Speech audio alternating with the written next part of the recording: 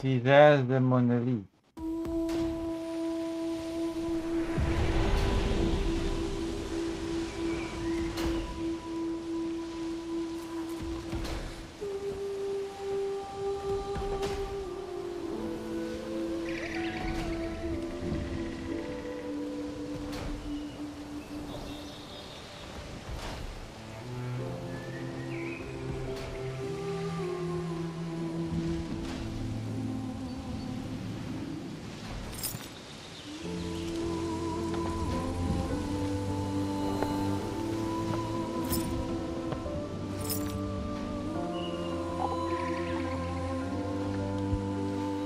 Wait a minute, swap. Hold on. Hold on. Okay.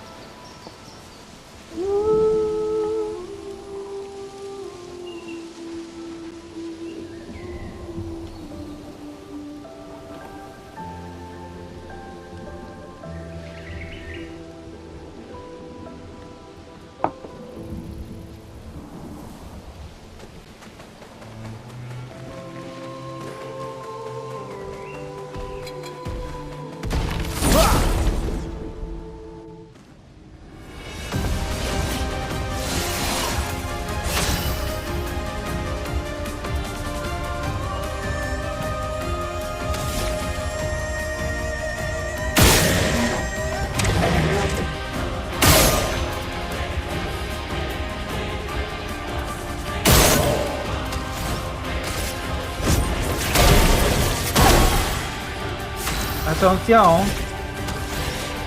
Vous allez me laisser là.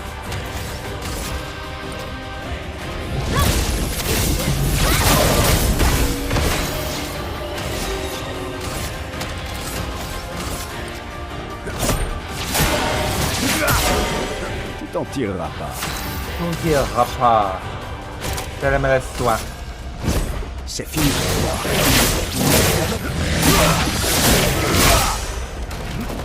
Attention, garçon.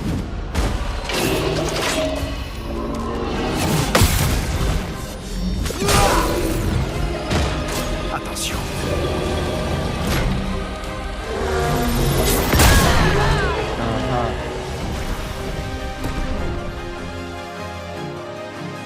Attention!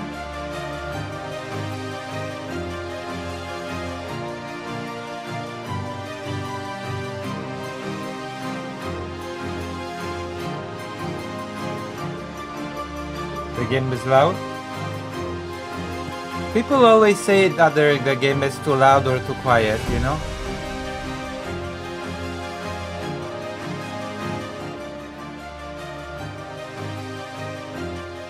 Is it still too loud? Is it still too loud?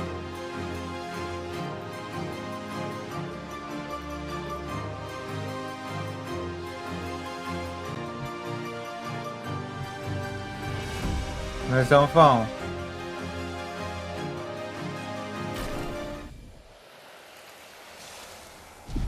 How are you?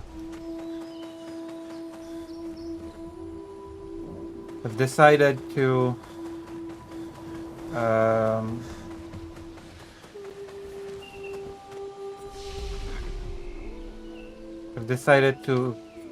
clean my surrounding one room at a time. So I'm cleaning one room now. Oh! I've done some nice work today. And tomorrow I'll do even nicer work. Oh, I started doing my manga for Patreon. I've done a manga for Patreon. Patreon manga.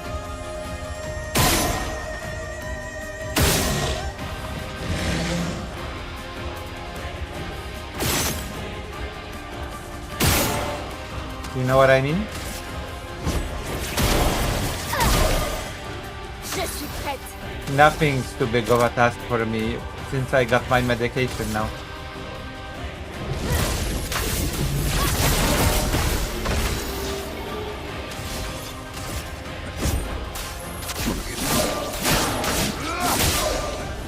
Je suis prête. Uh-oh.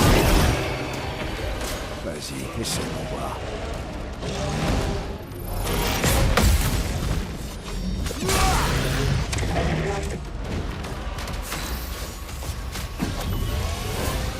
Power of the Place bow.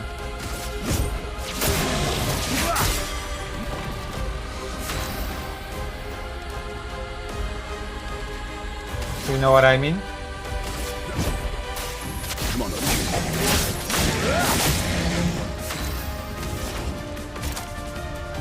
Typhoon.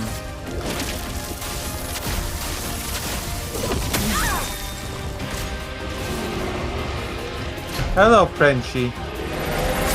Do I speak French? No. But my friend Patrick does. Does that count for anything? If my friend Patrick speaks French, then...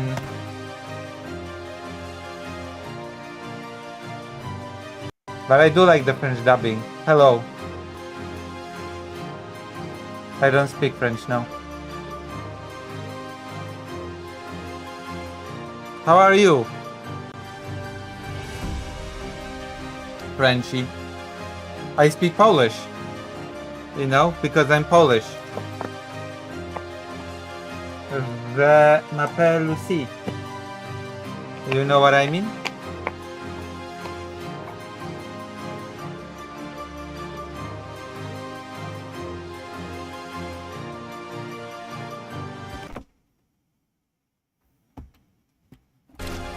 Okay. The sound died for a second there.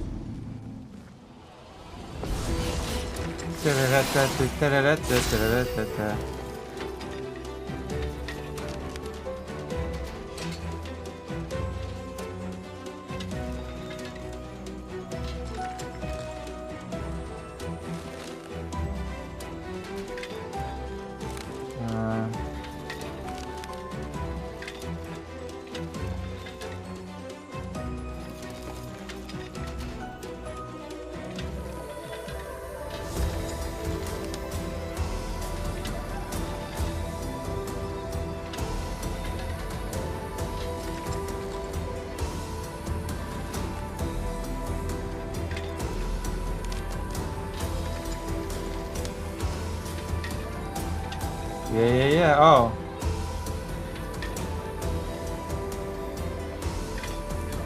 Hello.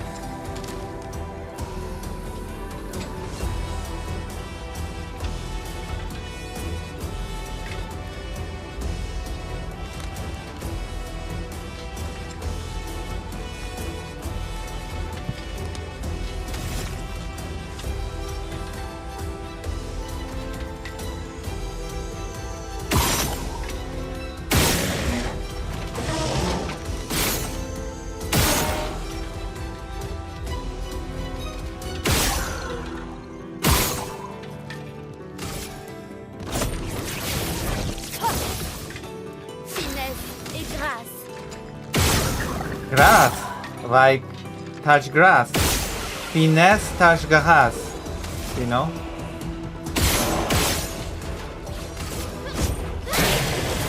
Tu t'en tireras pas. Tu ne tireras pas. À mon tour. Un tour.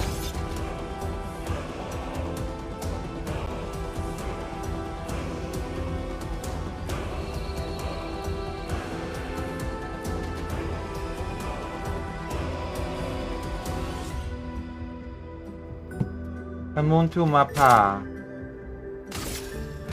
C'est fini.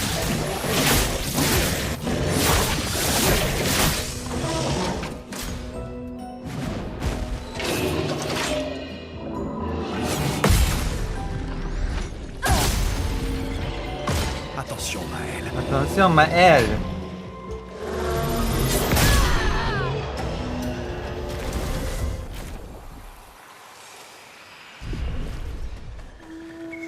Attention, Maël. You know what I mean?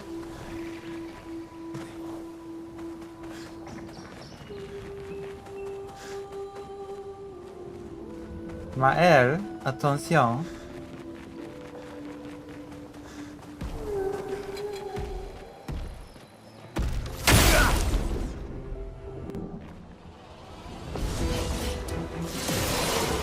Ok.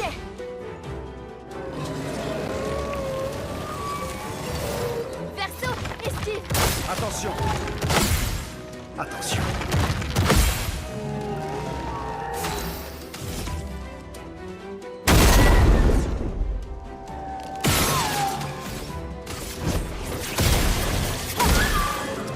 Je suis prête.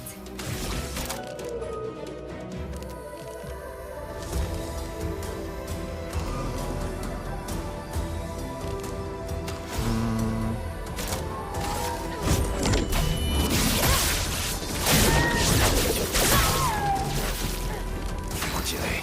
Mon chéri.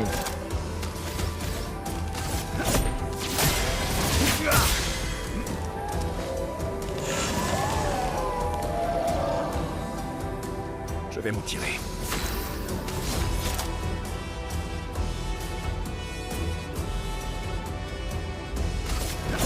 C'est fini pour toi.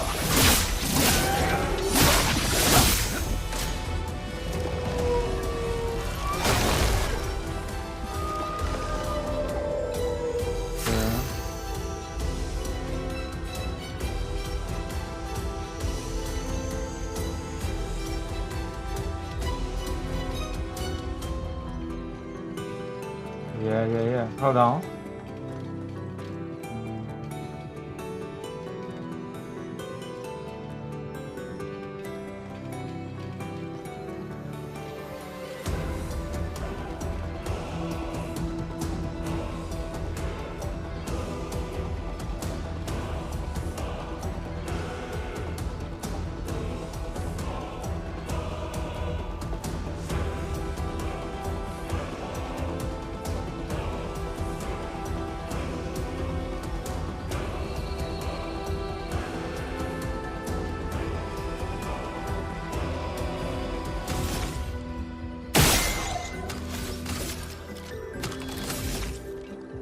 I should.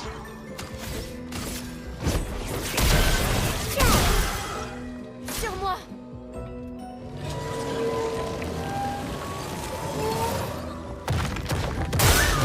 Essaie de voir.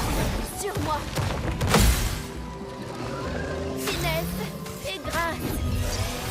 Finesse and grass. You know what I mean?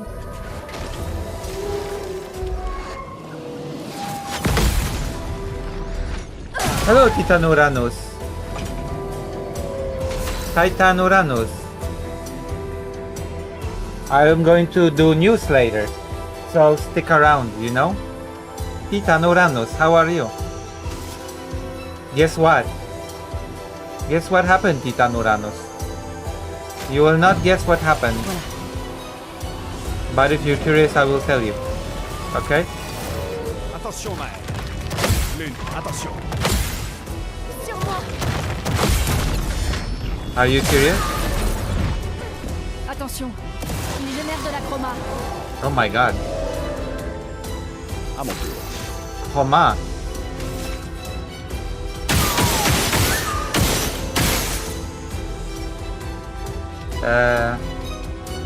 Well, I'm back to Poland because I've been in Ukraine. I've been having a big mental health crisis, so I went to a psychiatrist and now I'm taking care of my mental health. Also, a missile struck Poland.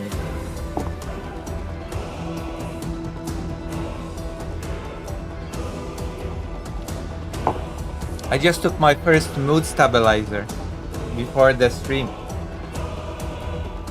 So I'm feeling more stabilized, you know? Prêt à frapper. Although it will not work yet. It will work in a week or two, but something, you know?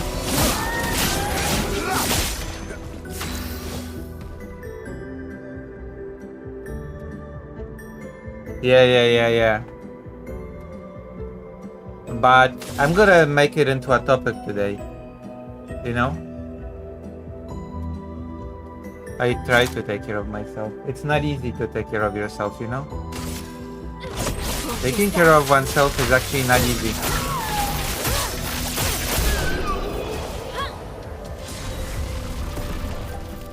I'm very negative about the rocket thing because it should lead to something, but it will the most definitely not lead to anything, you know? And it's frustrating. And I will make it into a topic of today's news. I mean, there are a couple of news that I want to talk about, but...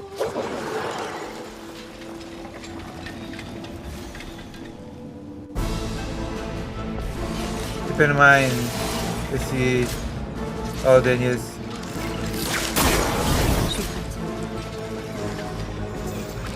Ah, yeah, you're always well informed.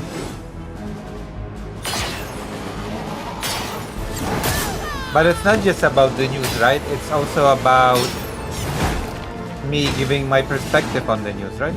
I think. So you might know the news, but you might not know what my take on the news is, you know?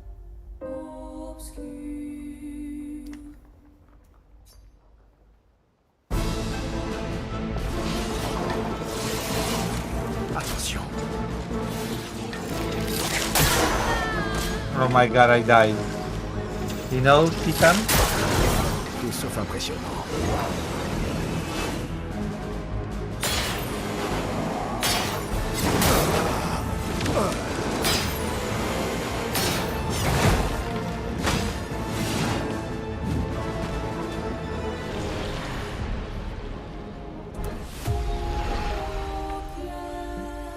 Anytime you need news, come to our server. It's well curated now. There are pictures of the created because...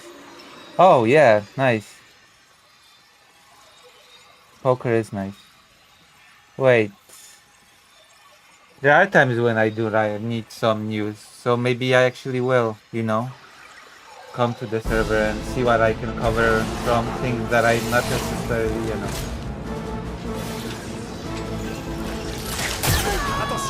Oh, Titan. Have you seen how wild some sections of the left have gone about Ukraine, saying Ukraine is trying to start World War III, etc. Hassan Piker lands from the Serbs, you know? Have you seen? Tu n'as pas le droit de mourir.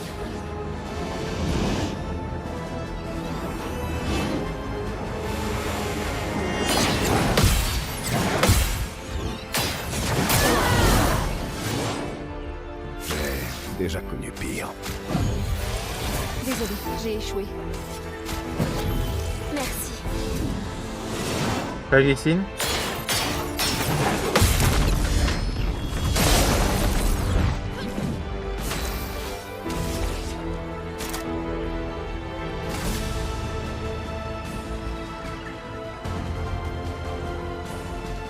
Nick is very happy to have other creators utilize it. He truly believes in education and can't cover every story himself, of course. Yeah, I will utilize it. I should check. Is there a section dedicated to news on there? Un maximum. I could take a look. Also, Nick is very nice. I should maybe try to get on the show again, you know?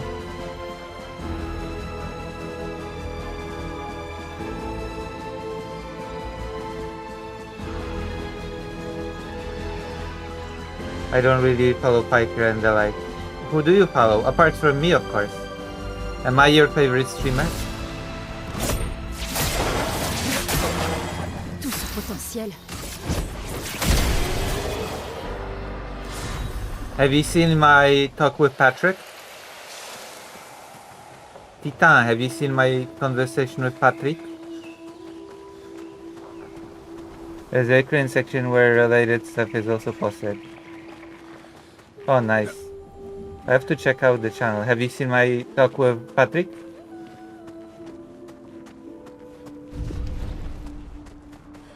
On stream?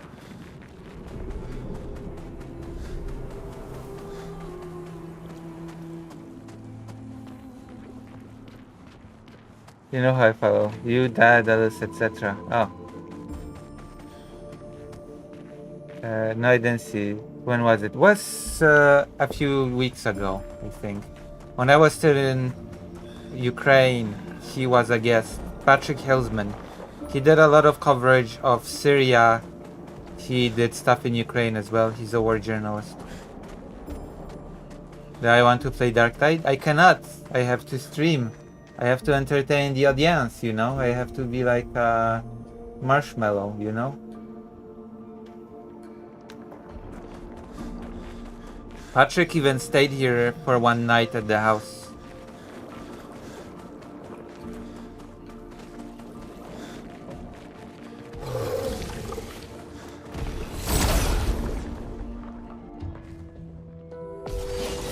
Yeah, Patrick Hillsman. I call it a collaboration with journalists, I think.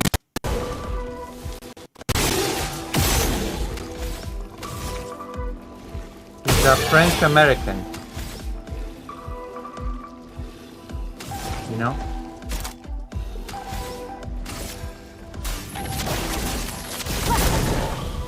Finesse et grâce.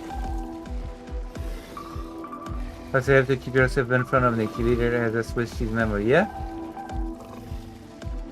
Should I... Actually, when I left Ukraine, when I was on the bus on the way back, the neighborhood where I stay in Kiev got bombed, which is crazy, you know? En défense.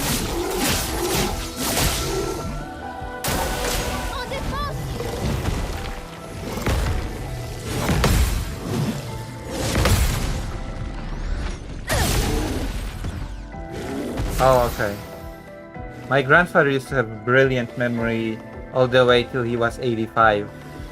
So basically he had a great memory all the way till he died. He used to tell me that there is no such thing as bad memory, only untrained memory.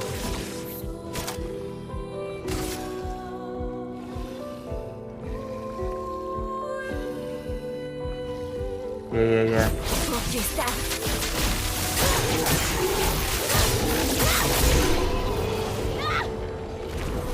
Also, I'm making manga for Patreon. Did you know this about me? I'm gonna post manga on Patreon for Patreons because I live in capitalism and I need money to live. You know? Intéressant. I need money to live. Did you know this about me?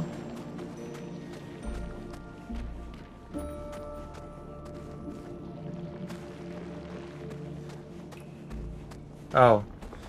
Because I think that's because you go on autopilot when you go to the kitchen. So you kind of forget why you went to the kitchen because it's like you autopilot it and you're like, oh wait, why am I here? I just kind of automatically went here. Yeah. I tried making a manga for a contest. I drew a whole chapter of a manga. Yeah, I am a bit of an lay artist, you know. So I'm trying to kind of grow to stabilize my income. Especially since I'm trying to buy a new wardrobe next week. I'm gonna be buying a new wardrobe. I'm trying to reinvent myself as a person, you know? You know what I mean?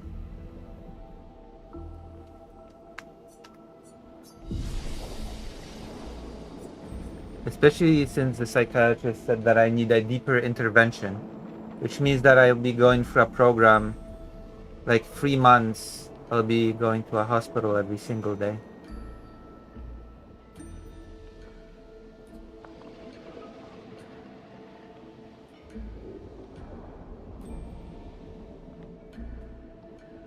Oh, there used to be this person that won a contest for best memory in the world, and they asked her about her memory, and she said, "Oh no, I don't trust my memory. I just keep sticky notes everywhere."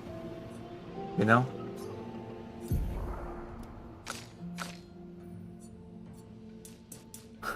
But she won a contest for best memory.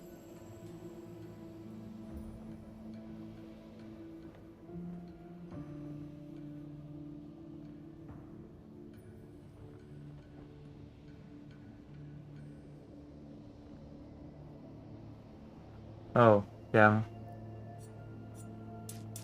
You should just drink the water right away.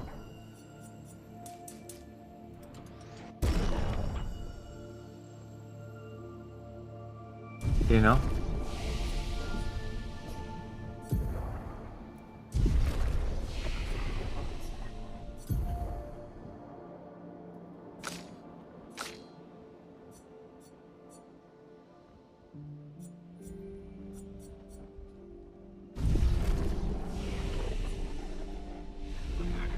But it is very nice too.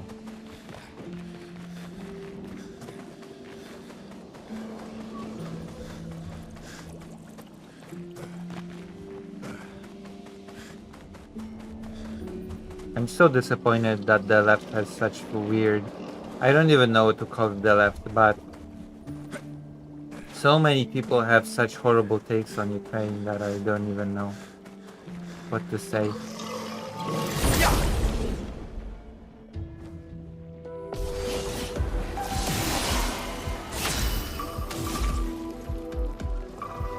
Poland has been disappointing as well. I had what is known as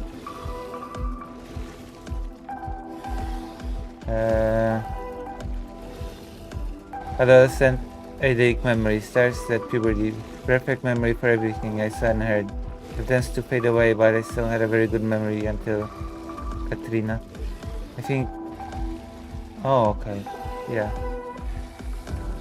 I don't think I've ever had a great memory, but there's certainly things that I've had a better memory about than now, you know? I do subscribe to what my grandfather told me, that there's untrained memories, you know? Une pluie de flammes. Prêt à frapper.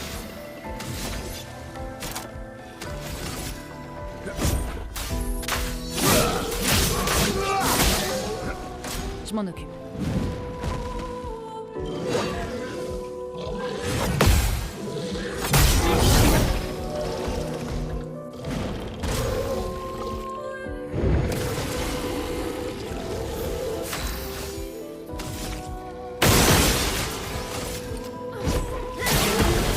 Wow. Que l'encre coule. Tremble de peur.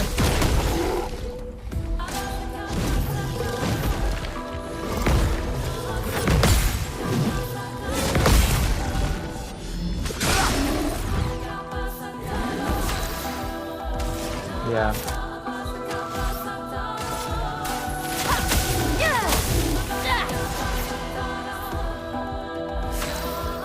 And also, I'm a persona non grata with President Sunday because I had an argument with him about Ukraine. Like, goddamn.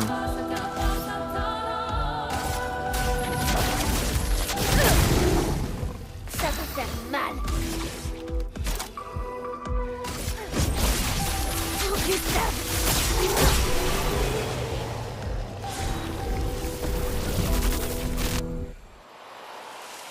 You know? You know what I mean? You know my feelings?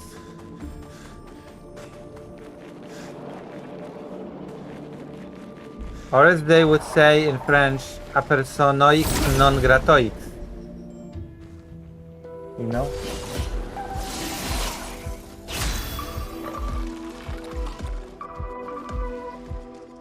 Personoix non gratoix.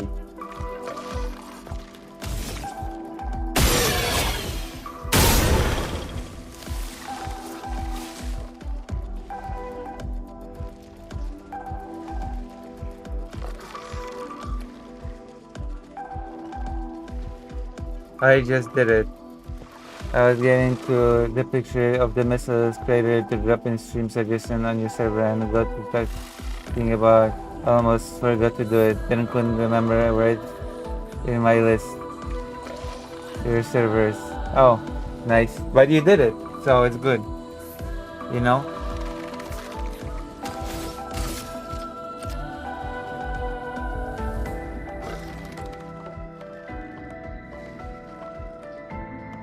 Yeah, I saw that. I keep out of creators' arguments and drama unless all of them is genuinely toxic to my whole community. I mean, I wouldn't say there's even drama or even an argument, you know? There's not much of drama or argument. But I disagree with his opinions on Ukraine. And AI. Okay? Now my disagreement also extends to AI, I guess.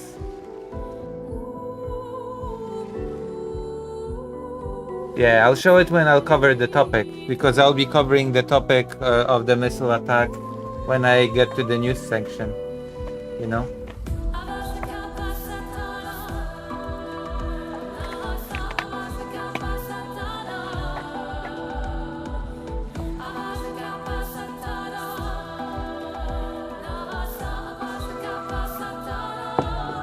Drama is pointless, you know? Drama is a waste of time. Especially since I'm supposed to be working on my mental health now, you know?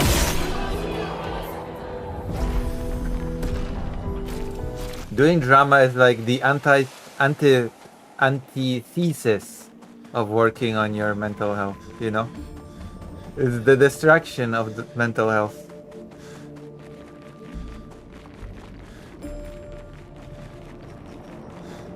It's like, yeah, I think so. You bombard yourself with anti-mental health things when you engage in drama.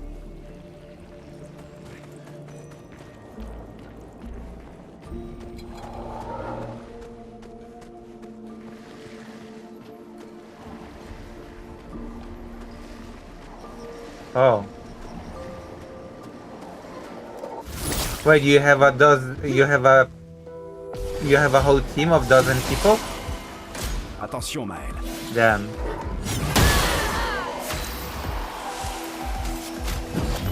Tu n'as pas le droit de mourir.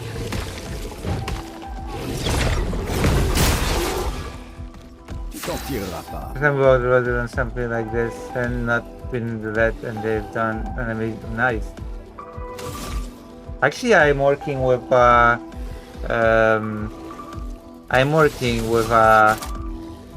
what do you call it? Volunteer org right now. Track Ukraine. Dégâts maximum. It's very nice org. Have you heard of it? C'est fini pour toi.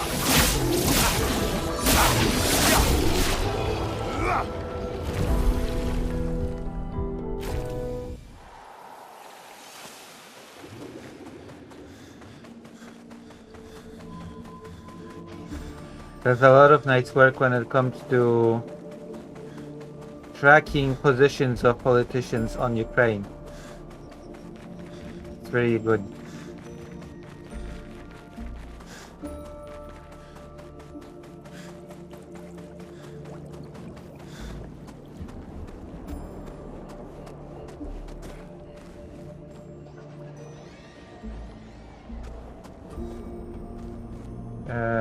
Why do so damn Lucy? There's a scandal or drama and I get called in to take care of toxic person. It's what I'm known for. Oh, you're known for taking care of toxic people?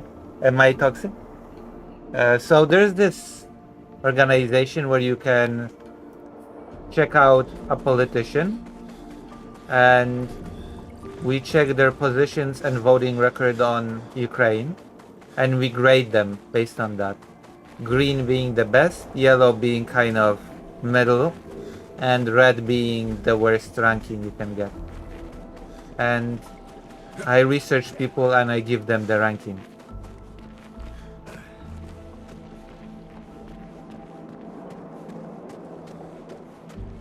Oh god, wait, why is he arrested? What did he do? What crime did he commit, this person? Macrae.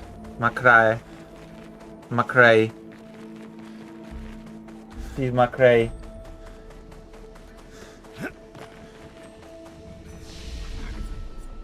What crime did they commit? What do people like to take care of? So that's Track Ukraine. I think it's good because people actually, candidates for House and Senate, they actually care to adjust their positions on Ukraine.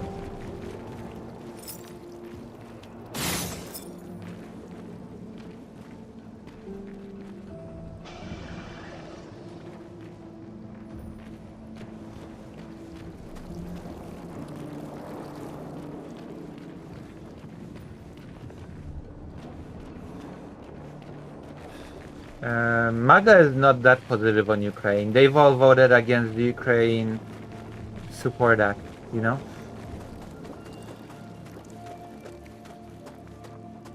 Like, everybody on the MAGA has voted against the Ukraine Support Act. You know what the Ukraine Support Act is, right? Like the newest bill that has been pushed to the floor via an discharge petition. The newest aid bill.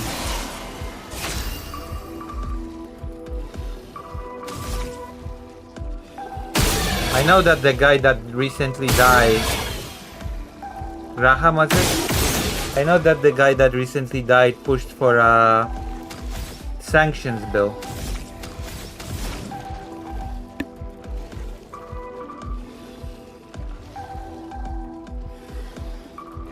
You know?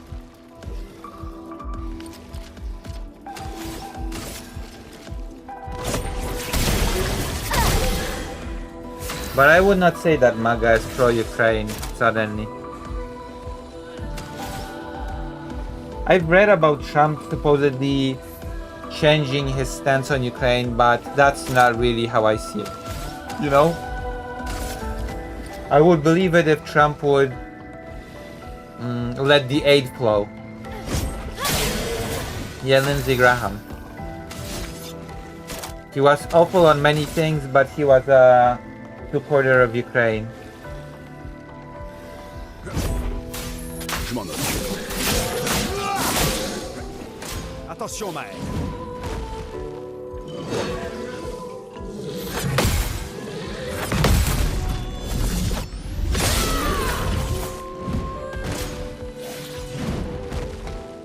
You know?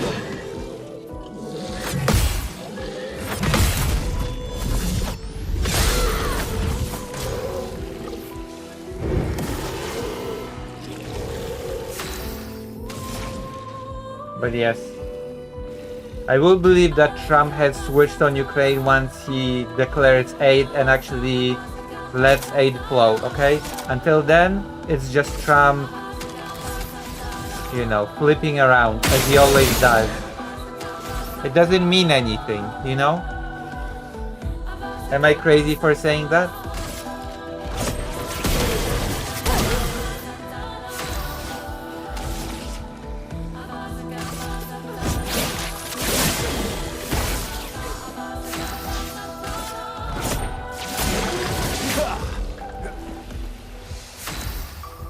Well, as I said, I consider it likely Trump has decided to be annoyed with Russia. He's almost whimsical in his moods. If you won't do one thing he wants, he goes ballistic. Yeah, he might go against Russia, sure, but that doesn't automatically mean that he will be pro-Ukraine, right? Like, the side effect might benefit Ukraine, but that doesn't mean that he'll be pro-Ukraine necessarily. As again, it's not like he unlocked aid that he stopped in 2025, right?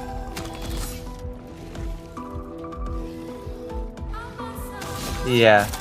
Well, he should first think about how to end the war that he started, you know, in Iran.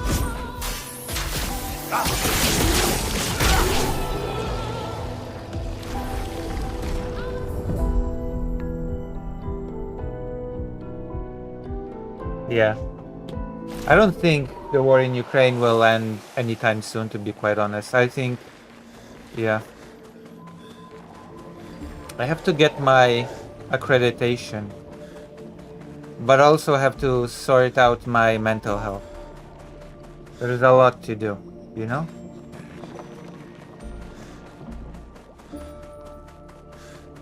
Sorting out mental health is a big task.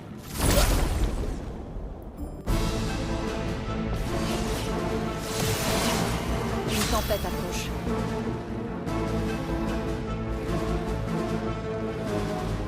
We'll see. I only consider backing Ukraine if he, like, I will only consider that he backs Ukraine if he actually supports aid, military aid.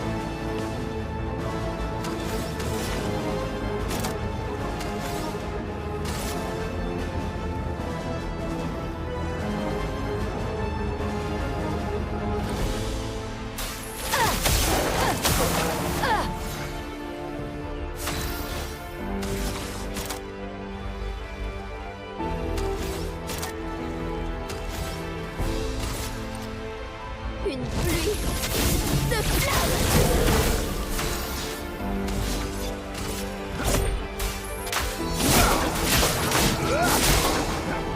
Attention.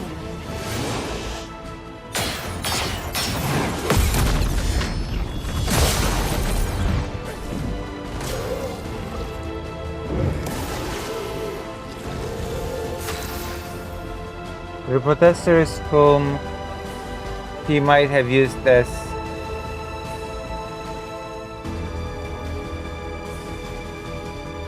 yeah. And the government is more radical now, by the way. So Trump achieved nothing. Trump has achieved nothing in Iran. En garde. En garde. Une pluie de flammes.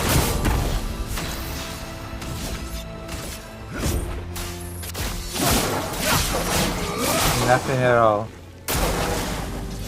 I think he actually he's worse off than before the war, actually. By the way, I still think it's unreasonable for the US to say that Iran cannot enrich uranium at all. I don't know if anybody shares that opinion with me, but I think it's unreasonable.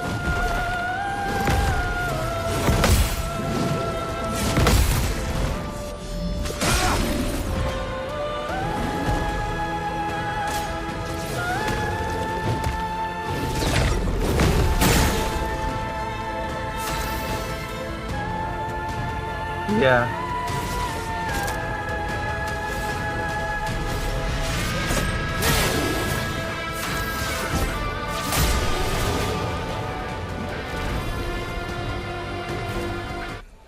It all started with him breaking that deal that he didn't like because it was Obama's or something. It's silly. It's stupid, you know?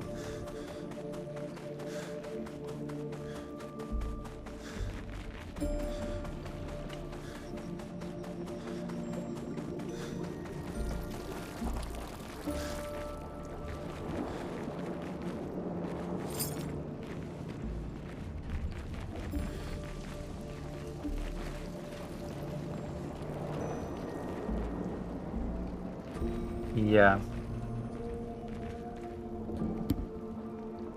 There might be a mess.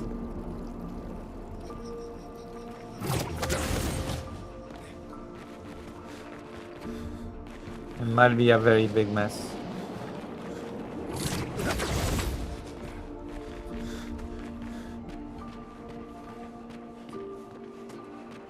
Yeah. But he failed. He failed to secure a better deal or even renew the old one, so all of this is just a mess of his own making. It's just very pathetic, you know?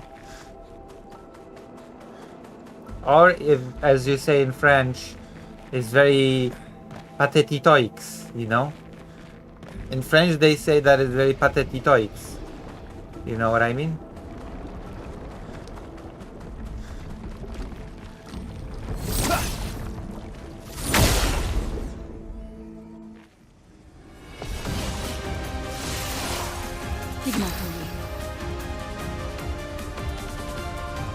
Is this Dark Souls?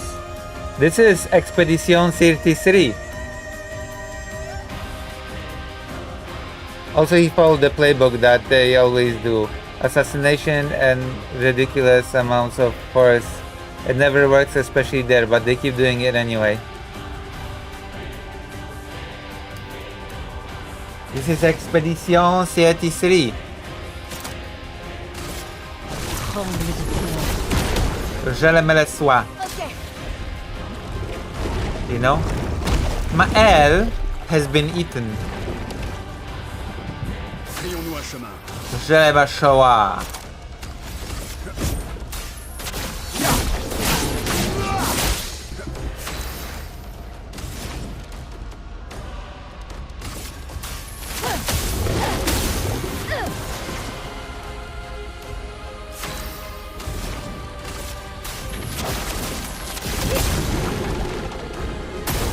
Je suis prête. Prête à esquiver. Faites attention. Attention! Je suis prête. Excellent à moi. Do you know what I mean? Look at this. On en finit. No fini.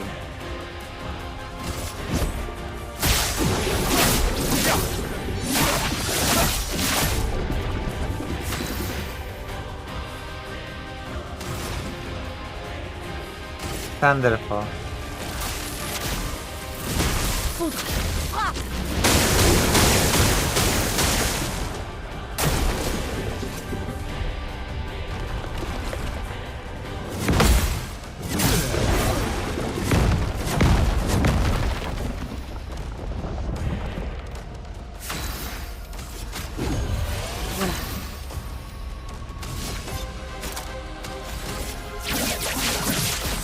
Cible marquée. Je le mets le soir, you know?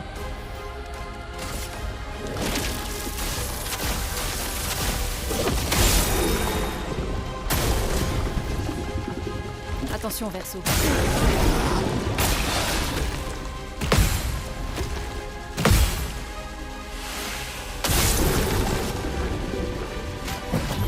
Allez, finissons-en. Oh no. Oh no.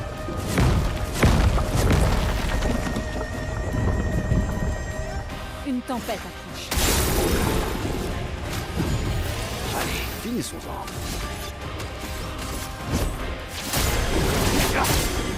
Tu t'en tireras pas.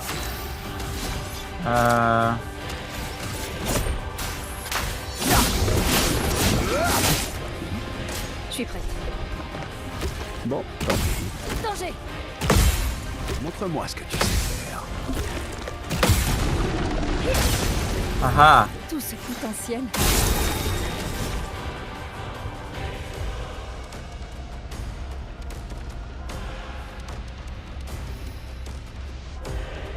Oh, nice.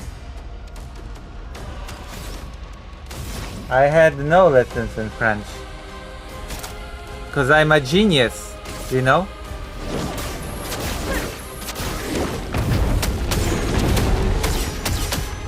Oh wow. Are you seeing this?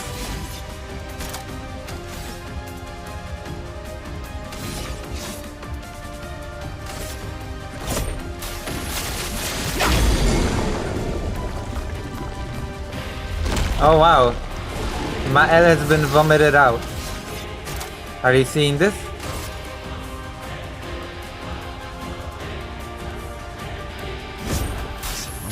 I'm pretty good at Polish though, you know?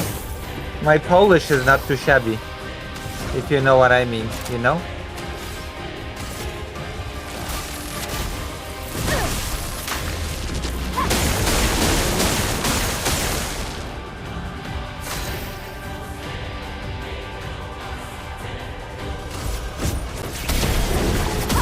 I think my Polish is serviceable, you know? Pluie.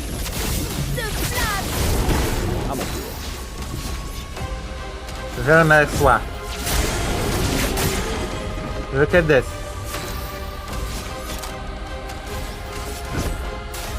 Je m'en occupe. Mon Dieu.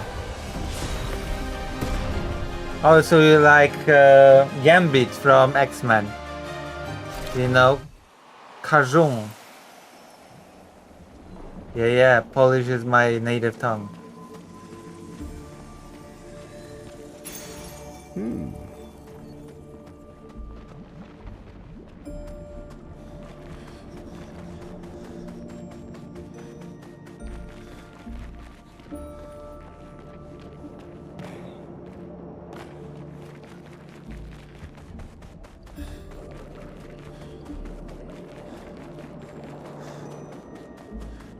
Oh, I thought you were like a Gambit.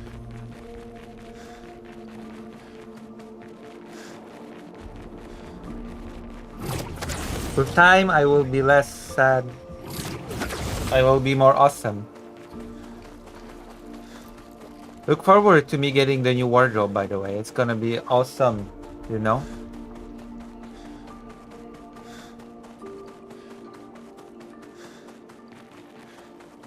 Titan, am I your favorite content creator? Can it be?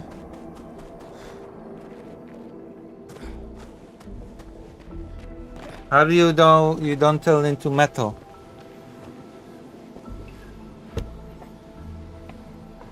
Yeah?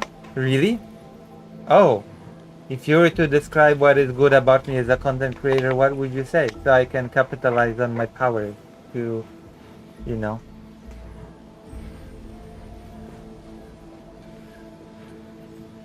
Titan, did you know that I have a long-haired German Shepherd? Yeah? Nice. I try to, you know, I try to be engaging, but it's like, it feels like people just don't like long-haired German Shepherds, you know? He's lying here next to me, you know? My long-haired German Shepherd.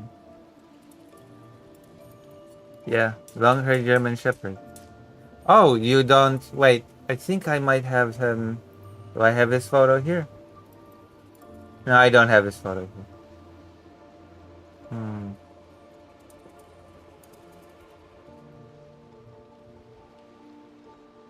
Are your plants long-haired German Shepherds?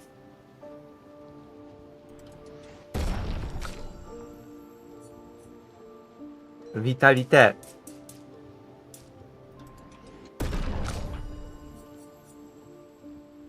Defensoix.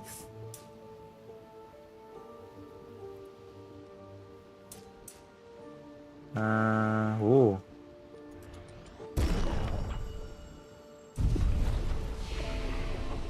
You know what I mean?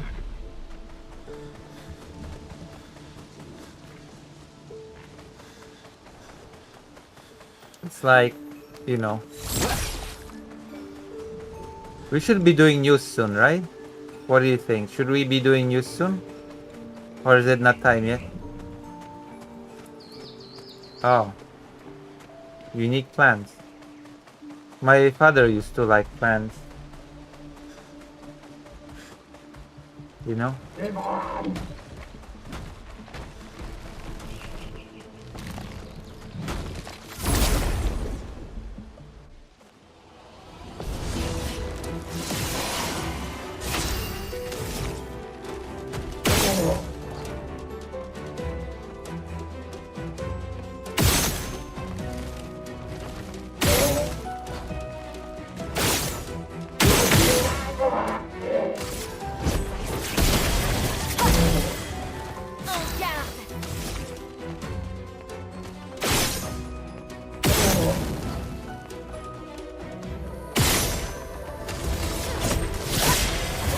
Attention.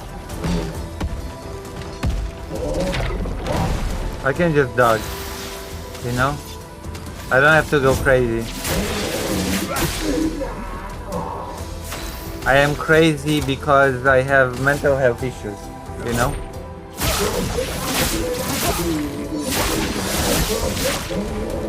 But I'm working on them.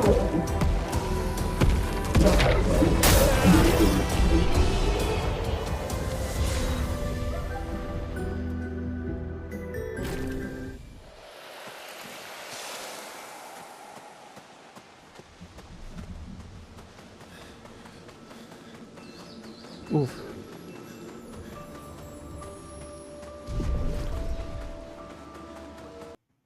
Whoa. But it's going to be okay, I think, because...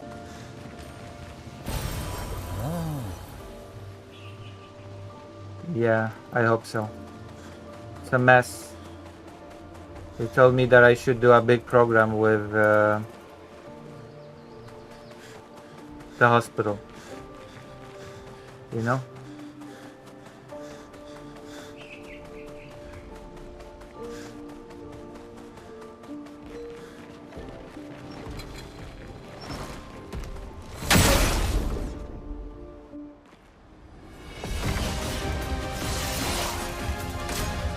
Dansons.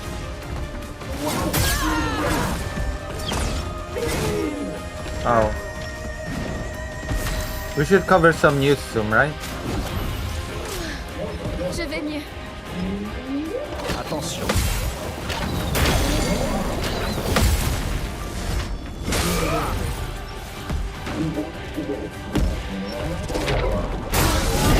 Bon, tant pis. Montre-moi ce que tu sais faire.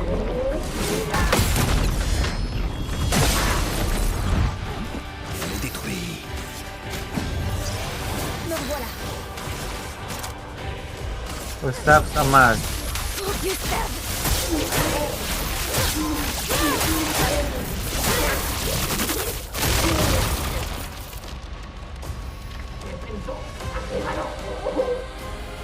Faites attention.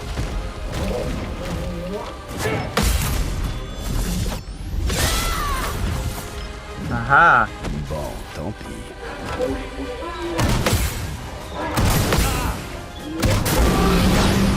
Trop mal.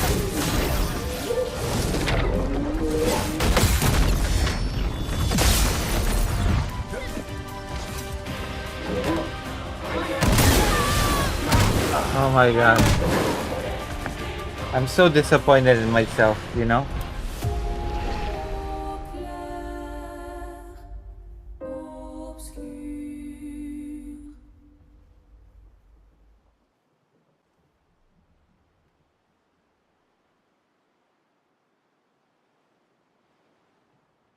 Good, good. Let's try battle. Woof.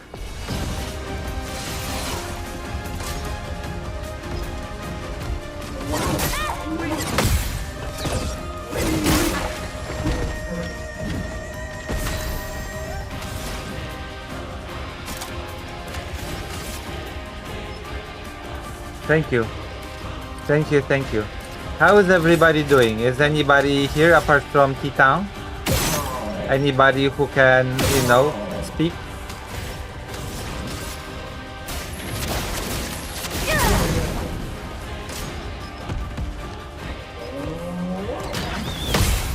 Survie, s'il te plaît. Nous sommes impressionnés.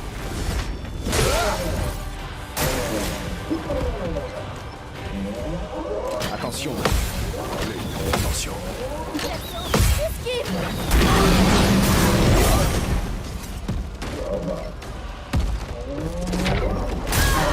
Vas-y, essaie pour voir.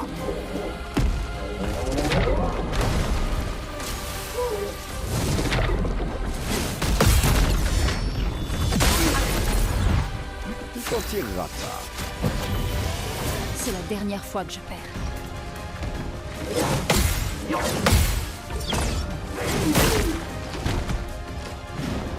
Je déborde d'énergie.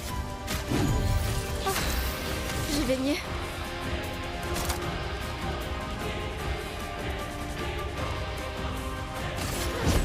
Finesse et précision.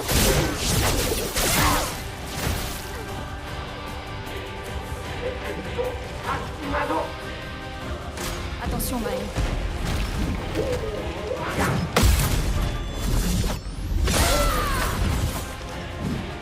Verso, esquive.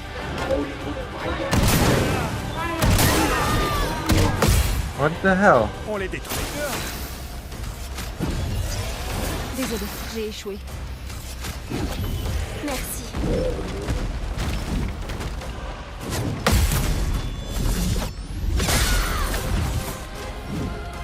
Montre-moi ce que tu sais faire.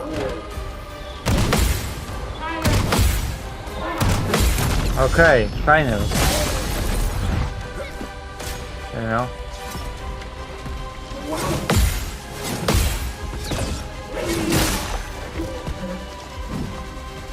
Yeah.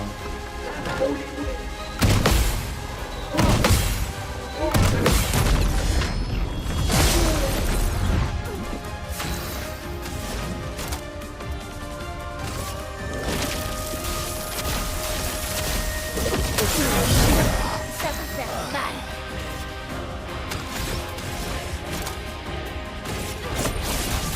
Oh, Gustave.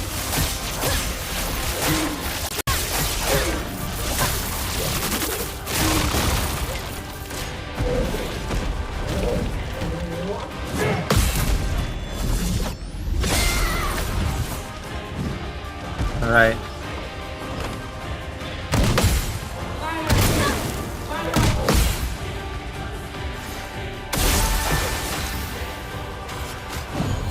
On en finit.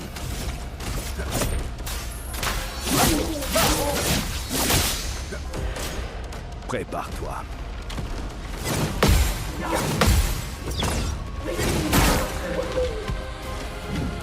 Méfiance.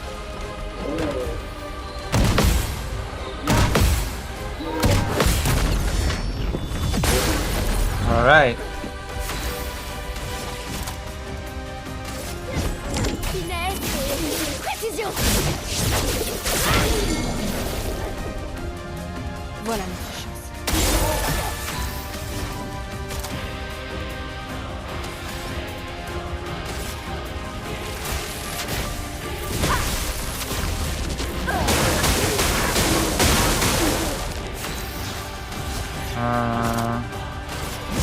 C'est fini pour toi. All right. Perfect.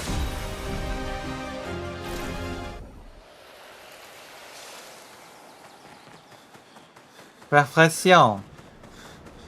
Je me le sois. You know what I mean?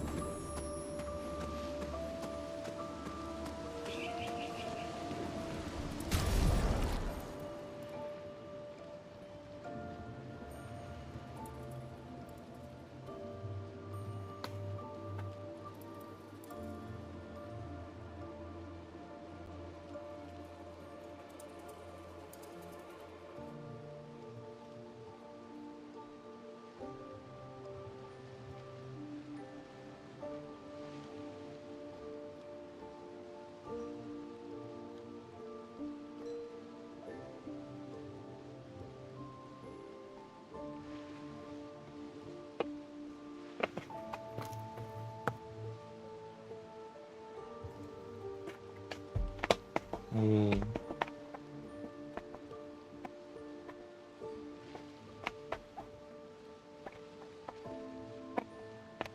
Ugh. Hmm.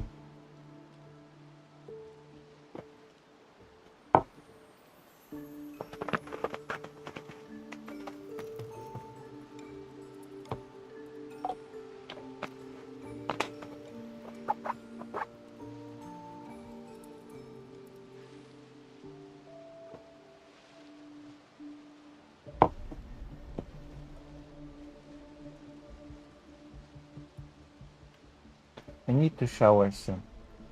Imagine showers.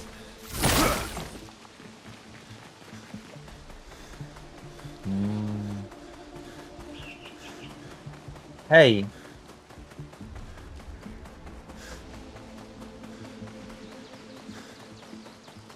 Oh, how many people pressed like on the stream?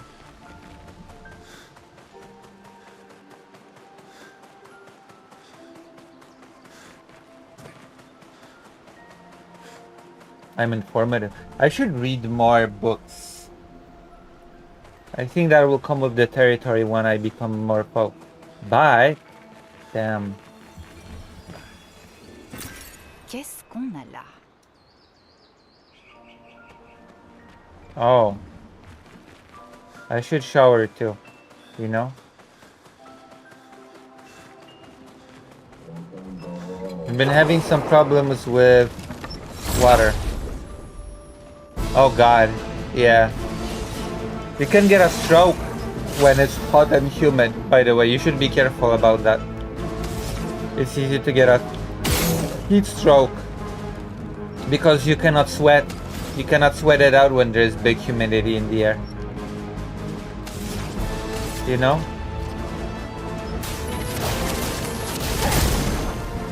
Finesse et grâce.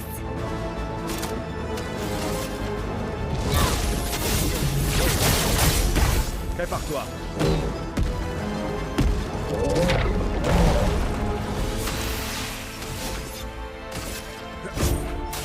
Je m'en occupe.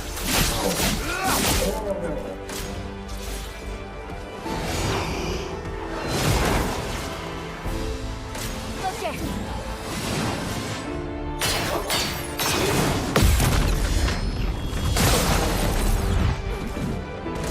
Yeah. Vietnam is pretty humid. Attention à elle. En défense. Je m'en occupe. Vivement tombé. Yeah. Vietnam is pretty humid, but I like Vietnam. You know, Vietnam is nice. Is Maryland pretty humid? I feel like Maryland might be pretty humid because it's close to the sea, right?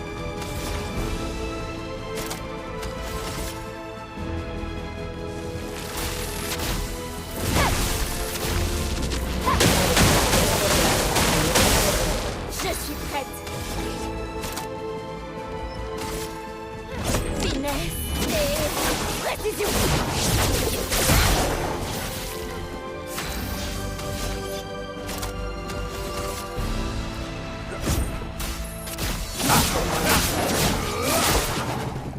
Ok.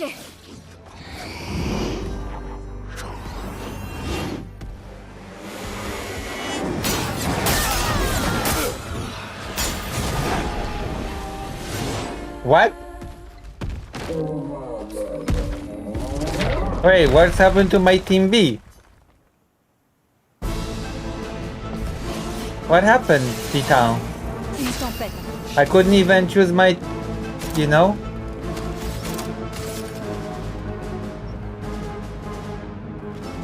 Oh, Gulf of Mexico. That's pretty cool. Angle de sol.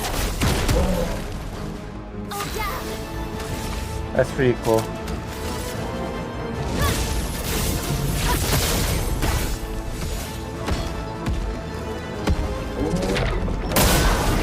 C'est tout sauf impressionnant.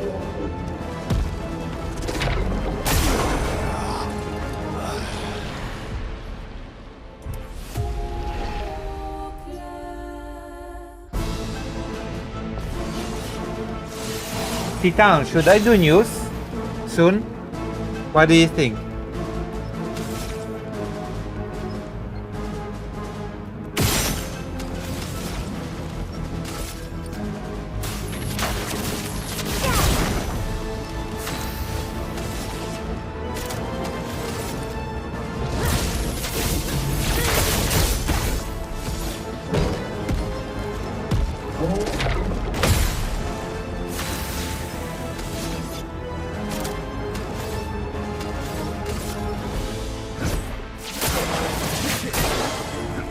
Yes, you while I shower. Yeah, I will do news soon, you know? I wonder if... C'est fini.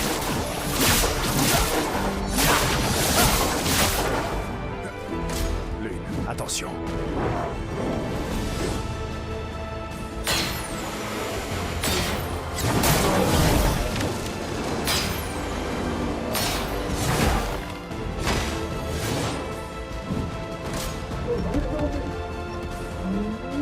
Dansons. En défense. Prépare-toi. Sur moi.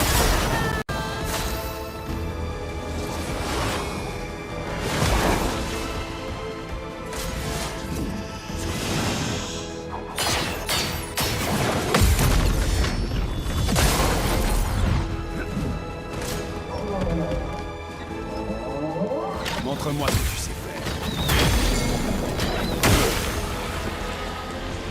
Okay, I'm sending in the team B.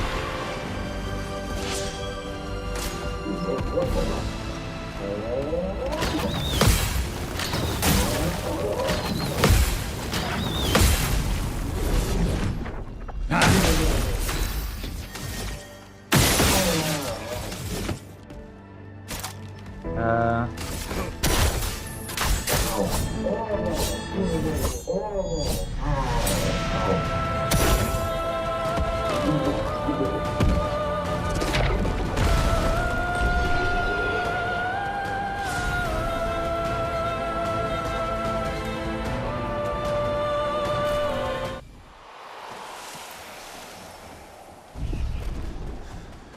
Alright, let's do this. It's gonna be an exciting time.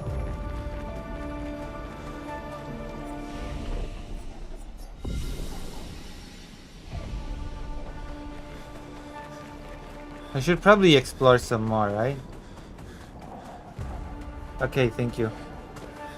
I wonder. Part of me wants to explore some more in Expedition 33, but a part of me understands that I should probably do some news. How long have I been streaming? Let's see. This is going to be my check and balance. I've been streaming for 1 hour. Okay, let's say that we will do news at 1 hour 30 minutes mark of the stream. I just wonder, full of wonder.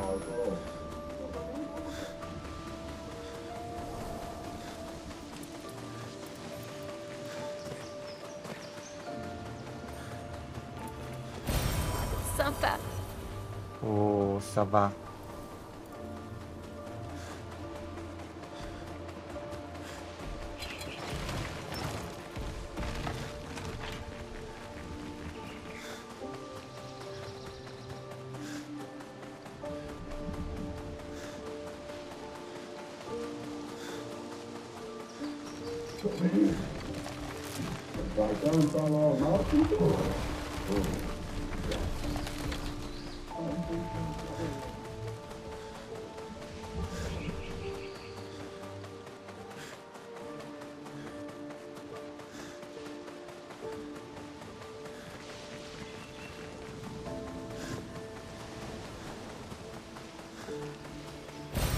Sympa.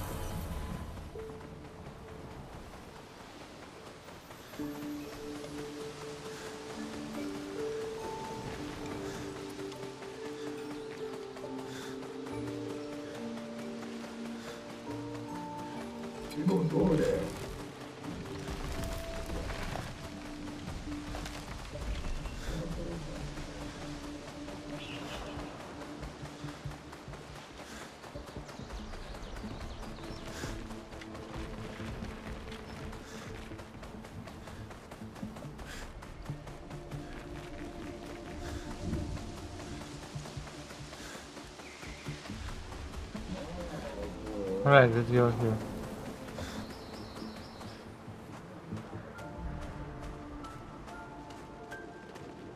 How is everybody doing? I ask that often because it's like a question that gets people to speak up a little bit, you know? About their struggles, about their life. You know what I mean? Que l'encre coule. Sans la brûlure. En garde. En garde! Une pluie de flammes.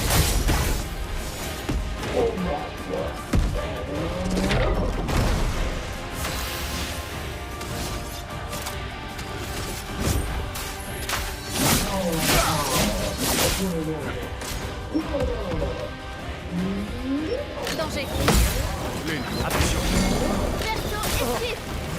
En garde. Oh. Une pluie de flammes.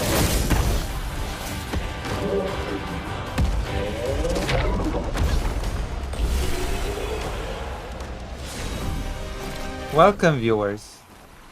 We're doing a little bit of Expedition 33. You know what I mean? Look at this. 1.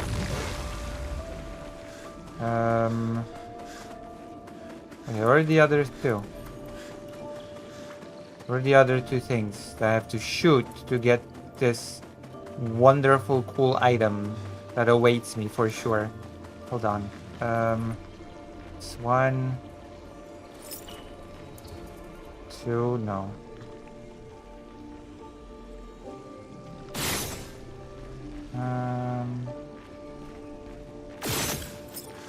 I wonder what's in here. Hope it's not some useless weapon. I don't see... If you see number 2 and 3, just tell me. Okay, my press probably somewhere around here.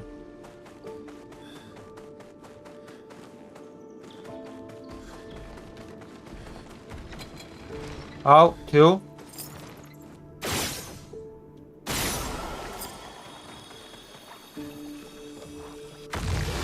And now I have to find number 3.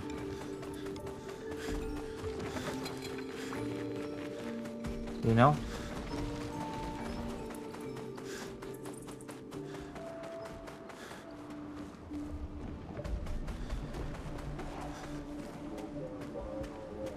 Where's number 3? Not here.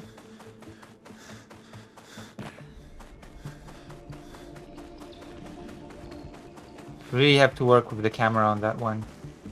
Number 3 is not here.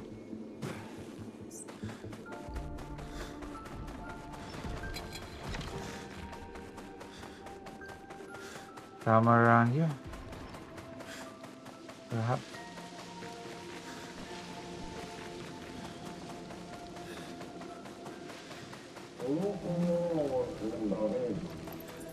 It would not be that far away.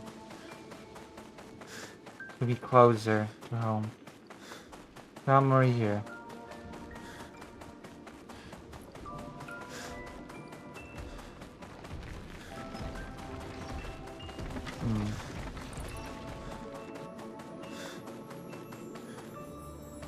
Huh.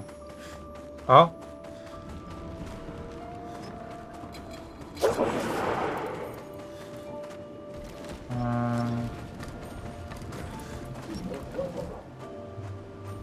Have you seen it anywhere?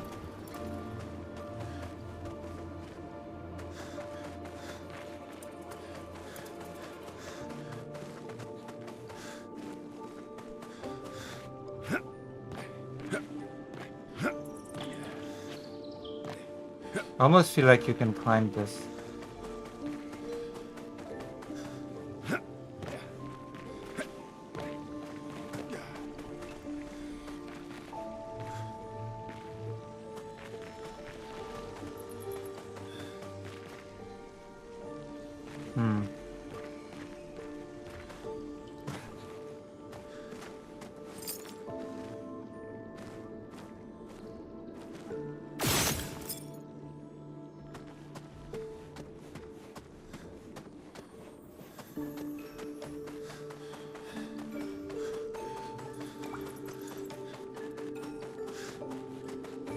No.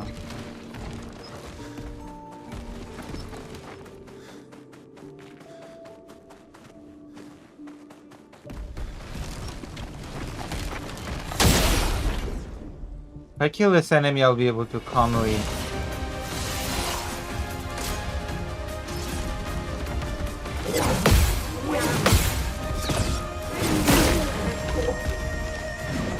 Une tempête approche. Tremble de peur.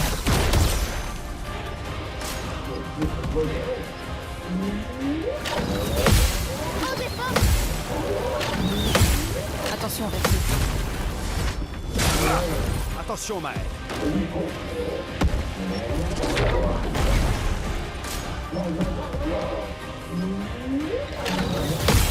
Danger. À couvert. Attention.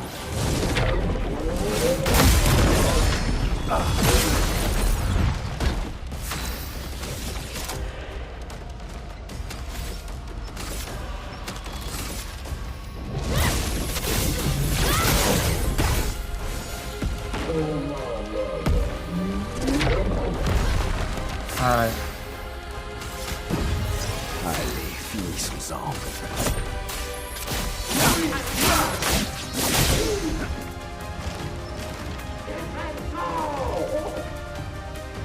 Bon, tant pis.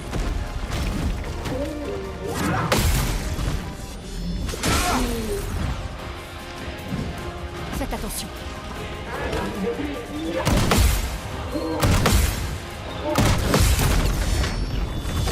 Alright. Attention.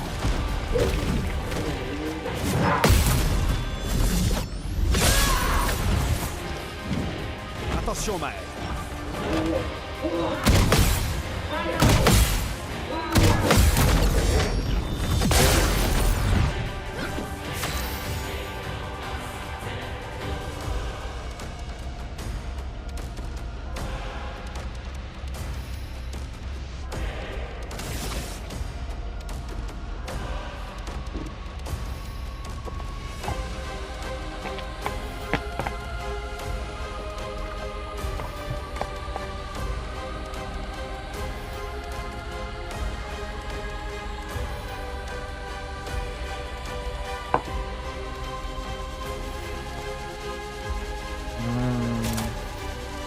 Gustav's homage.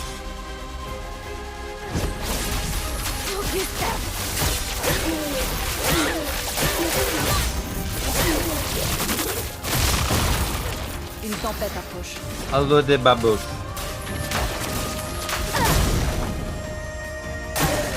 Dansons. Oh my god.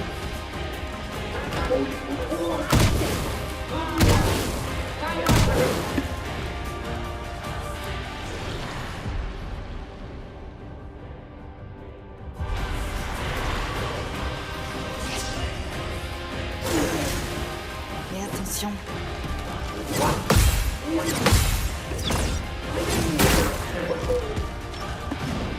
Oh, vraiment.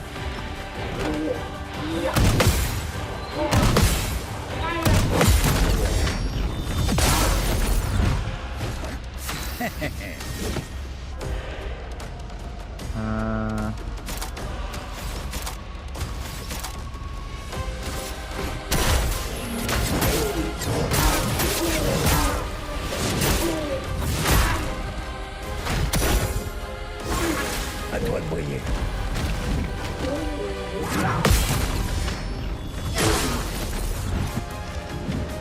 Je préfère ça.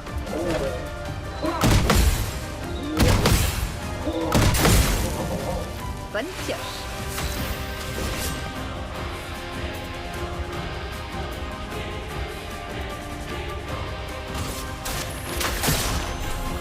Vas-y, poussez.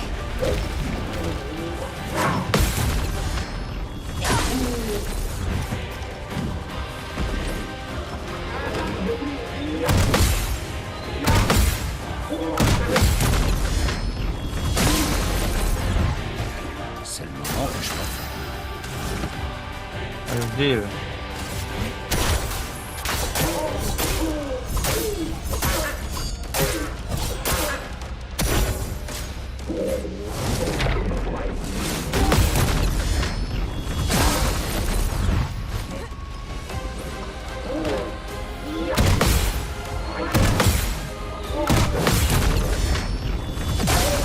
Alright.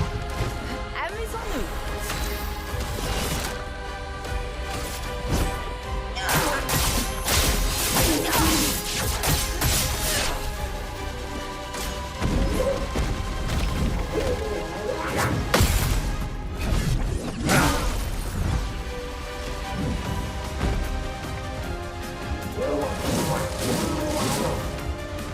C'est le moment que je préfère.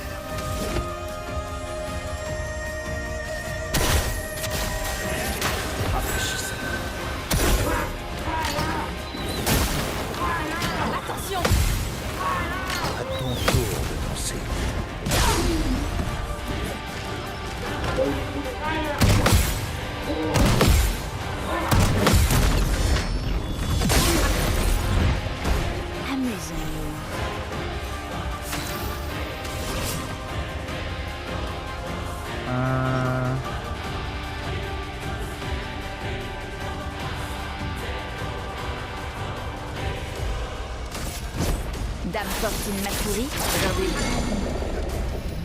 On va bien se marrer.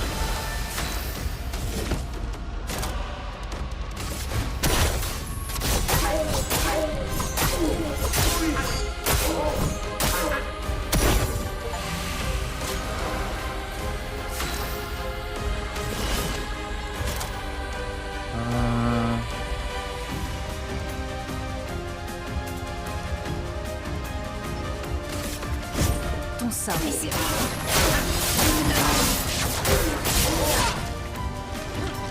Non, on s'amuse. Heavy.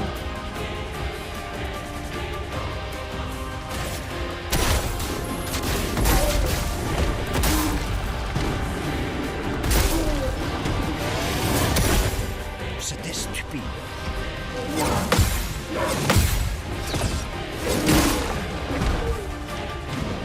Je préfère ça.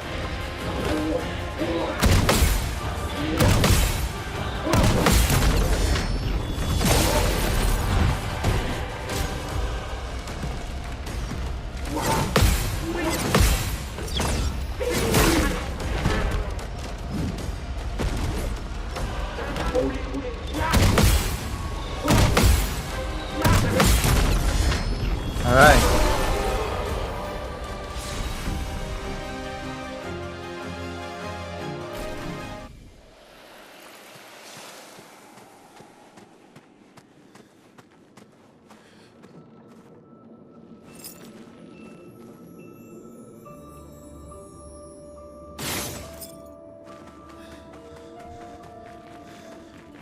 Oh, I think no.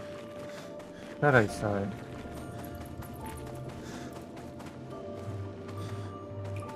I think that I need to shoot.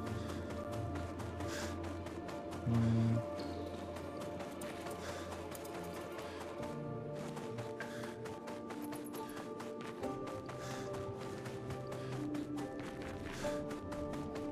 Um.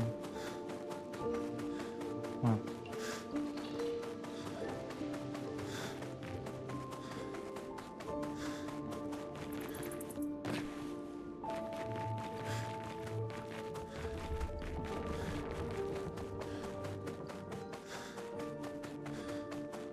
Hmm.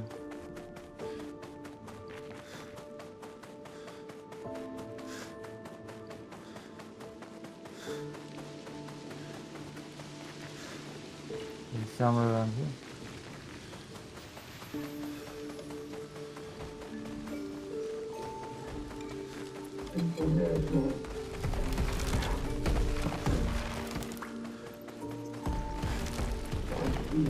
Hmm.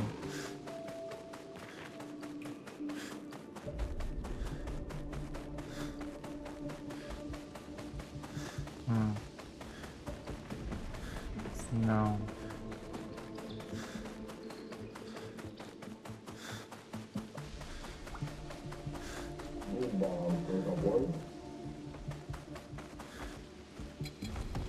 Hmm.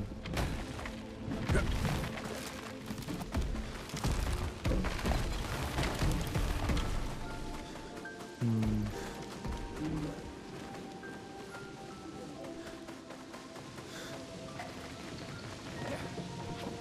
So that maybe.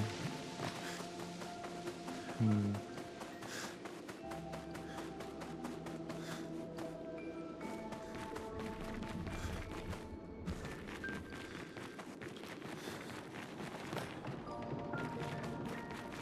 No.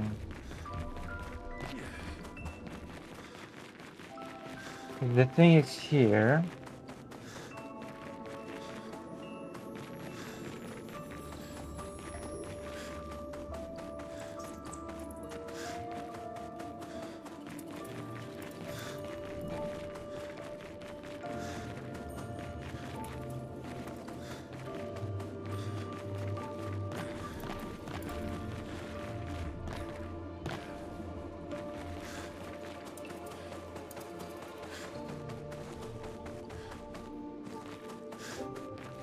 Maybe it's inside of here.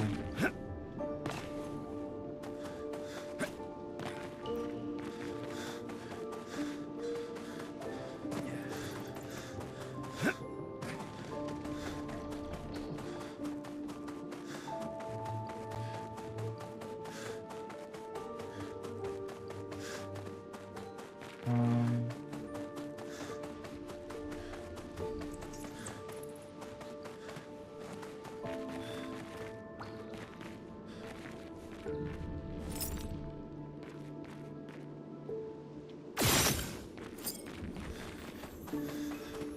Or maybe it was inside of this thing. That would have been pretty clever.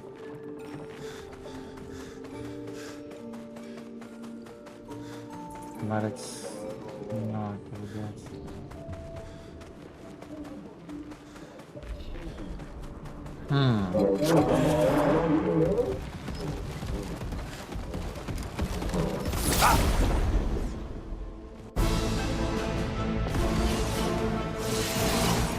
Aucune marge d'erreur.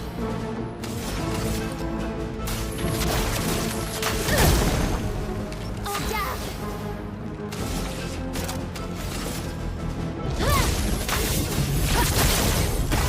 Sur moi.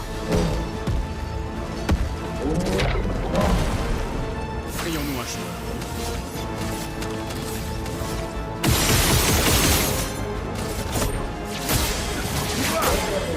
Tu t'en tireras pas.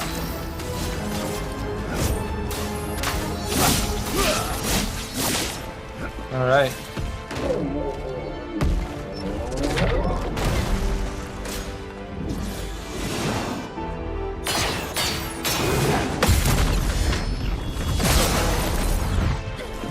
C'est pas bon du tout.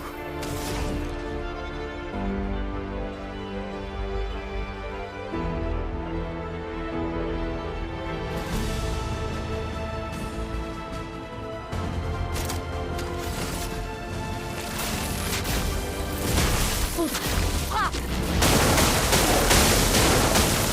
Je peux y arriver.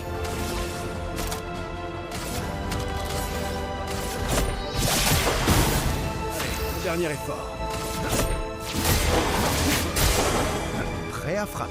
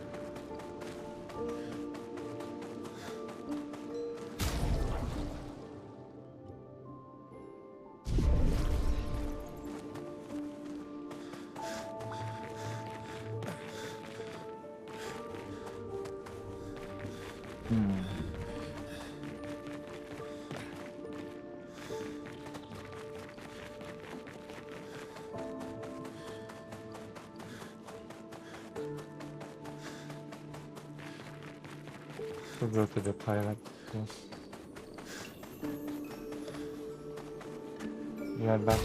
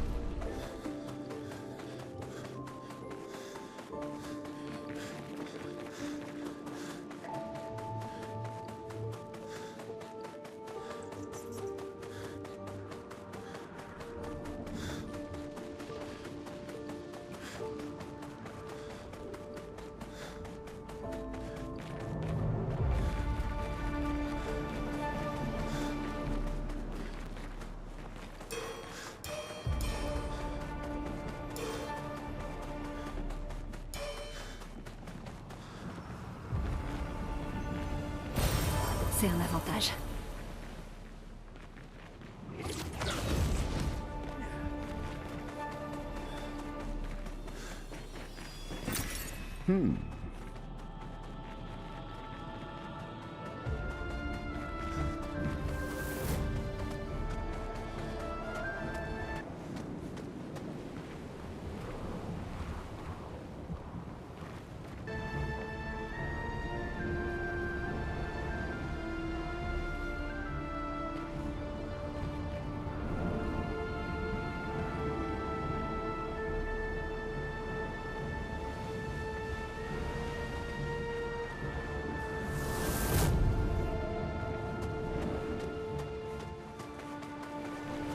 Qui est-ce qu'elle affronte?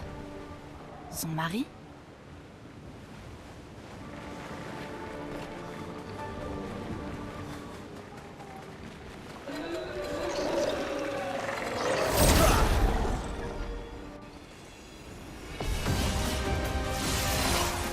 Que l'encre coule.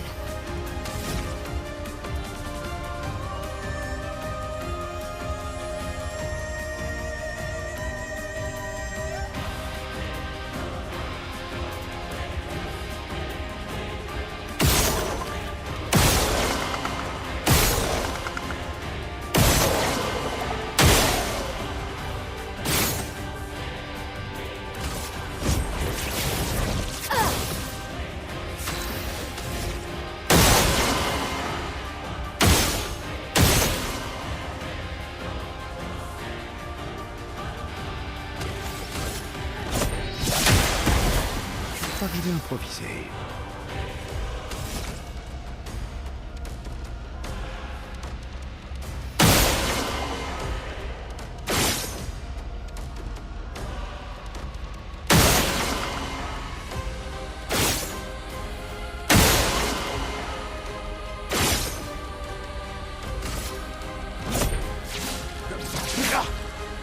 Vas-y, essaie pour voir.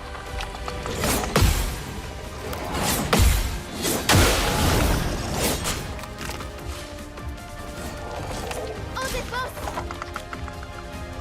Je suis prête. Sur moi! Ok.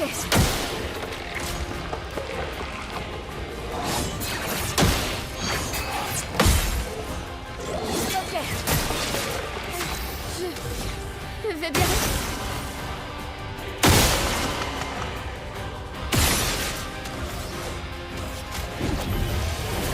Désolée, j'ai échoué.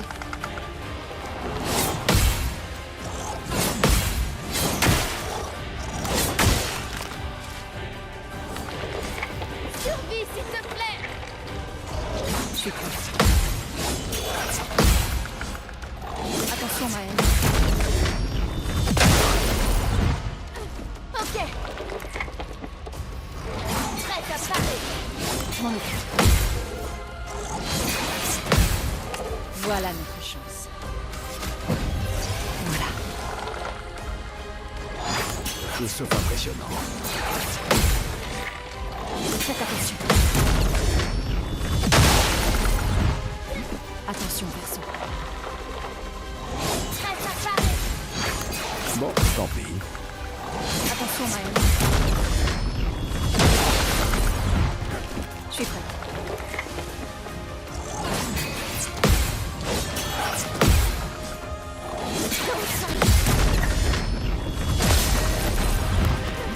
Dégâts maximum.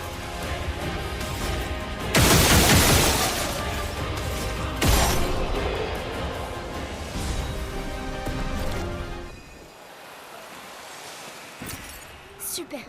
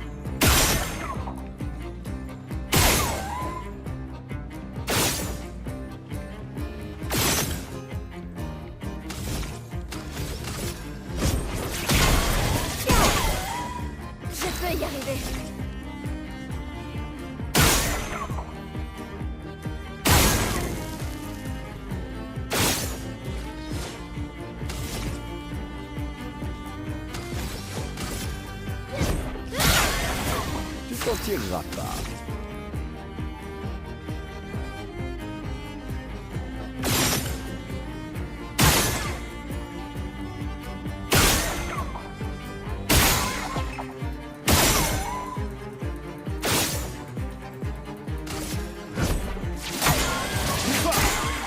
Frayons-nous un chemin.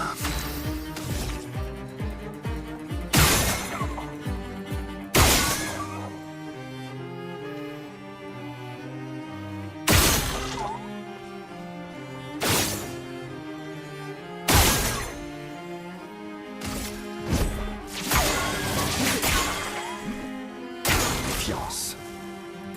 Attention. Dans son Lune, dégage.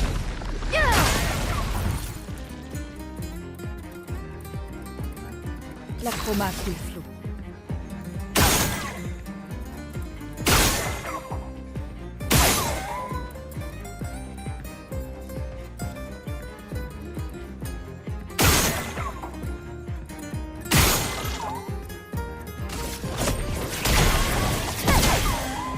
Je peux y arriver.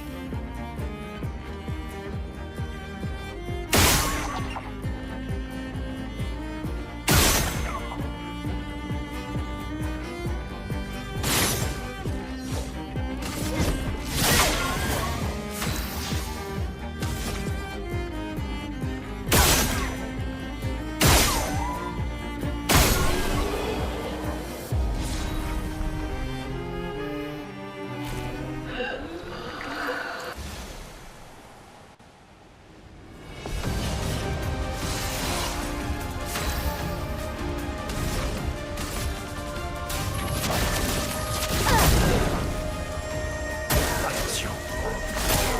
Attention, Maël.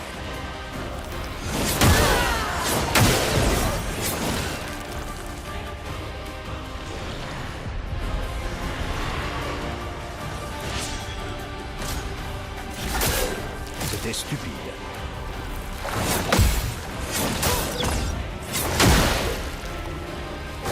Faire ça.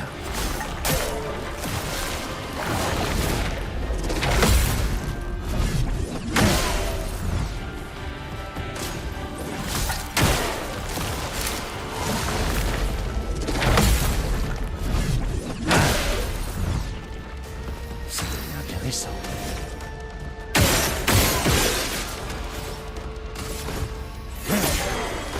C'est parti.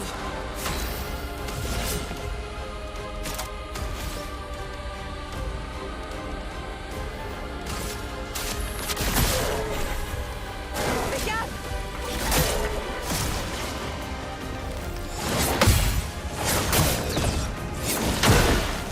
Pas en jeu.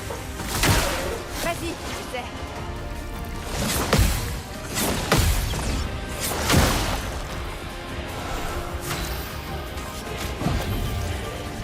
Je déborde d'énergie.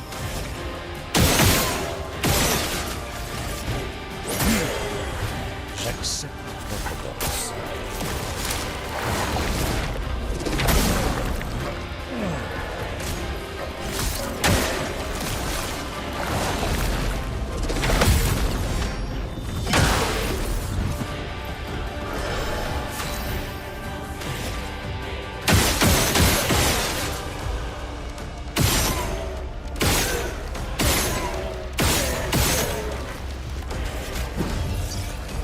Debout. Attends.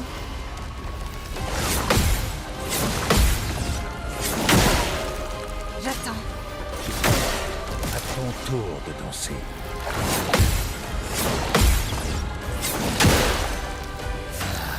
Que choisir?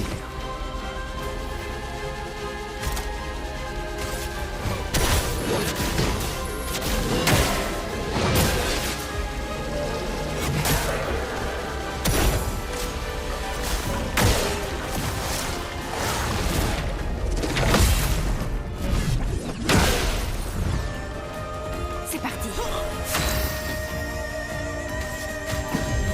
Tel le phénix. Fais gaffe, Monoko.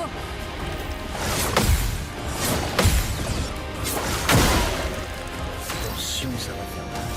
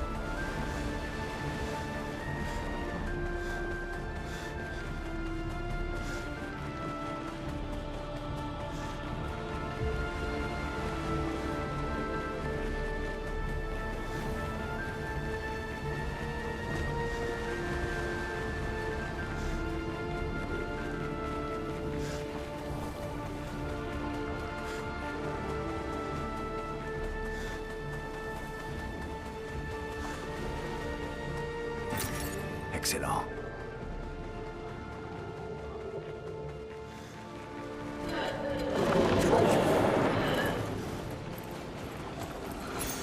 Qu'est-ce qu'on a là?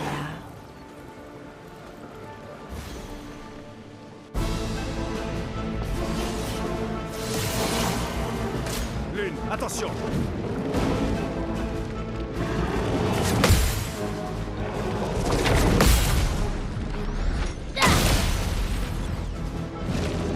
Une tempête approche.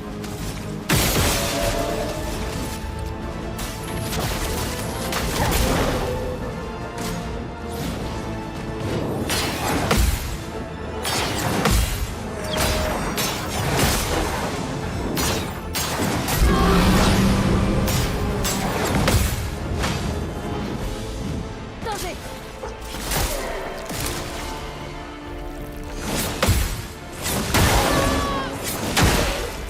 Tu t'en tireras pas. Meurs pas la prochaine fois. Finesse et grâce.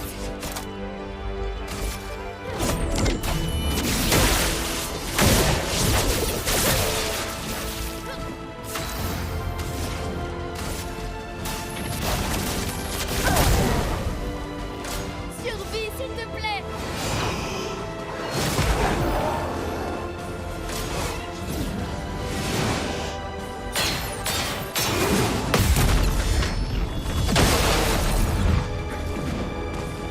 Lune, attention!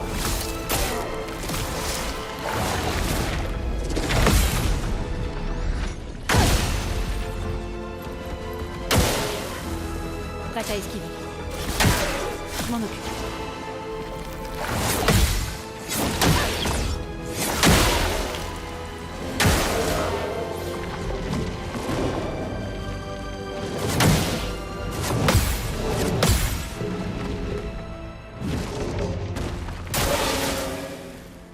Vas-y, essaie.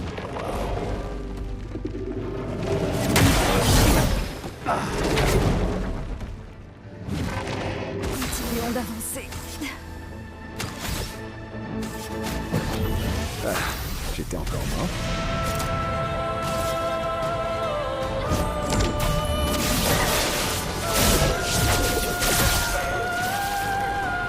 Attention. Dégâts maxi.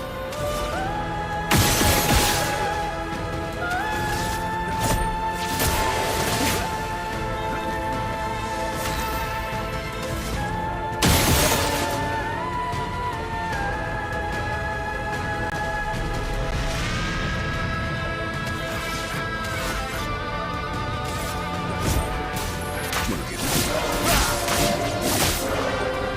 Ok.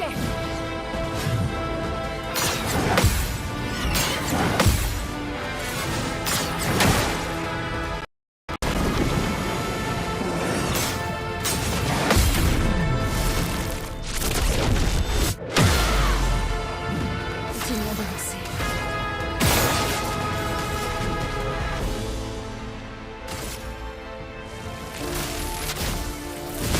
Foudre. Frappe.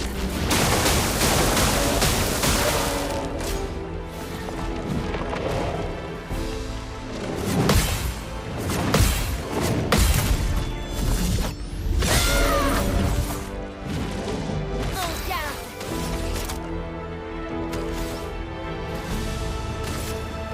Et maintenant. Disparaît. Attention.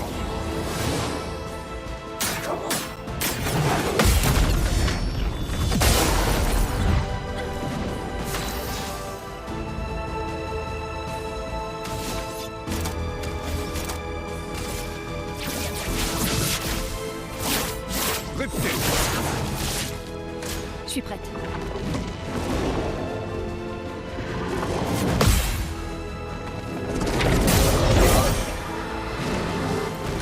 Dansons.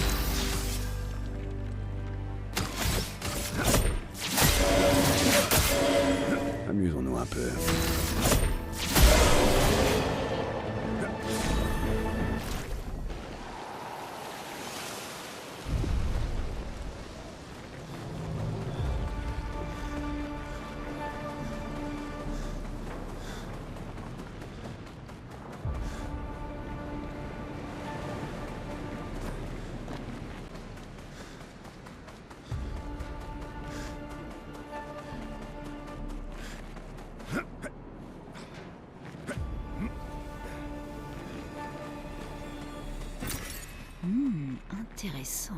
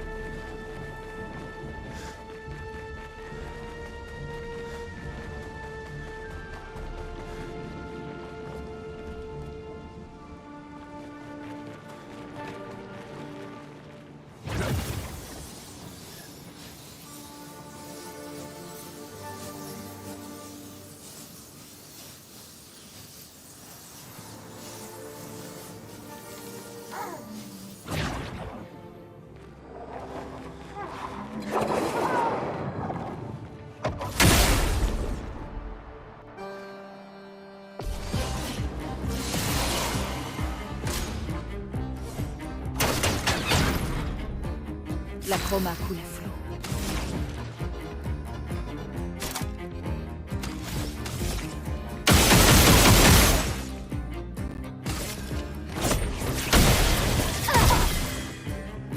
C'est tout sauf impressionnant.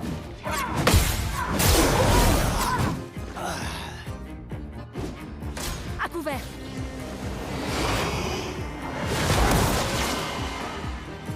Attention, Maël.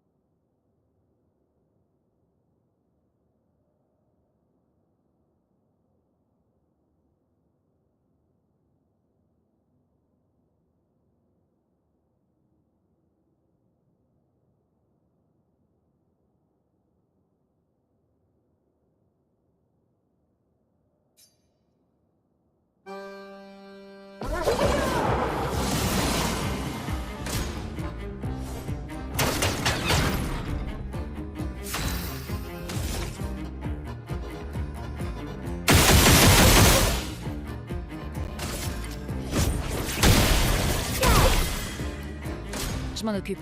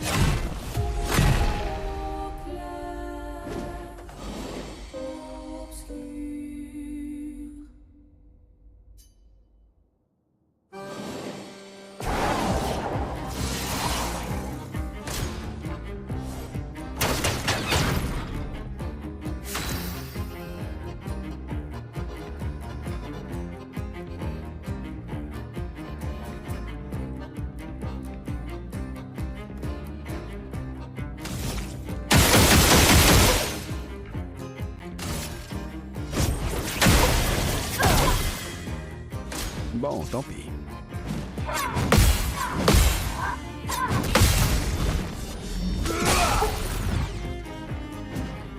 Attention, Noël.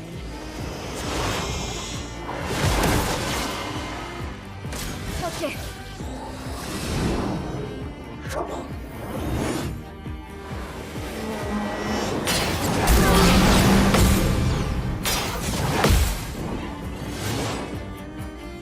Verso, esquive.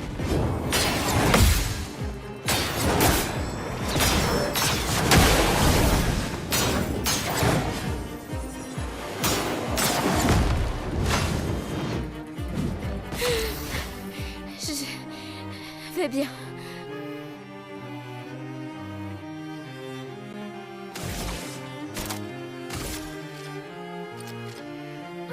Pour Gustave.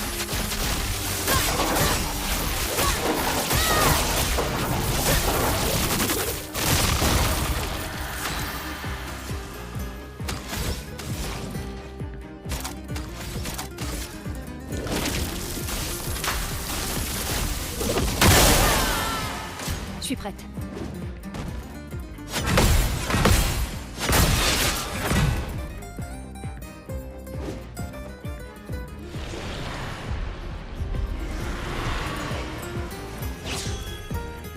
Essaie pour voir.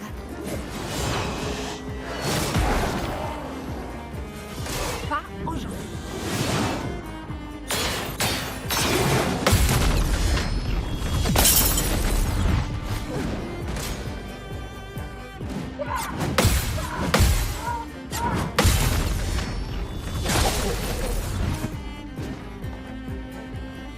À toi de briller.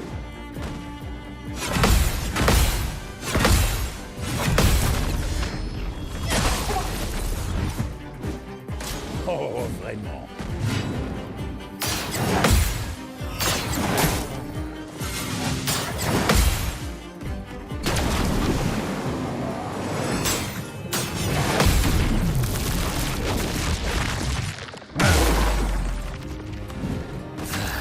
Que choisir?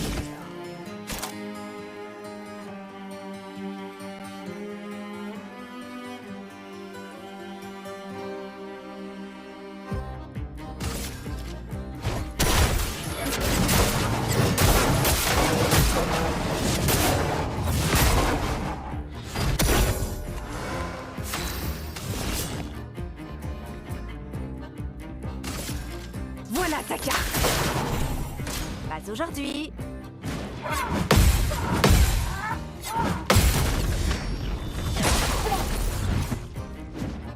Pas aujourd'hui.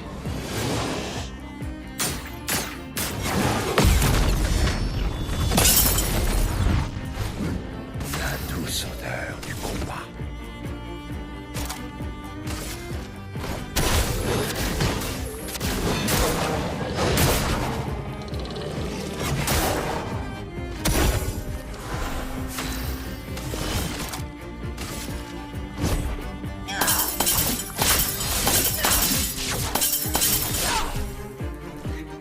Je préfère ça.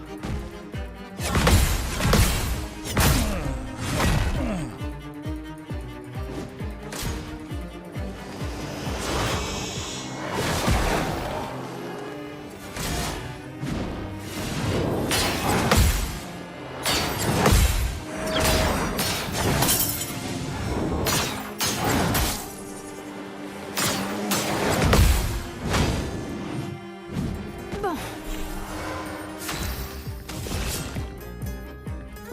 Voilà ta carte.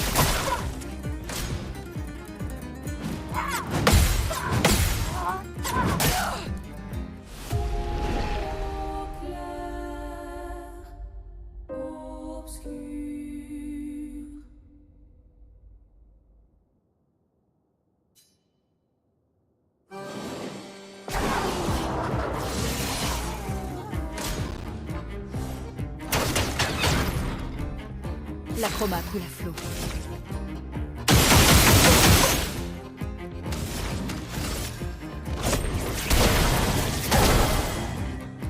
Vas-y, essaie pour voir.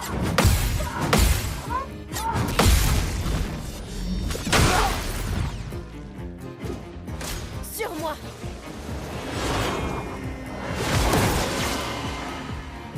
À couvert.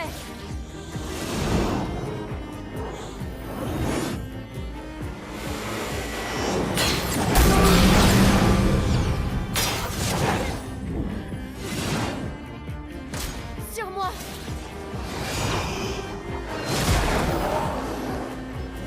Il faut parer.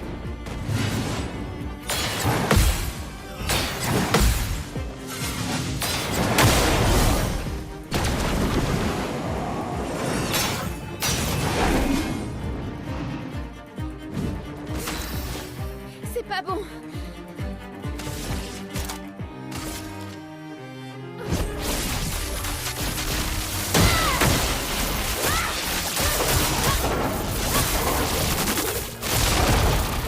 Amusons-nous un peu.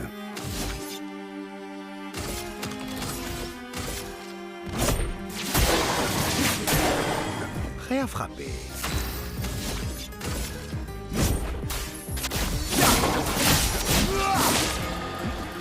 Survie, s'il te plaît.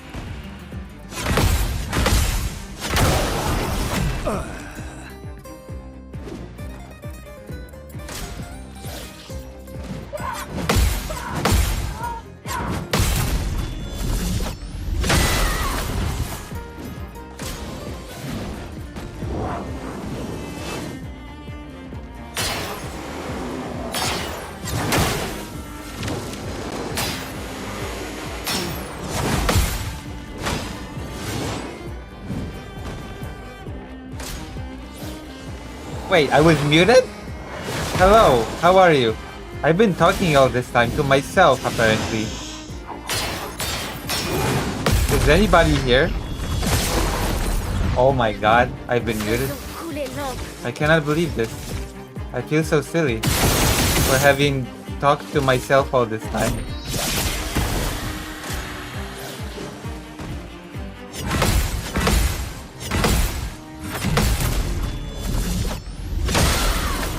I feel so silly. Je peux y arriver.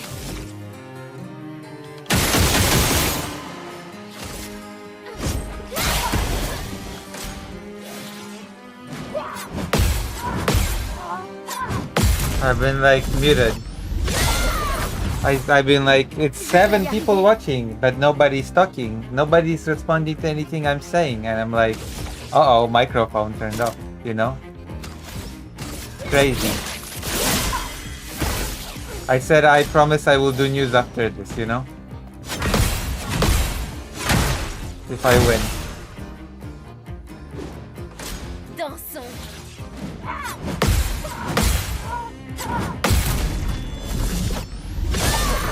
I think I have a big chance of winning.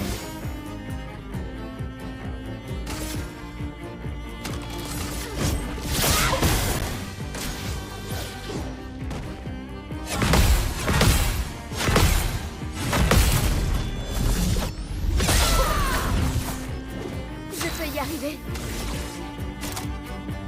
The staff's a match? Finesse et précision. Wow.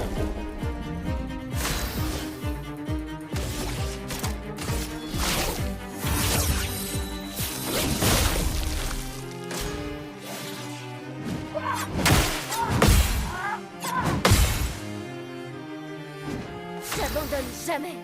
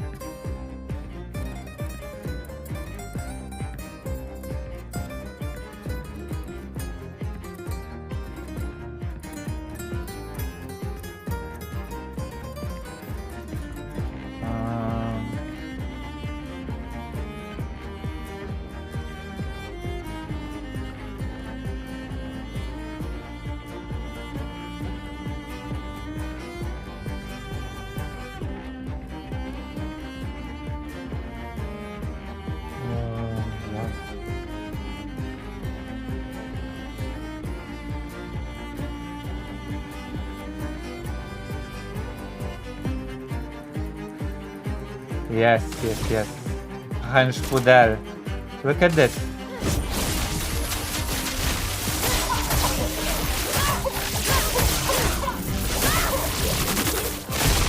Whoa! Did I just win?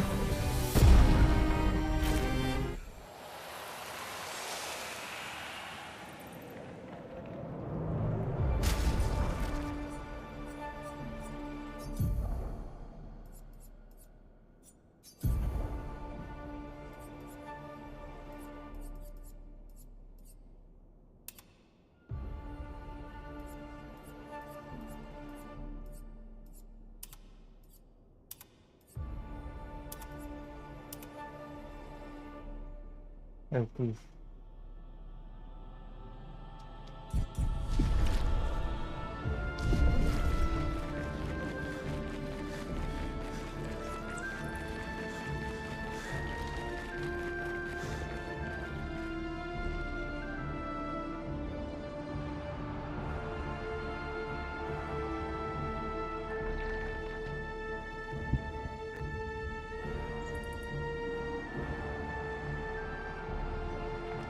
Hmm.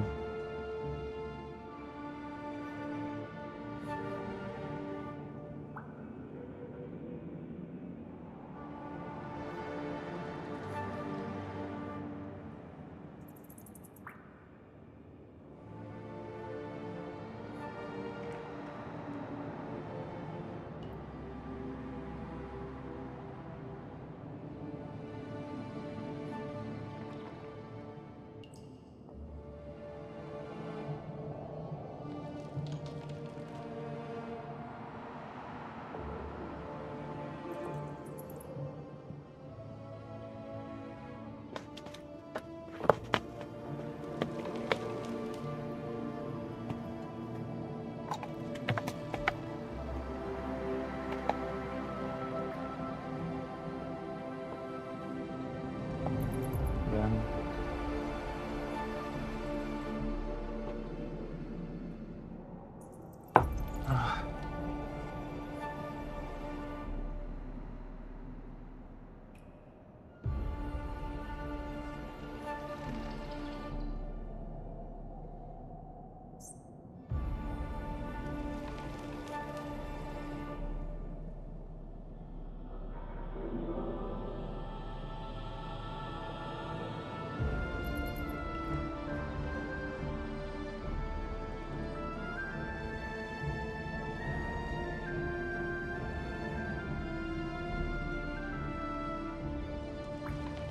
Yeah.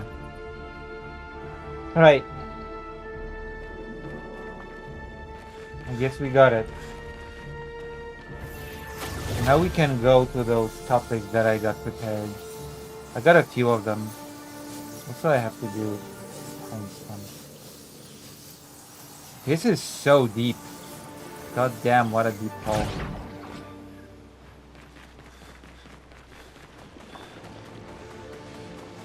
Hmm. 100. Okay, let's get out of here.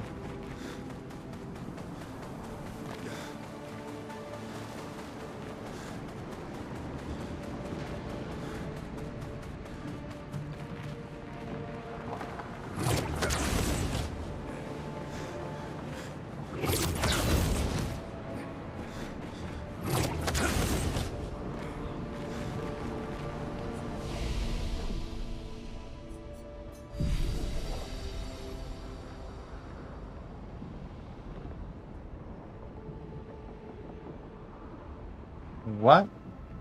The cooked eggs in a basket and corned beef pat.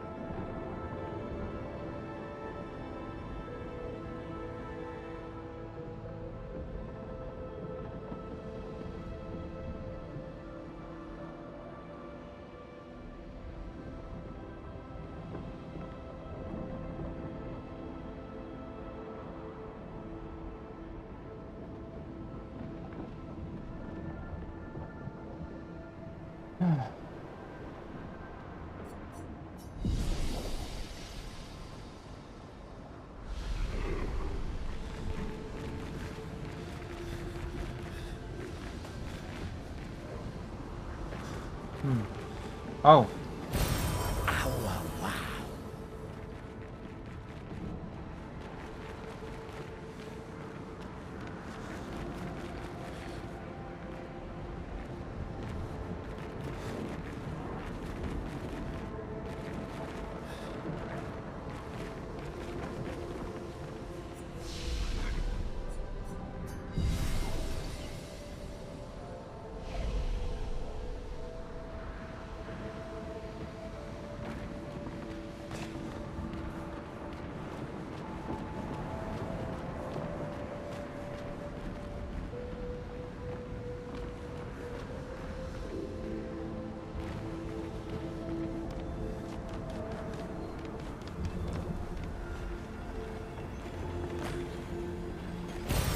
Super.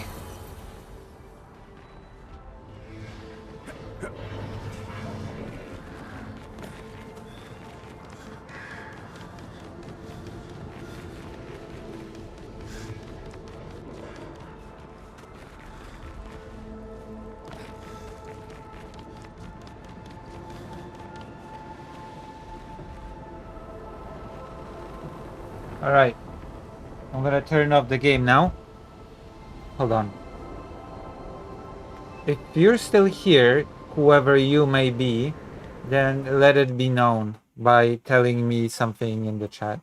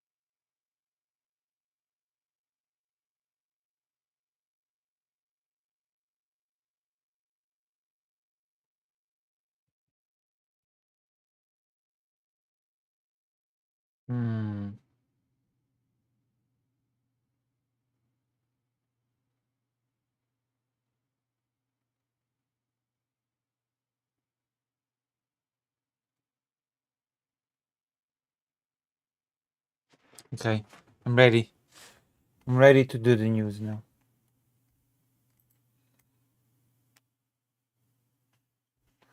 God damn, the Polish translation of English misgenders me. Cannot believe this. I believe that's what it's called. It's just sauteed eggs inside a slice of bread. Wait, where is the meat then? You said beef. Where's the beef?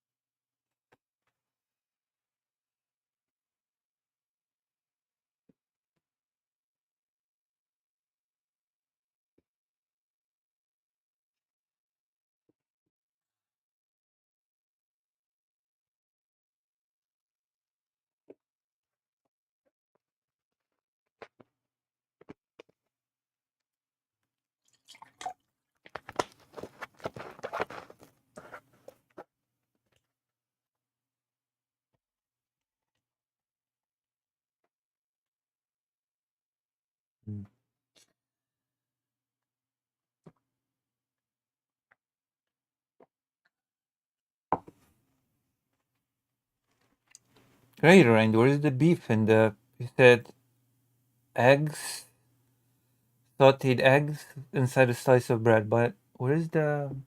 There's the. There's the beef. Beef.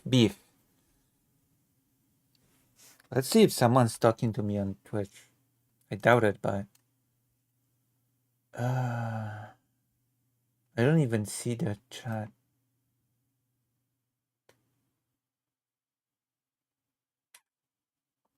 Whatever. If I have a Twitch audience tonight, then sad, but you know.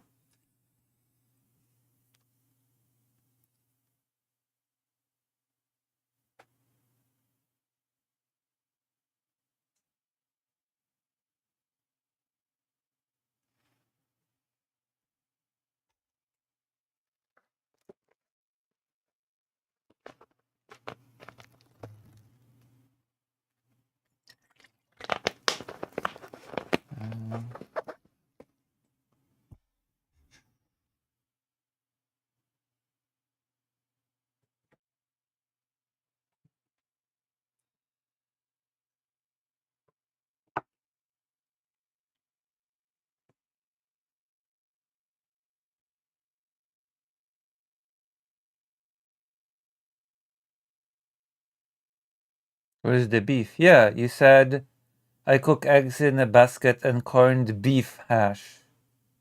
So it has the beef in the name. Beef hash. But now you just said it's salted eggs inside a slice of bread. So what, do you add beef to it or what? What?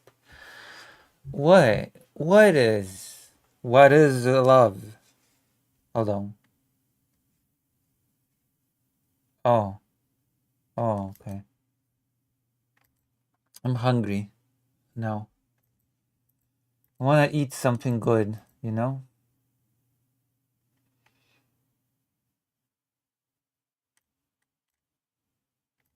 But first we have to do the news. Hi, Anna.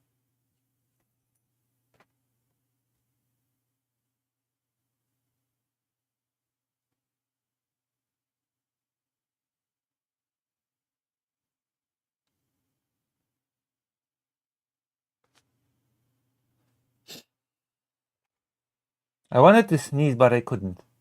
That's not fair. I have to turn on Discord so I can get messages from fake Alec Carl Parker. He has sent me some good topics for today. Oof. You know what I mean? Do you understand my feelings?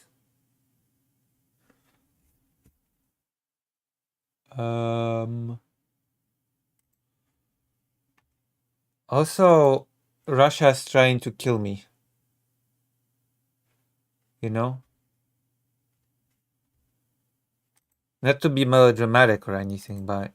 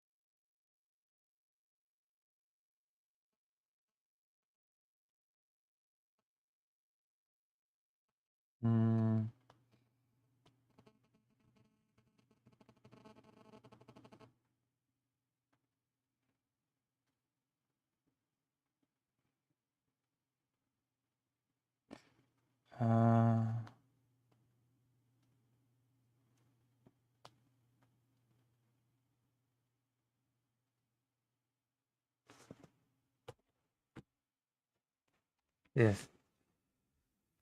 I ate pea soup with onion. Oh god, that sounds so good, actually. I love pea soup. That sounds actually so good. Man. Russia tried to kill me with a missile. Have I told you that? Like, there's no other reason to shoot a missile at Poland if not to kill me, you know? You know what I mean?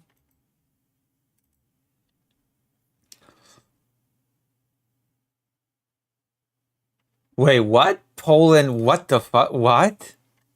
No way. Poland is not a country of alcoholics anymore? That's a lie. That's bullshit. I don't believe that. I don't believe that. That's impossible. But have Polish people turned to pot instead of alcohol? Last call, Poles turn away from alcohol as abstinence hits record high. Poles are increasingly turning away from alcohol, with record 23% now saying they do not drink at all, according to what that's what? No way. How can that be? It's impossible. No way. They don't drink at all?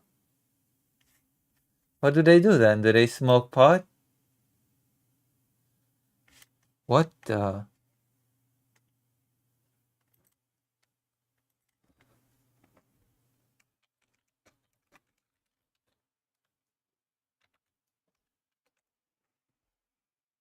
"23% are not drinking alcohol at all." This is crazy. This is insane. I cannot believe this. A study published on Thursday by Poland's public something.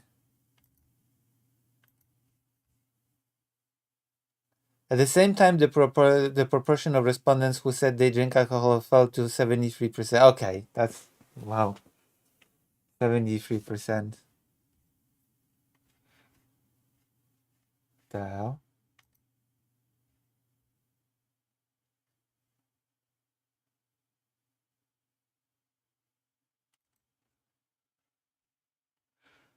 Wine has overtaken beer? Okay, that makes sense. Wine is better than beer.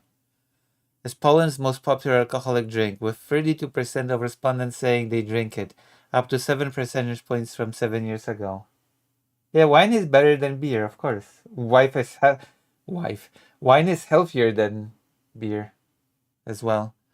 Beer was consumed by 30% of respondents, while 13% said they drink vodka. Vodka is awful. Vodka is... Nobody drinks whiskey or something like that? Health concerns were the most common reason for giving up alcohol, cited by 57% of abstainers, while 51% said they simply did not feel the need to drink. Gee.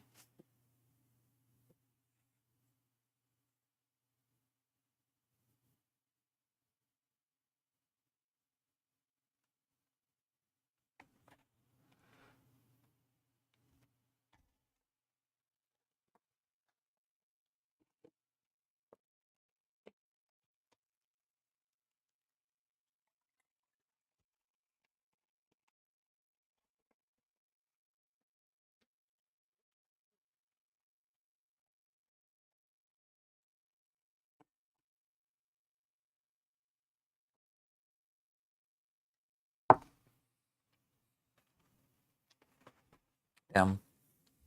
Nobody drinks. The survey also found changing attitudes towards alcohol.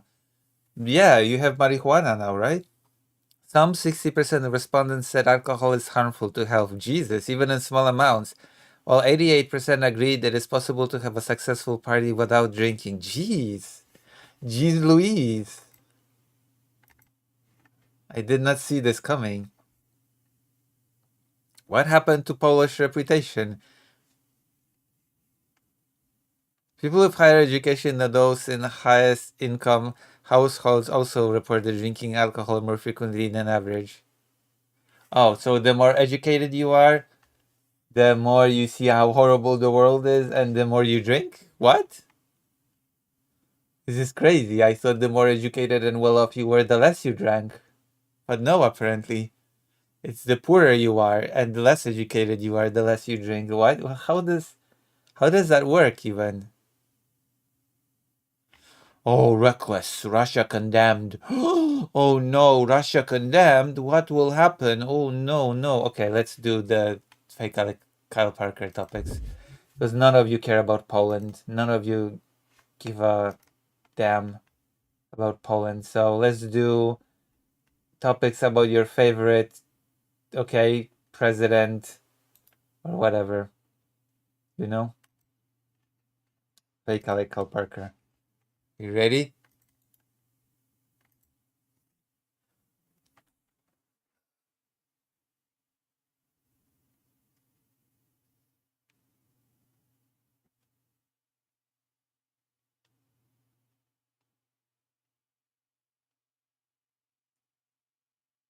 Uh,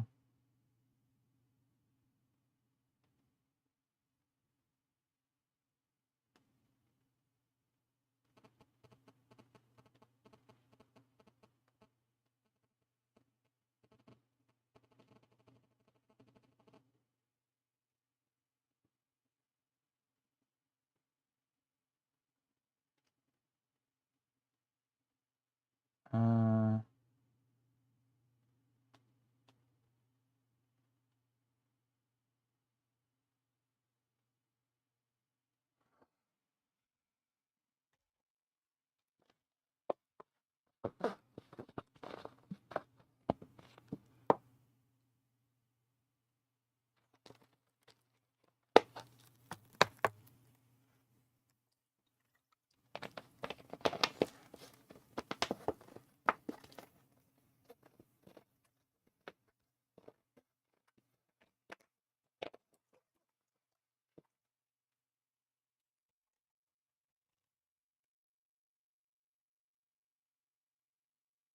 All right.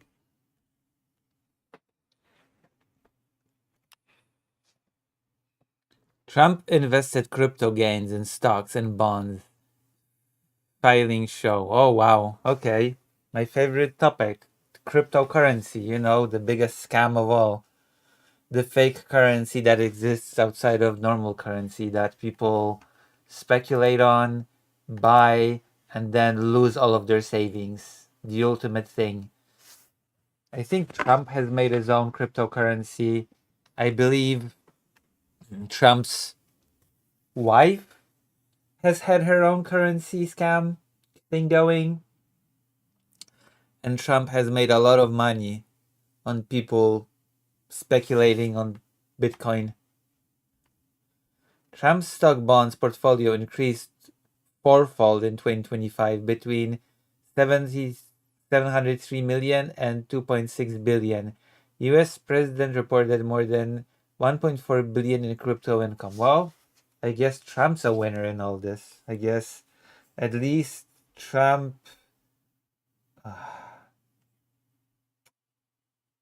it should not be the case that the main effect of you becoming president is that you fill your pockets with money. Trump's organization says it maintains valuable assets, substantial liquidity, and conservative balance sheet. President Donald Trump's financial disclosures show that even as he and his two eldest sons were encouraging investors to plow their money into crypto projects, which resulted in steep losses for retail buyers, of course, because Trump wants to make America great again. His money managers were investing a significant portion of the proceeds into safer harbors. Yeah, because cryptocurrency is a scam. Everybody knows that it's a scam. I mean, apparently not everybody, but a lot of people know that it's a scam. A lot of people understand.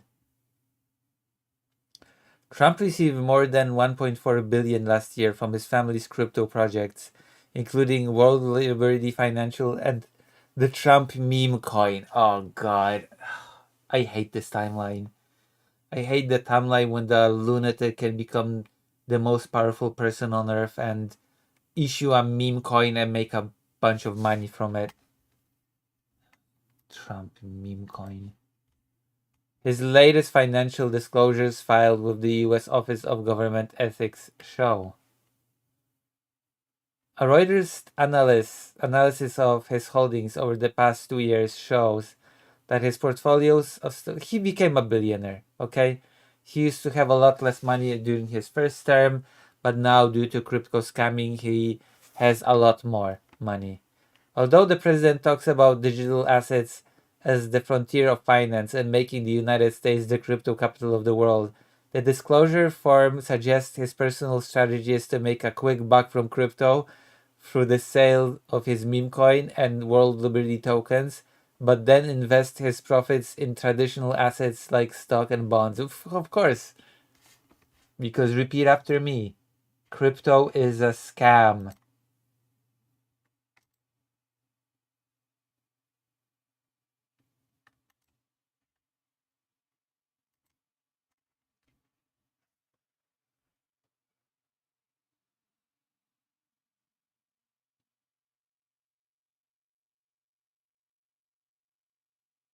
Hmm.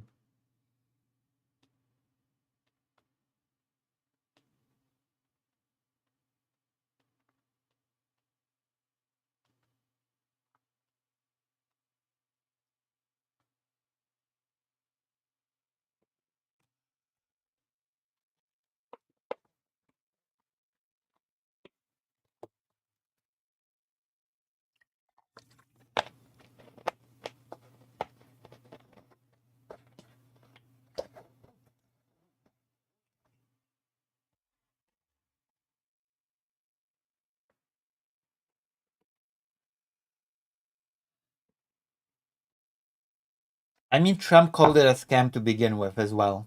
Even Trump called it a scam at the beginning before he decided, oh yeah, I might as well indulge in the scam. I might as well partake. And partake he did. And increased his financial revenue he did as well.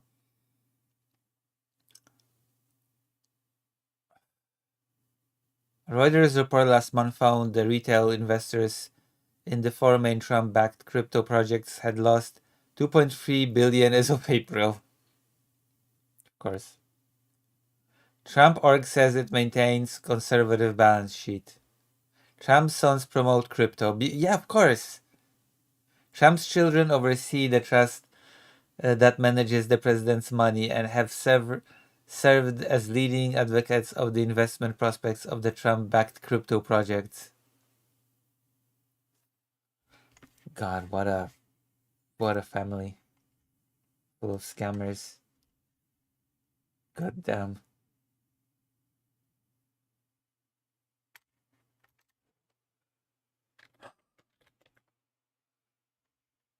Let's see. Because this whole crypto thing seems to have like 3 links to it.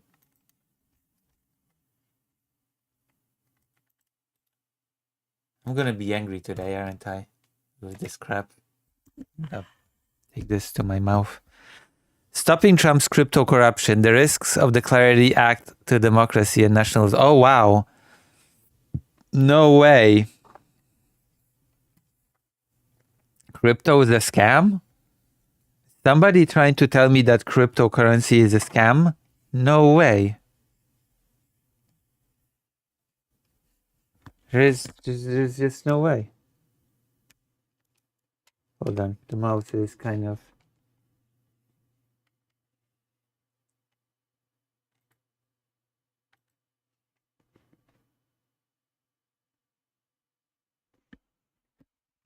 Alright, we're gonna watch the video now.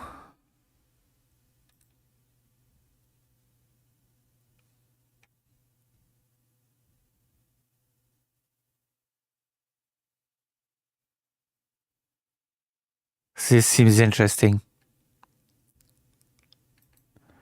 Donald Trump grows richer off the presidency every single day. Corruption is his business model, and nowhere is that clearer than on cryptocurrency. Yeah, the biggest scam ever conceived.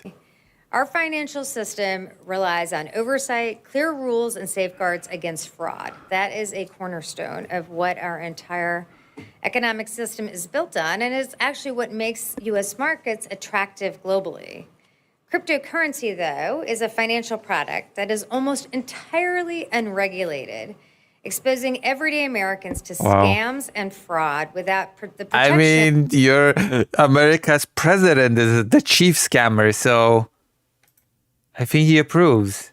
A meme coin? Really? Meme coin? That cover a bank account or retirement fund. Meme Our coin. adversaries use cryptocurrency to evade sanctions, terrorists use it to finance violence, and traffickers use it to fund their crimes. Even more troubling, the people responsible for our national security are right now profiting off of that broken system. CAP Analysis has found that President Trump and his family have pocketed over $2 billion from crypto. And let me say that again. The president and his family have pocketed over $2 billion from crypto. An Emirati official secretly bought 49% of... And are still just investing in traditional instruments because crypto is a scam. Trump's crypto firm for $500 million. Months later, the UAE gained access to America's most sensitive AI chips. Are those two connected? Who knows? The Department of Justice stopped bringing most money laundering cases against crypto exchanges while Todd Blanche held his own crypto portfolio. Trump pardoned a crypto executive who'd funneled $2 billion into Trump's stablecoin. It goes on and on and on. Congress is now considering legislation that gives crypto the appearance of oversight while letting the worst offenders operate beyond the law. So far, the Clarity Act gives Trump free rein to keep profiteering while continuing to let bad actors undermine our national security. I am so pleased to have Senator Chris Murphy here today because no one in the Senate has fought harder to connect crypto corruption to our national security than him. He's fighting the inadequate Clarity Act and has introduced the MEME Act to stop officials from profiteering off digital assets. He knows new regulations mean nothing if they don't stop Trump's crypto corruption. It is quintessentially the challenge of the corruption in front of us is what is happening with Donald Trump and his family. So at a baseline, we need to fix that problem. I'm glad we have him and to have here a cap in this very timely moment as Senate possibly takes up these issues. And so please join. Yeah, And sure. we were almost sure that if we gave this technology to UAE, it would very quickly fall in the hands of the Chinese. The Chinese would have a head start. And get audience questions. So I think where I'd like to just start off with is on the narrower issue of corruption. And Trump is what corrupt. has happened over the No last way. year, and then kind of There's build no way that Trump is corrupt. Trump admin pressures law enforcement groups to support controversial cryptocurrency legislation. What? No way. The Trump administration in recent weeks has pressured current and former U.S. law enforcement officials to help Coral support for a milestone cryptocurrency law that critics say could be exploited by narco traffickers, terrorists, and other criminal groups, according to multiple people briefed on the matter. No way in hell. That's not possible. The pressure comes as the legislation has faced headwinds in the Senate, including from lawmakers who say it allows President Donald Trump to continue to benefit from his cryptocurrency earnings while in office. This presidency is something else. It's just a vehicle for Trump's family and himself to get rich. The campaign on law enforcement groups is part of a broad push led by White House officials, Republican lawmakers, and acting attorney. Okay, so basically what I'm getting from these three articles is Trump's stance on crypto. Let's read this. The Trump administration's embrace of crypto rewards an industry that boosted his election campaign millions of dollars in donations. Trump has since reported making more than $1.4 billion from cryptocurrency ventures in his first year back in office, according to the president's most recent financial disclosures. So basically, Trump knows it's a scam. He partakes in the scam. He pushes law to be able to do more of the scam while he is in office. He is using his presidency as a quick get-rich-quick scheme. That's really all that there is to it. There's nothing more to it. He's been backed into office. He's been supported back into office by cryptocurrency bros. Scott Graytack, Deputy Executive Director of Transparency International US, echoed Blumenthal and criticized new ethics provisions made to the bill, which banned the president from issuing new cryptocurrency. The provision applies only until the end of Trump's term. I've never seen ethics leak that was cast so clearly only to accommodate a politician, President Trump, he said.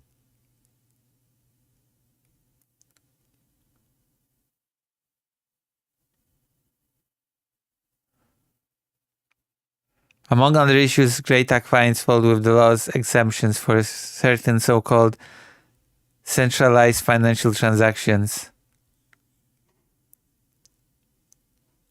You're legalizing the ability of criminals to use this medium of value to commit crimes.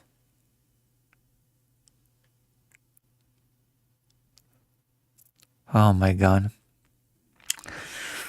Well, there you have it. Trump will get your money and will run away scot-free because he also made sure that no crimes of his can be prosecuted once he's out of office, which apparently he is seeking a third term to begin with. So, thanks. I don't have much else to say about cryptocurrency because I'm not an expert on the technical side of cryptocurrency. But you know what? I know enough to know that it's a scam. Okay.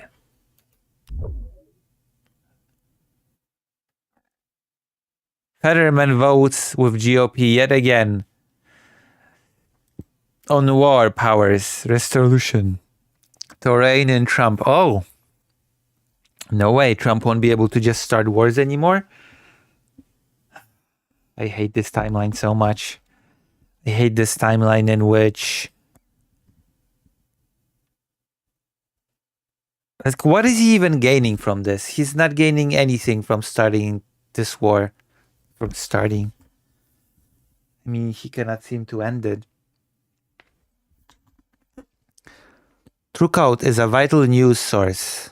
Washington, for the second time in as many weeks, a war power resolution aimed at curbing President Donald Trump's war with Iran failed to pass the U.S. Senate Thursday. The vote breakdown, 49 to 50, fell along familiar lines as previous war powers votes, with Republican Sens Lisa Murkowski of Alaska, Rand Paul of Kentucky, and Susan Collins of Maine supporting the measure. Democratic Senator John Fetterman of Pennsylvania voted no, as he's done in just over a dozen similar measures. Why? What is John Fetterman's problem? What does he want? Does he want Trump to have extra war powers? Democratic Senator John Fetterman. Senator Mitch McConnell, Eric continues to be absent while in medical rehab. Okay, that makes sense. If you're ill, then you're not gonna be able to vote on anything, much anything. So at least this makes sense.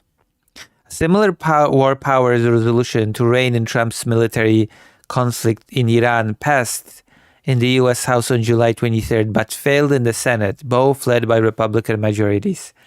I certainly hope that... God. This is insane. War heats up. Yeah.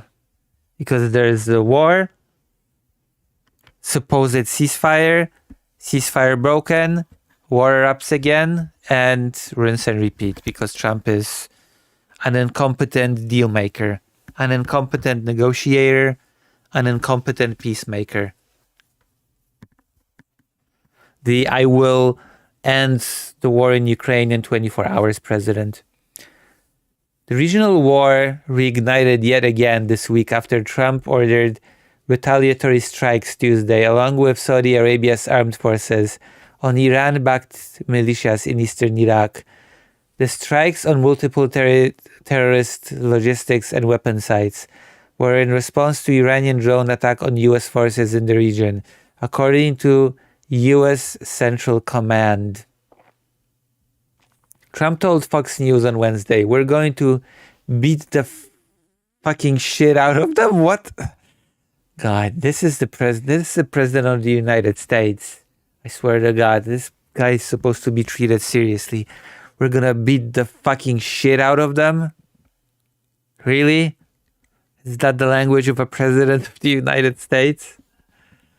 The United States launched a heavy wave of strikes on Iranian military sites beginning at 10 p.m. Western Wednesday in response to yesterday's attempted missile attacks on U.S. forces, according to U.S. Central Command. The cost of oil jumped to just over 90% a barrel Wednesday in response to renewed fighting and continued chokehold on traffic through the Strait of Hormuz, where 1/5 of the world's petroleum traveled prior to the US and Israel launching the war in late February. Thanks, Donald, for this war of choice that you have gained nothing from.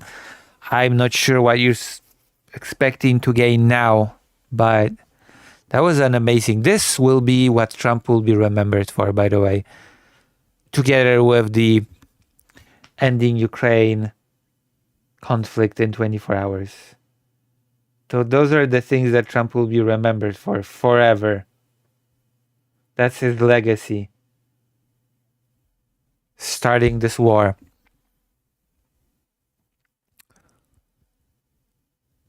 Started the war in late February. Not in late February. Trump started this war on my birthday, literally. Literally, Trump started this war on my birthday. This means Americans are again paying more fuel for more fuel. According to AAA, the US national average for a gallon of regular gasoline rose to 4.09 Thursday. Yeah, the war in Iran started on my birthday. Well, listen, if you want to make me feel better, you can always consider donating or subscribing. Before the volley of strikes began again, Trump had announced a pause after the US and Iran traded rocket fire for nearly 2 weeks following the collapse of ceasefire talks. Yeah, great. This is how much Trump's word is worth, by the way. This is exactly how much Trump's word is worth. This is why I don't trust it when people are like, oh yeah, Trump likes Ukraine now. Trump is pro-Ukraine now. No, I don't trust Trump. Trump cannot be trusted. Trump said that he won in Iran. Shortly after it began, he said, we already won. It's over. We destroyed their whole military capacity. We've rendered them helpless and hopeless. And yet it continues to this day. Service members killed. The president on July 22nd attended the dignified transfer in which the remains of soldiers are transferred from an aircraft arriving from the theater of operations back to the United States. For 4 U.S. service members killed as a result of the conflict with Iran.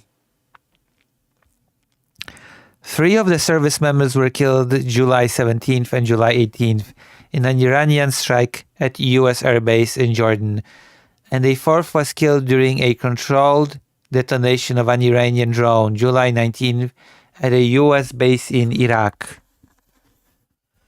The most recent deaths of U.S. soldiers in the conflict bring the total killed to 18, while the number of injured increased to 653. That's amazing. It is amazing that Trump, the no new wars president, has led to the death of American soldiers. But the Pentagon does not recognize the foremost recent deaths among those in the Iran war, dubbed by the administration as Operation Epic Fury.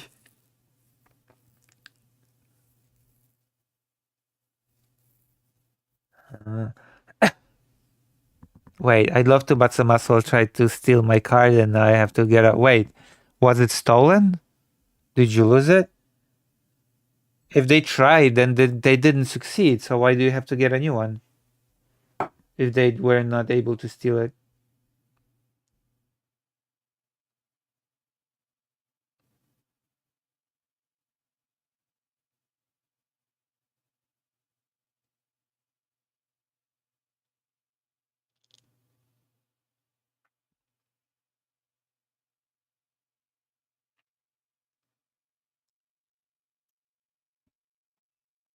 Interesting.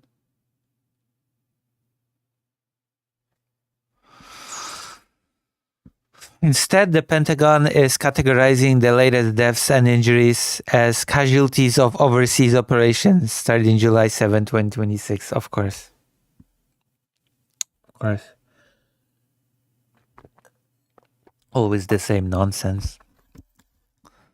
The administration is asking Congress for an additional $67 billion for the war in Iran. Defense Secretary Pete Hegseth told Senate appropriators July 23rd that the war has already cost $37.5 billion. Oh, thank you for the $15, fake Cal Parker. I don't know why the O'Berry did not trigger though. Which is bad.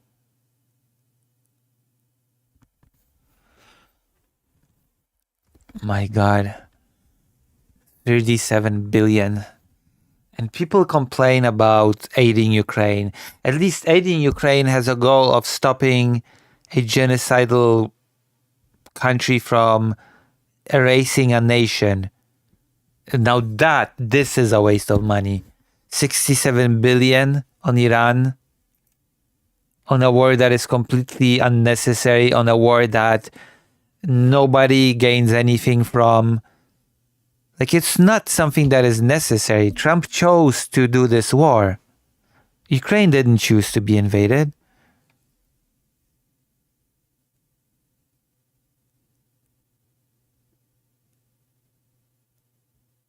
Oh.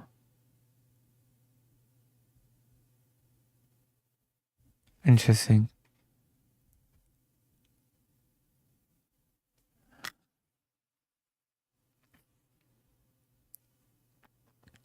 I actually thought that somebody tried to physically steal your physical card, you know?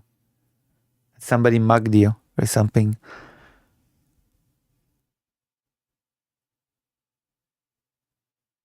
This is insane. 67 billion. Amazing. Billions upon billions wasted on a war of choice. And it is a war of choice. I think it's a great way to describe this war. A war of choice. So, crypto scams, wars of choice. He's the best president ever, right? Best president of the United States ever conceived.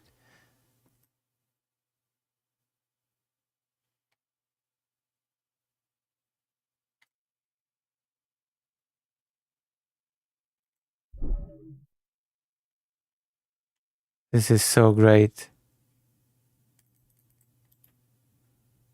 Let's see this. I'm so happy. Oh, well, at least Trump is failing in polls. We'll see how the midterms will go. Maybe Trump will actually be forced to support Ukraine due to the midterms, because the Ukrainian public is pro-Ukraine, just so you know. So maybe Trump will not be able to keep up his weird anti-Ukraine stance going into the midterms. People are already saying that he is now supporting Ukraine, but I would not go. So I'm not that optimistic, actually. Until the aid starts flowing, I do not trust anything. No, I meant the US. I meant the public in the US. Listen, I am taking new medication, okay? I am taking a mood stabilizer. I took my first one, okay? I'm on medication. I'm medicated. I get heavy medication because of my issues, okay? I take one medication in the morning and one medication later, then in the morning. Use polling averages to assess trends in public opinion, because single polls can turn out to be outliers. But it's hard not to notice that amid more turmoil in the Middle East and an increasingly vicious battle between the president and his Senate allies, a batch of high-quality polls have shown Donald Trump's popularity going off the deep end. No way. Trump is not popular? Mr. Donald is not popular? Holy shit. Who could have seen this coming, between all the Epsteins, between all the wars, between the economy going to hell? Who could have predicted this? Trump's approval this week in high-quality polls: CNN 34%, AP Norc 33%, Quinnipiac 32%. Add-in surveys from Verasite 39% job approval, Reuters, Ipsos 37%, Navigator Research 37%. Okay, we get the gist. And there's quite the collection of polls showing the president in trouble. What's behind the downward lurch? It's increasingly apparent that Trump's support is pretty much limited to his party and his MAGA movement. On the way out to the psychophants, of course. Only the psychotic people that will just support him no matter what he does are still behind him. Trump tied Kamala Harris among self-identified independents in the 2024 election. he now seems to be losing indies pretty dramatically. According to the most recent The Economist YouGov survey, 19% of indies approve of the job he's doing and 72% disapprove, with 60% disapproving strongly. CNN shows 24% approval and 76% disapproval, with 53% disapproving strongly among independents. Whoops. These numbers are not compatible with a midterm GOP victory unless turnout patterns are really skewed, which I kind of doubt. I think this is pretty accurate in my opinion, but oh my god.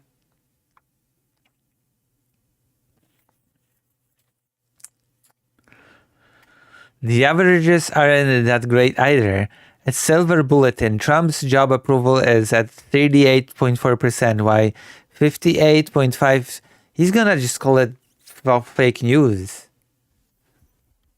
I bet he's just gonna say that it's fake news, that it's all a lie, that nobody's being true, that people are trying to smear him. On immigration, it's net minus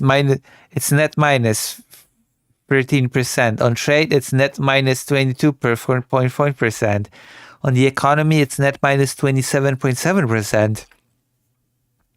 And on inflation, it's net minus 43.3%. Net support for Trump's Iran war is at minus 39.9%. Whoa.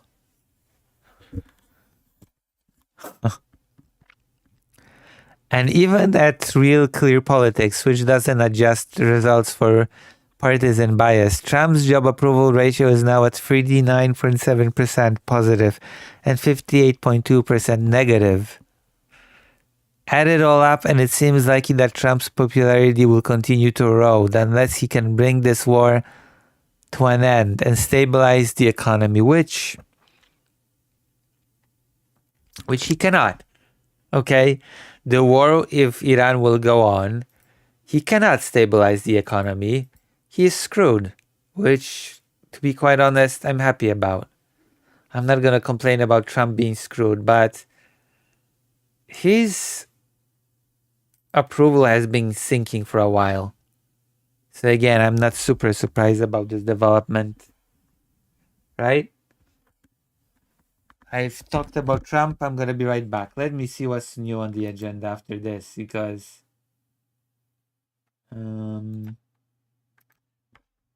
see.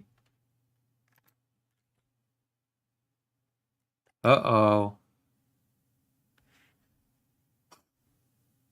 Fuck me. No real strategy. That seems to be a common thing. Okay, I'm going to be right back.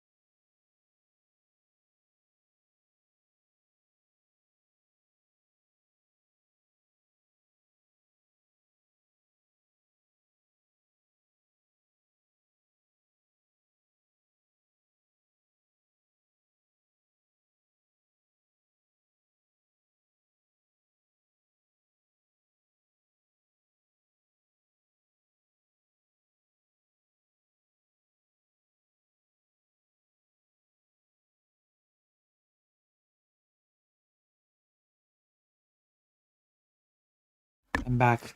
And I remembered to unmute myself, which is kind of an achievement, to be quite honest with you. This is quite the achievement. Trump reportedly erupted a national security team over Iran as ally says there was no real strategy. Of course, there was no real strategy. Trump did this on a whim. Or rather, as some say, Israel has convinced Trump that it's going to be a breeze. An easy breeze. Breezy ease. But no, it wasn't. It's like just a cacophony of incompetence. There's always no plan with Trump. It's just all feels over reels and it's going to be the best invasion ever. I think he thought that it would be Venezuela 2.0. I honestly think that he expected this to be an easy win. That Iran would just buckle under a quick strike. President Donald Trump has reportedly erupted at senior national security officials as frustration grows inside his administration over the stalled Iran conflict and the absence of a clear path to ending it. Yeah, Trump basically once again just stumbled into something that he was not prepared for, that he had no clue about. He thought it would be easy, but it turns out no. And he messed up the world economy basically because he messed with a very delicate energy balance when it comes to, energy security. Oil prices skyrocketed. It's just, why did he do it? No one can answer that. No one can answer why exactly he started this war, apart from maybe Israel wanted to benefit from it. It's just because Israel wants to assert its dominance over the region and also gain territory for its greater Israel project or something. Trump is said to be increasingly angry over the lack of progress in forcing Iran into a deal. Yeah, that's his modus operandi. He just wants a deal with everybody and he keeps failing. It's the same crap with Ukraine. A deal. Art of the deal is failing spectacularly. Trump is said to be angry. The president is exasperated, the allies said. I don't think he believed it was going to be this difficult to get the Iranians to agree to a deal. Yeah, that seems to be a common thing with Trump, that he does not realize that a thing that he attempts would be so difficult. Well, what do you know? He just confidently walks into things that he is not able to actually deliver upon. Again, who could have seen this one coming? The same ally added, there was not a real strategy for how long or what they should do to get to the end point. He did not intend this to be a long drawn-out war. Yeah, he intended it to be a quid bombing campaign. Bada bing, bada boom. We go in, we go out. It's over. We killed the leader, and now they will sign a deal which will be good for us, and that's it. A quick surgical strike, surgical operation. And that is really funny considering that he has mocked Putin for not ending the war in Ukraine super fast. He said that Putin was weak for not ending the war in 2 weeks or a week or whatever, arbitrary amount of time. And now he is basically making a buffoon of himself by doing the exact same thing that Putin did, jumping straight into an invasion that he cannot finish. There's a bit of irony in there for sure. The remarks point to a growing strain inside the administration as the conflict nears its 6th month, despite Trump's earlier insistence that Tehran was desperate to negotiate. Well, apparently it's not. It's not desperate to negotiate. Just as Trump erupted during a meeting with senior national security officials last week, with one source saying he shouted and used expletives as advisors debated the next steps. A US official reportedly said that the problem was not just Iran's resistance, but the lack of unity in Washington. After all this time, there is no unity, the official said. We have had a series of tactical victories, but are facing a strategic defeat without clear policy guidance or a decision about where this is going. The war began after joint US-Israeli strikes on 28th of February, which is my birthday, killed Ayatollah al-Khamenei, which actually turned the government of Iran more radical. So now a more radical administration is in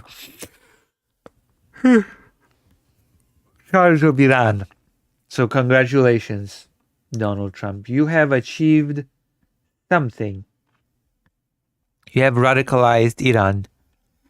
The war began after joint Israeli strikes, triggering Iranian retaliation, the closure of the Strait of Hormuz, and wider military deadlock. White House denies rift.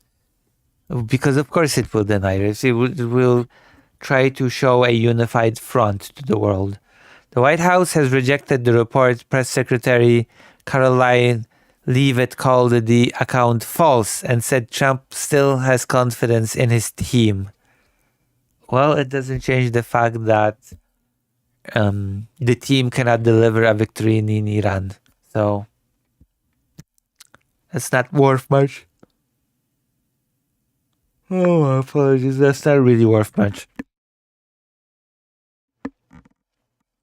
She added that Trump would not stand by while Iran violated the Memorandum of Understanding, killed US soldiers, or fired at American ships in the Strait.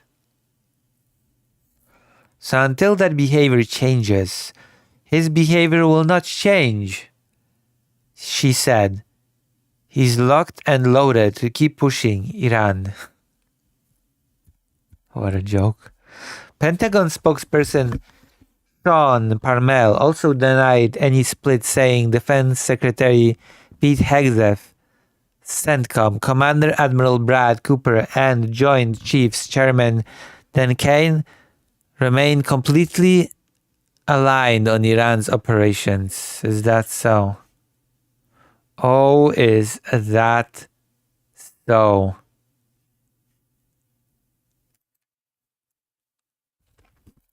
Despite those denials, the reported debate inside Trump's circle appears to have to center on how much force to use and what further strikes would achieve. I actually heard that there was conversation about a ground invasion to Iran, so that's insane. Hegseth and Israeli Prime Minister Benjamin Netanyahu are said to favor greater military pressure on Iran, of course. Of course, Netanyahu wants a ground invasion. While Vice President J.D. Vance and Kane have questioned the value of deeper escalation. What was even the value of starting this war to begin with? This is the question that should be asked. Why did Trump go to war with Iran? What was the purpose of that? What did the United States stand to gain from a war with Iran? Kane has reportedly warned Trump about draining U.S. munitions stockpiles through prolonged strikes. The debate cuts against Trump's 2024 campaign promise to avoid new forever war. By the way, this is a great situation for China. What if, imagine a situation in which the US just empties its weapon stockpiles and then China decides to invade Taiwan. What then? What happens then? Oil, huh?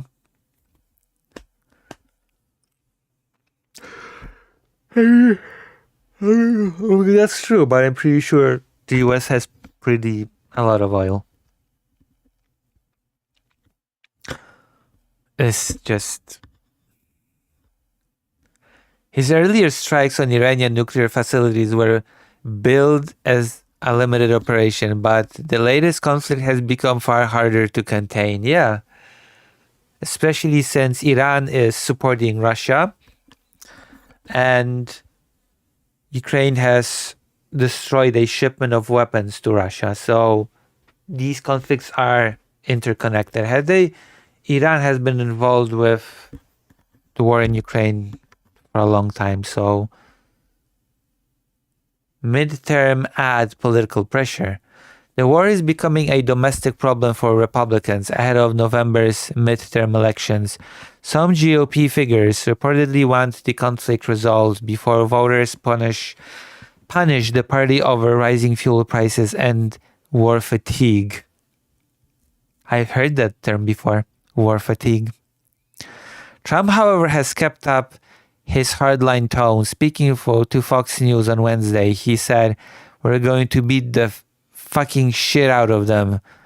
We'll be hitting them hard. They are going to get a beating." Okay. Got that out of your system? Well, that won't change much if the war just continues on and keeps destabilizing the financial situation everywhere. Like, he talks a big game, but he's not able to deliver, as per usual. He also expressed frustration with Tehran's diplomacy, saying talks could appear promising before Iranian officials suddenly declared they were no longer negotiating. I mean, that is the history of all Trump's negotiations. He also always thinks that his conversations with Vladimir Putin are very promising, and then he bombs Kyiv. So, what a joke. Whenever Trump says that talks appear promising, that something's good gonna happen soon, that he had a very fruitful conversation, I know that those are just meaningless noises. That's just white noise. For now, the administration insists it is united, but the latest report suggests the bigger question remains unanswered: how Trump plans to end a war he never wanted to become long and drawn out. Well, he should not have started it to begin with. Now he is stuck for the long haul. Okay, something really extreme would need to happen for this war to just end. Just so it's clear. We need more. It's our food. Oh God. That is so sad. Okay.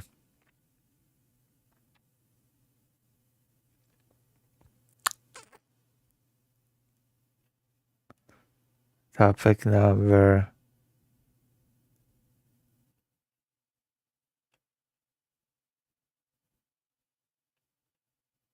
5. Let's see. Good topics from fake Alec Cal Parker, huh?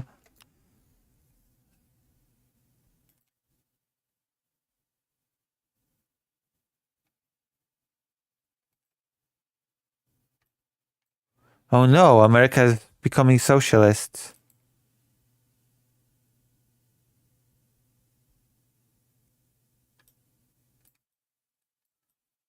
Are you actually using that app, Ground News?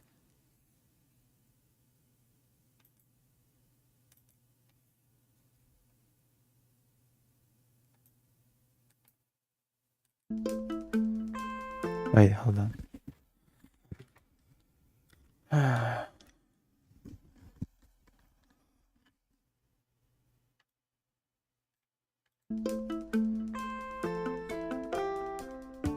The Democratic Party's left wing is no longer knocking on the door. It's kicking it in. The same energy that helped elect Zohran Mamdani has... Which is...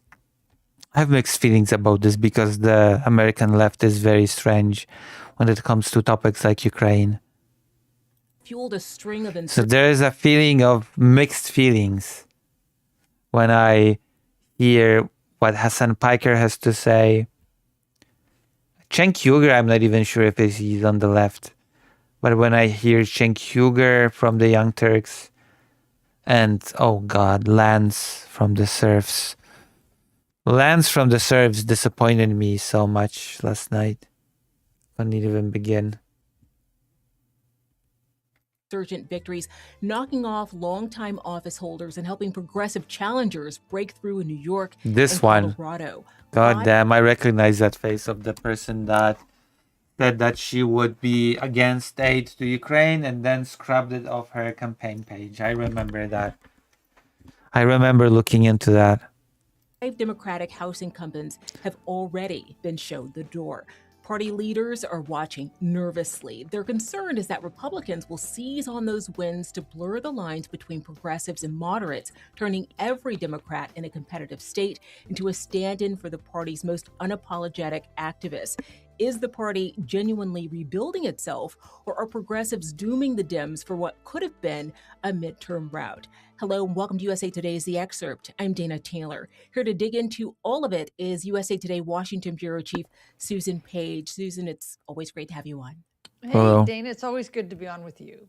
Susan, let's start with Lindsey Graham, who unexpectedly died this past weekend. He's been an influential Republican in Congress for more than 3 decades. What's A the big supporter of Ukraine. impact of his death on Capitol Hill? You know, for one thing, it's a reminder of how old members of the Senate are.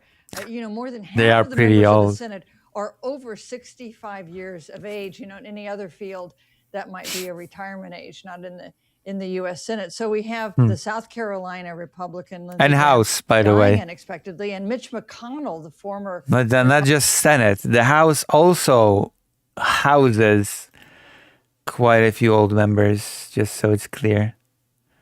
So it's not just the Senate, it's also the House. Republican Majority Leader, a member of the Senate from Kentucky now, in the hospital for some time, for more than a month.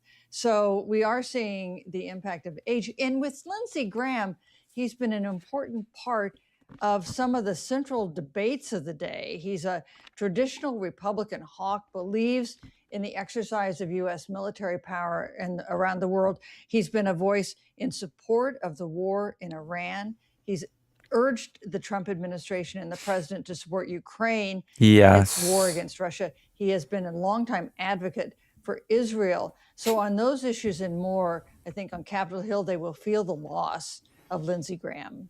Moving on to Maine and former Democratic Definitely good that a voice that supported Israel is gone, but definitely not good that a voice that was a supporter of Ukraine is gone. So I guess in some aspects, it's a mixed bag for me.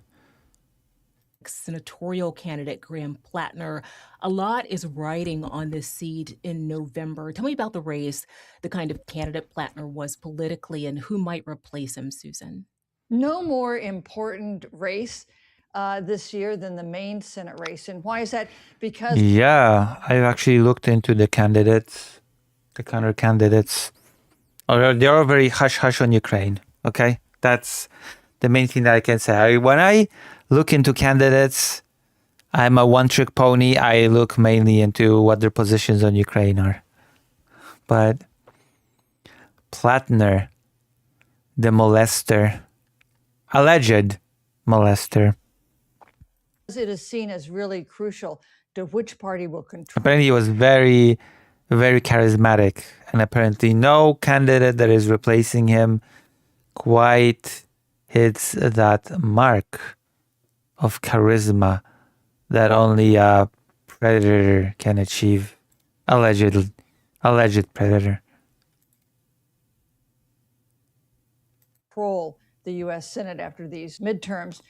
Susan Collins is the only Republican incumbent on the ballot for the Senate this year in a state that Trump lost in 2024. So that makes it the top Democratic target for Republican Senate seat to flip. And for Democrats to win control of the Senate, they need to flip 4 of those seats and hold all of their own. And the Maine Senate race has gotten other attention because it's been an example of the rise in energy from these very progressive candidates, including Graham Plackner, not the choice of the Democratic establishment, the two-term governor of Maine, Janet Wait, was Mills. Plattner all that progressive? A progressive molester? Alleged? Ran against him in the primary. He did so well, his strength was so apparent that she eventually suspended her campaign. Yeah. He won that primary despite some significant controversies over a Nazi tattoo, which he said he wasn't aware of, over allegations of misconduct toward women. Finally, an allegation of rape, which he denies, prompted him to suspend his campaign. So we're off to the races in Maine. Democrats are having a hurry-up convention on July 25th to replace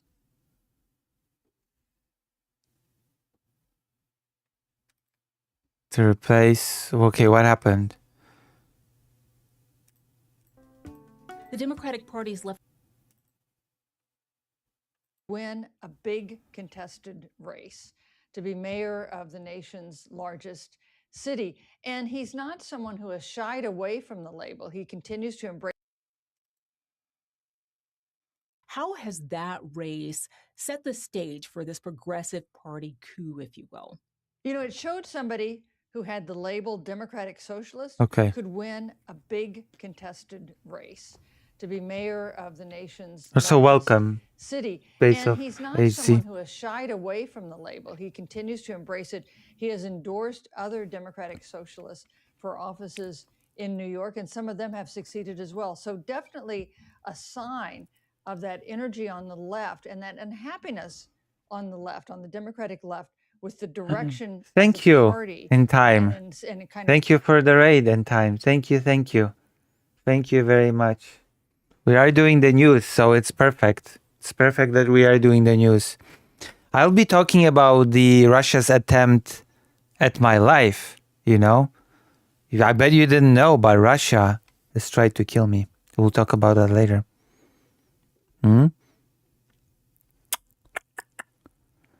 Russia has attempted to strike me down. You'll see. You'll see what I mean.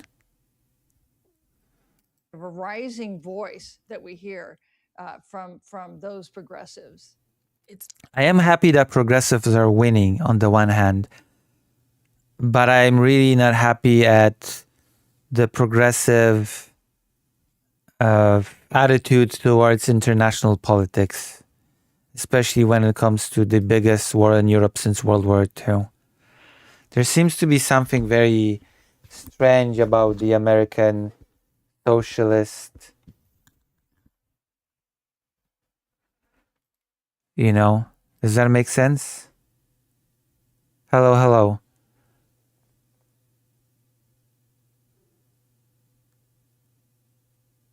We're discussing politics. We're discussing the new wave of socialists in the US. And I have mixed feelings about this, okay? Because I am pro-Ukraine, and American socialists are not always necessarily pro-Ukraine, as I'm learning, as I do work for a organization called Track Ukraine. Have you heard? Has any of the viewers here heard of Track Ukraine? Are any of you familiar? I'm actually curious if any of you here are familiar with this org, of the viewers that joined from In Times.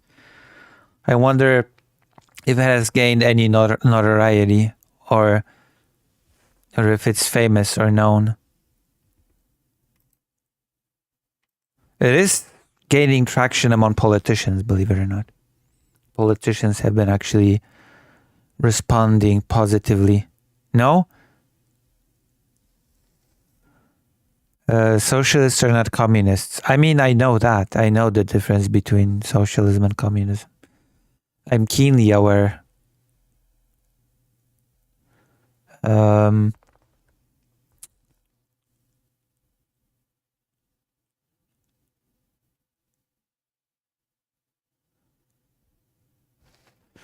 And European right-wingers are pro-Russia. Yeah. I mean, I live in Poland, so I know. It is kind of sad that US socialists are like the European right-wingers. Isn't that a bit sad? There's a lot of the attitude of America is bad and therefore any country that is anti-America must be good. And that kind of weirdly includes Russia. It's very strange. Been an eventful primary season with several long-standing Democratic incumbents knocked out. What happened? Yeah. 5 House Democratic incumbents have lost their nominations. And usually being an incumbent is pretty safe territory for members of Congress. Not so far this year, and not insignificant members of Congress being defeated. In New York, I'm not sure if it's actually healthy to be centrist. I'm not sure if I agree. I think that it's healthy to be a leftist that actually has principles, if that makes sense, you know? Like, it's healthy to be a leftist that actually has principles based on something that's just not just blind, America is bad, you know? Like, you have to have your opinions grounded in something more than just America, bad empire, and anything against it is good. And multipolar world order. There has to be more to it than that. It's because online leftists are talking heads, and talking heads can get behind progressive leftists, right? Doesn't mean we should abandon. Yeah, exactly. There's a lot of good to be had in, like, I consider myself an extremely left-leaning person, a super mega leftist. But that doesn't mean that I cannot criticize the left wing being just bad on Ukraine in the US, for example. Very disappointing. of the House Hispanic Caucus was defeated for the nomination. In Colorado, a 15-term Democratic incumbent was defeated, both of them defeated by much younger candidates, untested on the ballot, who identify as Democratic Socialists. What's the Democratic Party's big work? Okay, why does it keep resetting? I don't get it.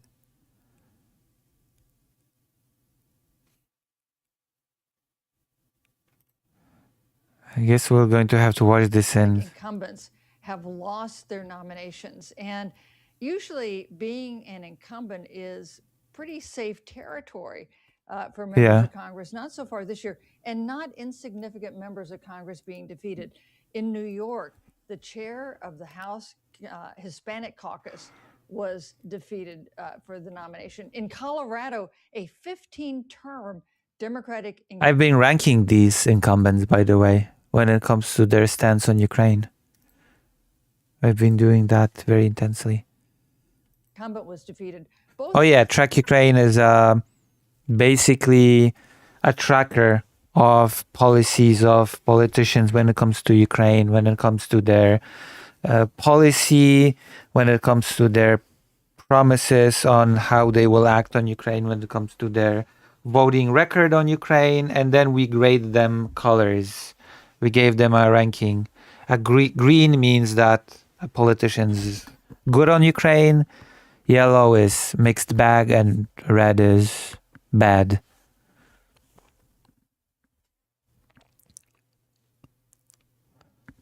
Oh, okay.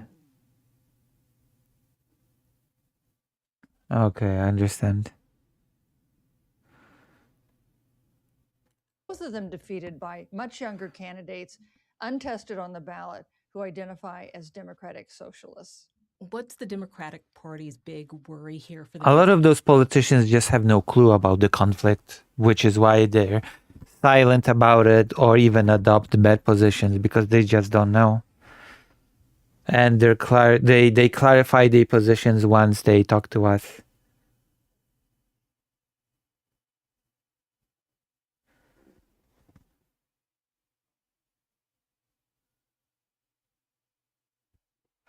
I mean, can you give me any examples of bottom-up democracies? Terms. You know, it's one thing to be a democratic socialist and win in New York City, which is a very, very blue place. It is another thing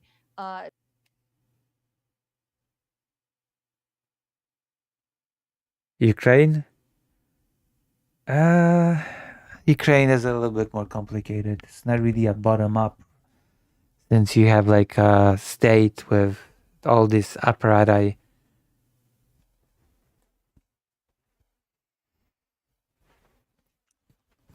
But it does have a very healthy civil society, I will say that. Ukraine does have a very healthy civil society. I've been in Ukraine during the protests against Zelensky for his recent firing of the justice guy, so yeah.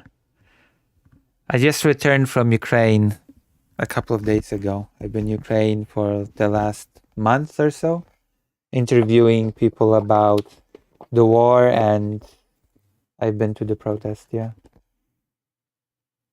I'm not sure if people watching are familiar with what I do and who I am, but I do reporting when it comes to the suffering of people from this war. Children are my focus. to run in some swing states, in competitive districts, and have the opposition paint you with the same broad brush as a democratic socialist in New York. There are some big issues on which there are differences: on Israel and Gaza, on Medicare for all, on funding the police. And these are issues that Republicans hope to use against Democrats of all sorts, not just those who identify as democratic socialists. Are they right to worry? How could Democrats counter Republican messaging here? Yeah. I think they are. By basically, the one road would be to say, listen, the Republicans have failed you. The Republicans have not fixed the economy. They're not out here to help you.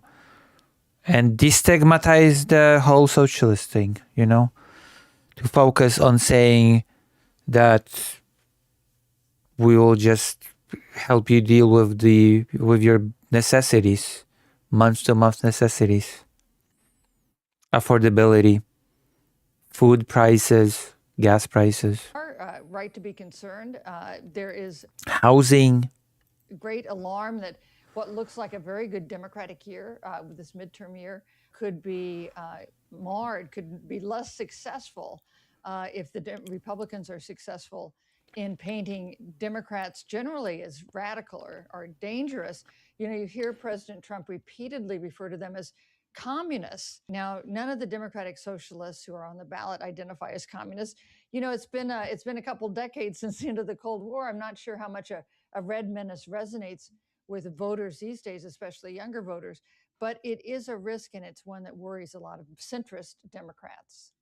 In this progressive... I mean, you just have to push the message of addressing people's actual needs. takeover of the party isn't over yet, is it? No, there are a couple races to keep watching for.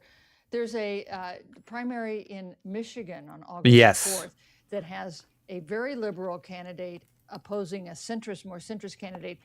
I have been doing Michigan candidates. For the Senate nomination. And there's a gubernatorial. Ukraine is cheap to live in. The West could take note. That's why they still can bring in more investment and manufacturing. I mean, it's cheap, sure, but it would not be as cheap if it will join the European Union. Poland used to be much more cheap as well. I mean, Poland is still cheaper than the West, but it's more expensive than Ukraine. Gubernatorial primary that follows in Wisconsin that has a Democrat. Okay, this is annoying, actually. This resetting is actually annoying. It's like a very good Democratic year, this midterm year. and this resonates with voters these days, especially younger, Senate nomination. And there's a gubernatorial primary that follows in Wisconsin that has a I think here is not about the money, it's about the rules. It's about both, let's be honest. Like the becoming part of the European Union comes with a huge boost to the economy. This is why Poland and Ukraine used to be very similar, on a very similar level when it comes to their economies in the 90s. But let's be honest, the Poland entering the European Union has greatly boosted Poland's economy. And laws and corruption, etc., those are necessary things to be able to join the European Union. Poland had to deal with those things as well. I think adopting the euro would wreck Ukraine with inflation. I mean, Poland does not have the euro, so Poland still uses its own currency.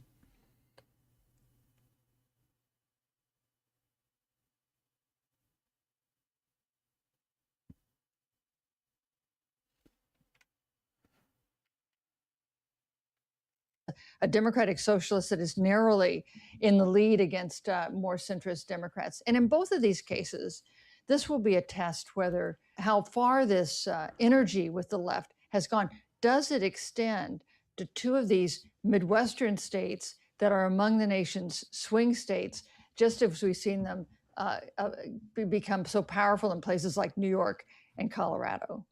A lot of what you're talking about really has me thinking about President Joe Biden and a smoldering anger about left of center Democrats that their priorities and candidates weren't getting a chance at any power. Do you think that's true?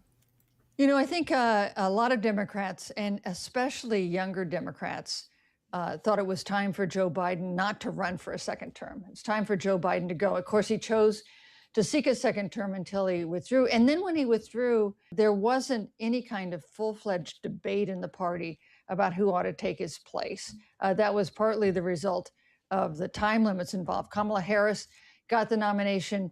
Obviously, we know she didn't win against Donald Trump. So that has left a feeling that the party establishment is not listening to younger, rising voices that say they should be less cautious about what positions to take and more interested in and should be less insane about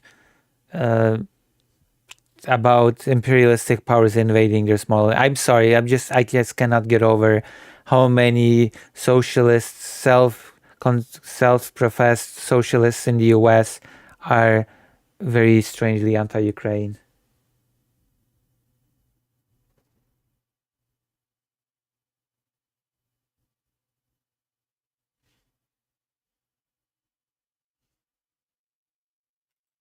This enthusiasm Just can't get over unleashing this enthusiasm that we've seen in some of these races. So consider joining my Okay, Susan, page. wrap all of this up with a bow for us here. What are the stakes? You know, the stakes are pretty big. The midterm elections, the last 2 years of Donald Trump's term has an impact, I think, on the 2028 presidential race.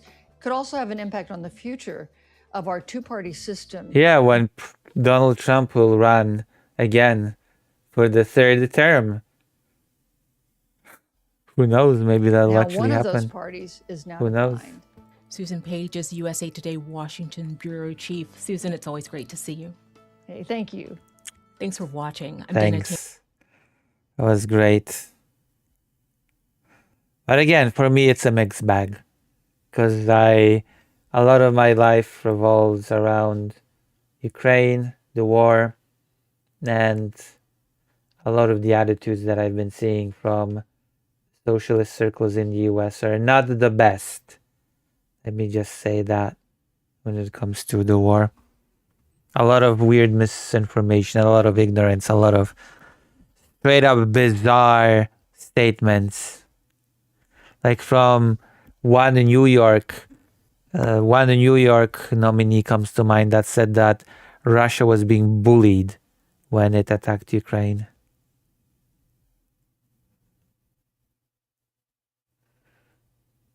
I actually think many socialists in the US are LARPing as socialists and don't really understand what they want. It's just cool for young people to say they're socialists, said Stephen MC Gowen. I think I agree, kind of. Healthcare.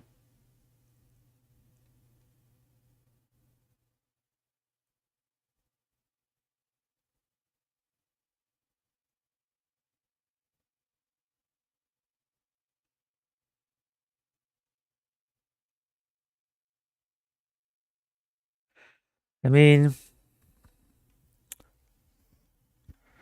all right, let's go to the next topic, which is going to be a doozy because, you know, the attempt on my life. There you go.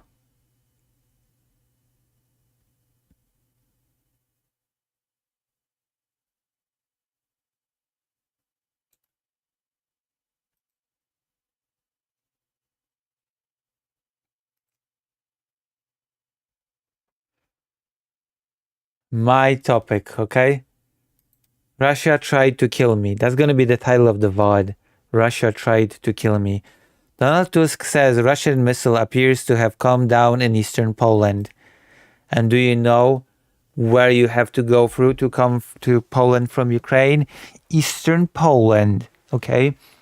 Right after I left my neighborhood in Kyiv and was on the bus, there was a missile strike in my neighborhood in Kyiv.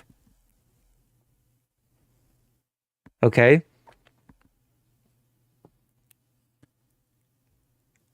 I think you're wrong. No, I think I'm correct. I think Russia is targeting me specifically.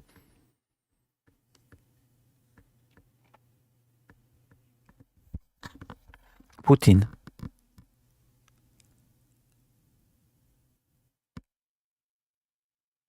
You know? Putin is targeting my life. And now that I'm back in Poland, a missile fell in Poland and created a big crater. Is it a coincidence that a missile hit Poland just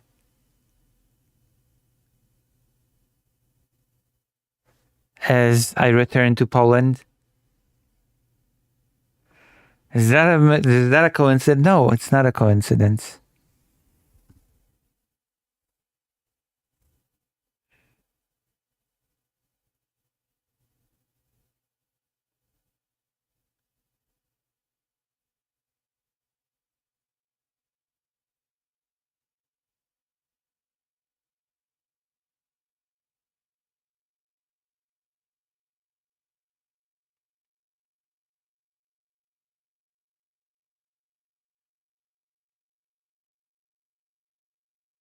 Oh yeah, that's true. I will, hold on. You've shown it on my Discord, right? Or is it? Where did you put it? Where did you put the photo?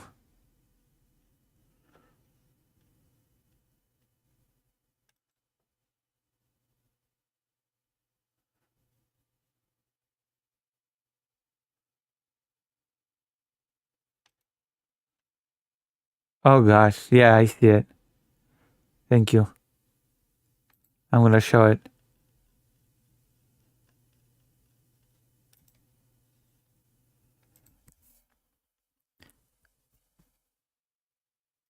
But yeah, a missile has struck Poland.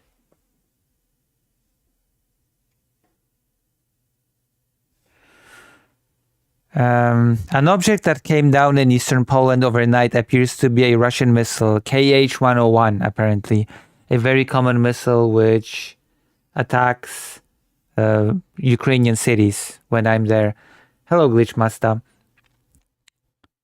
Polish Prime Minister Donald Tusk said on Thursday after authorities found a crater and scattered debris in a field following reports of an explosion. I'm going to show you how the missile strike looks like.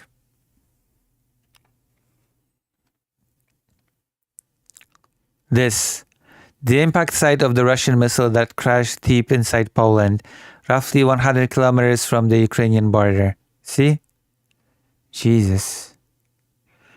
During Russia's overnight missile attack, a Russian cruise missile flew deep into Poland, leaving a large crater near Tarnawa Kolonia and Kokary villages. The impact site lies roughly 100 kilometers from the Ukrainian border. Russia launched Kh-101 missiles overnight, making this almost certainly one of them. Happy birthday, Glitch Mustache brother.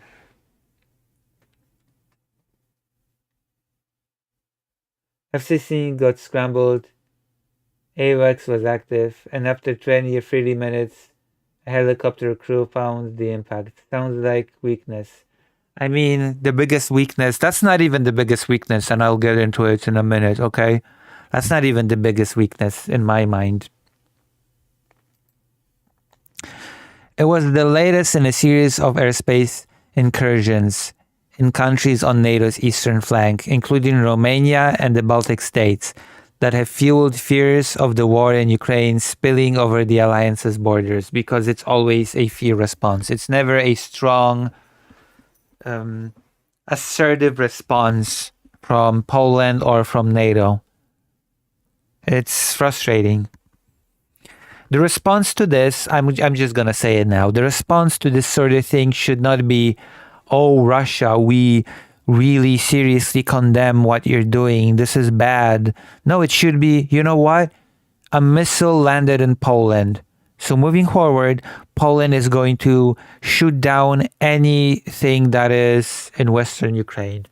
Any drone, missile, whatever, we're going to shoot it down. We're not going to risk any drones, missiles, or any other object landing in Poland. We're just going to preemptively shoot everything down as it's in Ukraine. That is what should happen. But it won't. Poland will not do anything. NATO will not do anything. It will just be condemnation as always. Russia can violate NATO airspace time and time and time again, and there's never any consequence. That is the weakness. That is the weakness. There's no consequence. There's zero consequence.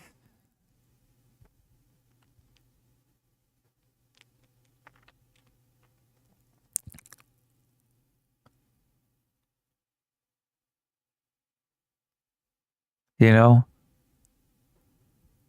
Like interceptor drones, interceptor missiles. Right? You don't have to have jets in the air all the time to do those things. Actually.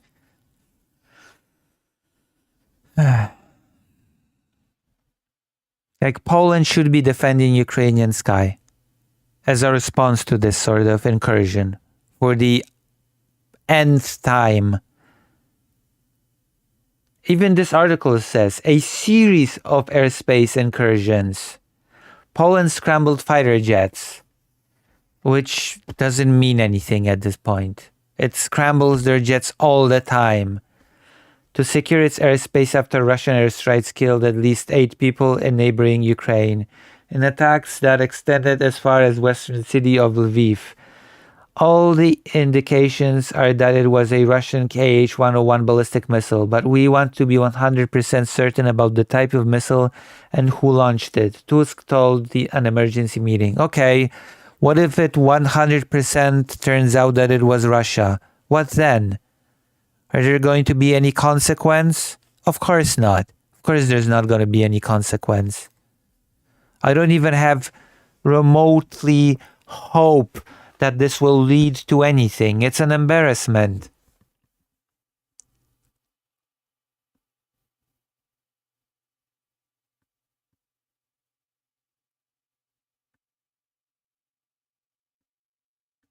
It's just so sad. It's embarrassing that Russia escalates time and time and time again in various ways, and the West, the so-called collective West, is so afraid to actually take reins of the escalation ladder in any way. No reason to think Poland was target. It shouldn't matter. Tusk later visited the site where the object fell near the village of Tarnowa Kolonia, just over 100 kilometers from the Ukrainian border. There is no reason to think that the target was Poland, he said, adding that Ukrainian fighter pilots had attempted to shoot down missiles approaching the Polish border. Yeah, the Poland, Ukraine defends Polish airspace instead of the other way around. It's just so messed up. Tusk vowed to maintain support for Ukraine, saying his government would consider providing further aid, including additional Patriot systems. Bilateral relations have recently been strained by disputes over history, which is stupid. Extremely stupid, but I'm not going to go into this now. There's a time and a place to talk about history, and now is not that time, now is not that place. The Russian embassy in Warsaw did not immediately respond to an email request for comment, because of course they won't.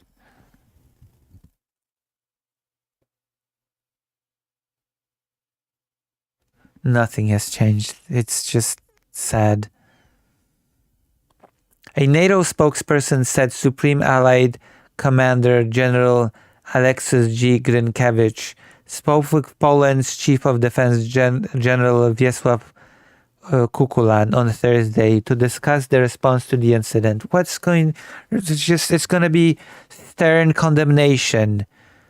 That is the extent to which there's going to be a response to the incident. The object left a crater about 10 meters, 33 feet wide. The Interior Ministry added on X, according to local authorities. It was located in farmland about 2 kilometers from residential buildings.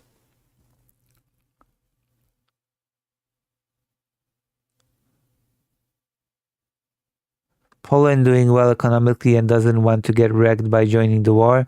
Shooting down missiles and drones would not mean Poland joining the war. So no, that's actually not. That's silly.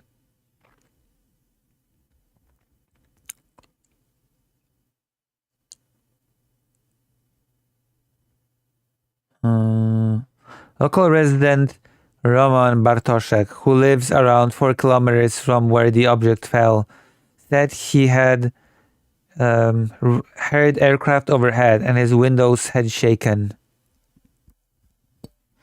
The operational command of Poland's armed forces said an object had been detected in Polish airspace at 3:40 a.m. local time and disappeared from radar soon afterwards.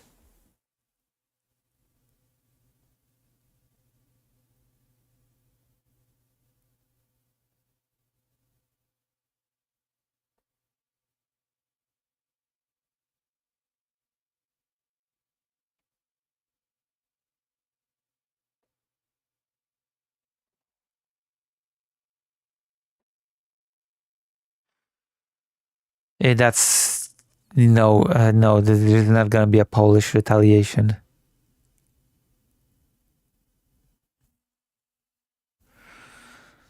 Poland should be defending Ukrainian guys. Okay, Poland should do more to help Ukraine.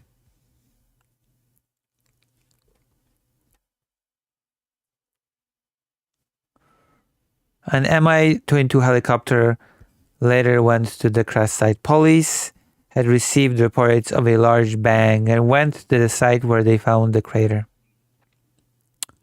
And that's it. I don't have much hope for this leading to anything. West should body slam Russia with sanctions after missile incursion in Poland. I don't even think that there's gonna be sanctions retaliation. I don't believe that.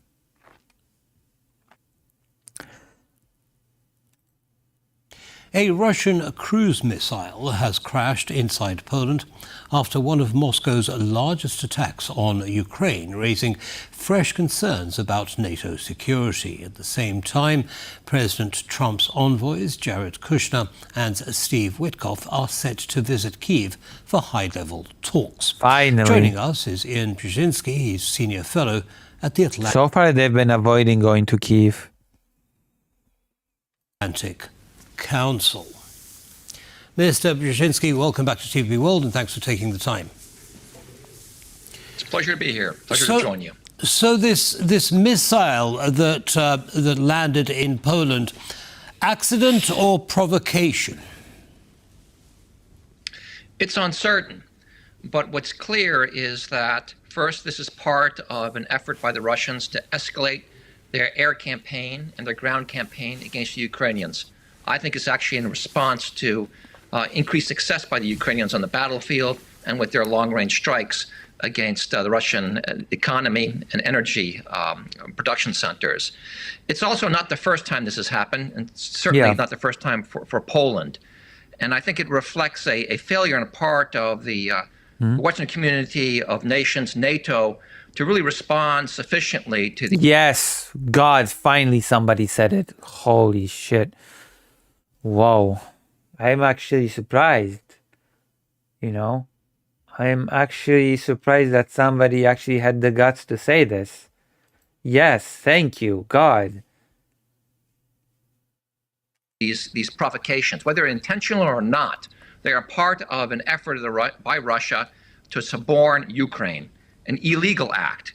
And we're at risk of having more of these incidents happen unless we respond with greater fortitude. Yeah, the weaker the response from the West is, the more emboldened Russia is going to be to do these things, of course. Finally, somebody that understands these simple facts.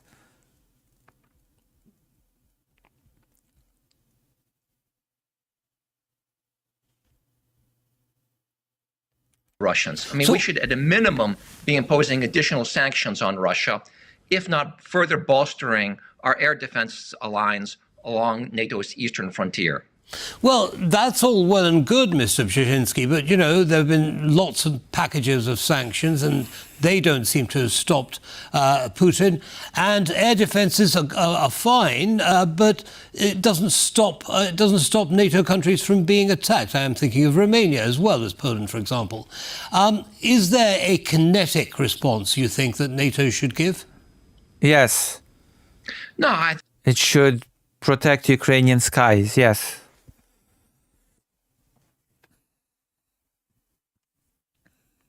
I think I wouldn't strike Russia by the alliance at this point. There are a wide variety of non-kinetic things we could do.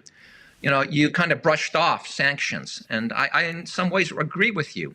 The sanctions that the West have placed on Russia have been incremental. Defending Ukrainian skies is also a kinetic response, just so you know. They've been marginal.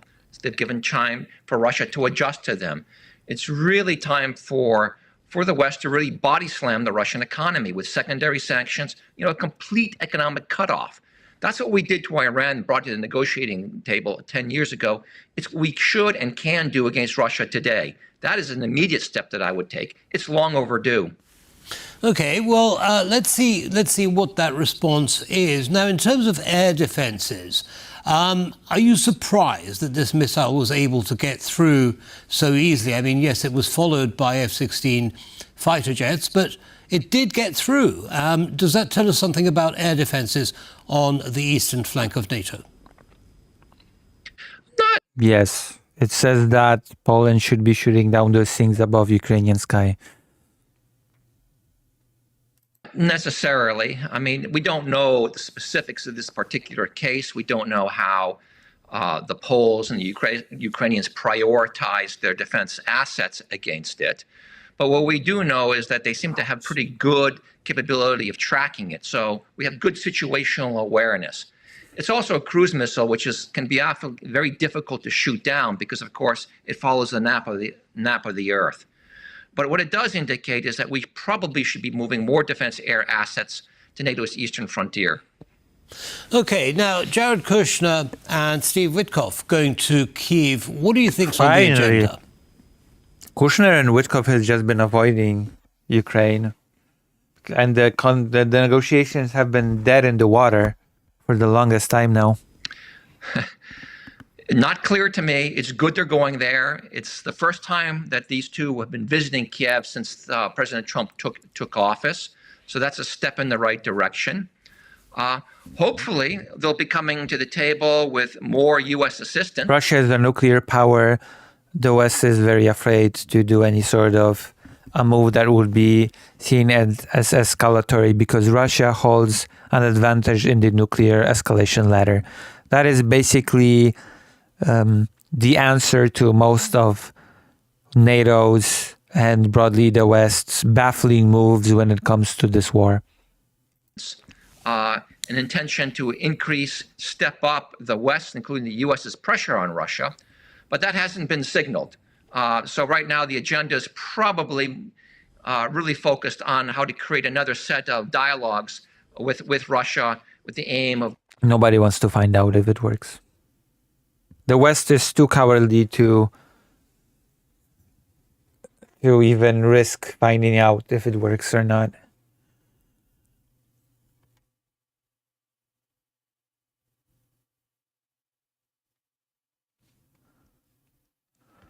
bringing to a ceasefire and ultimately a peace. Okay, now, President Trump, I mean, as you say, it's a gesture, a move in the right direction by sending his envoys to Ukraine. But his attitude towards President Zelensky has also changed since that infamous first meeting in Washington, the Oval Office.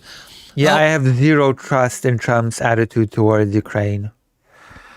Unless Trump sends billions of dollars in aid to Ukraine, it's just meaningless. It doesn't mean anything.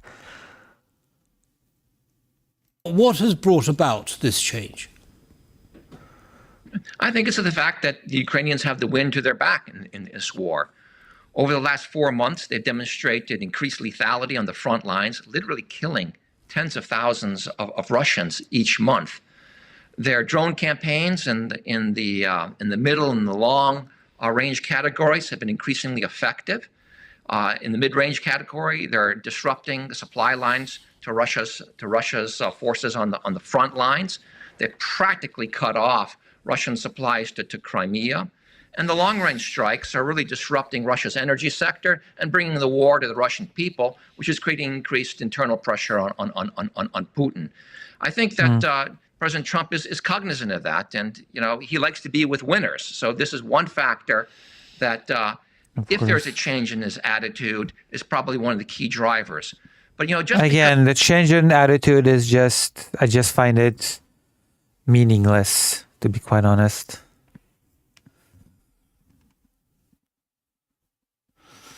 Trump adheres to whoever he sees as a winner. He has no real values himself, so he goes for winners. Trump thought that because Russia was bigger, it would win. Grade school politics. I don't trust Trump.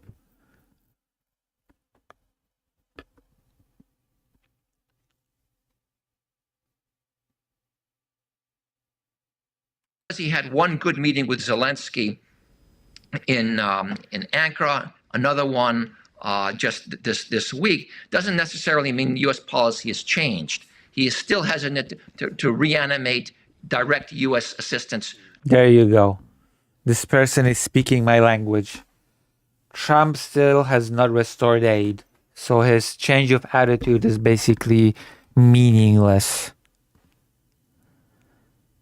What's the advantage? The advantage is, the advantage is that Russia is able to escalate, and the West does not respond in any meaningful way. That's the advantage in the escalation ladder. To Ukraine, and that is a step he Russia keeps having every step of the way. Should take.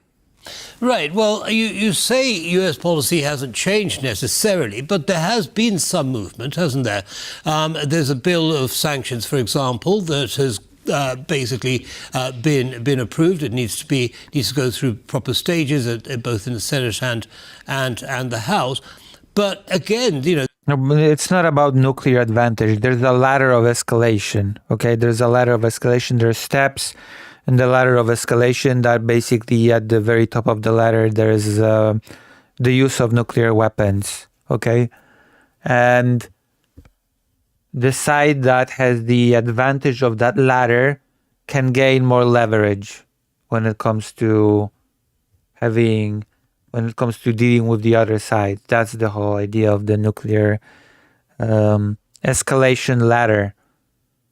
Okay, having an advantage in the nuclear escalation ladder means that the other side is more afraid of you than they are of you, and that you give them more ground. Because you're more afraid of them escalating than they are afraid of you escalating.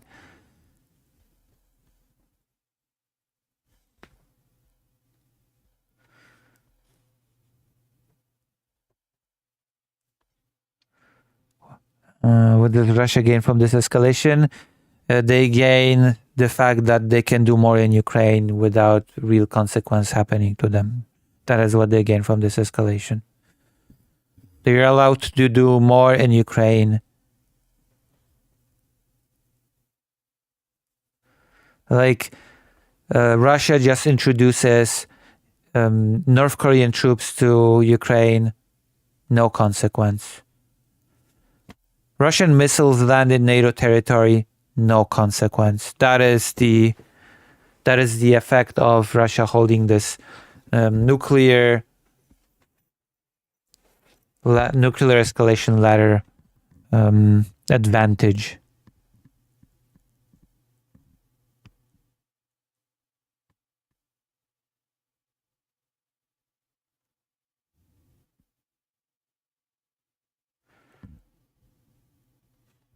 Yeah.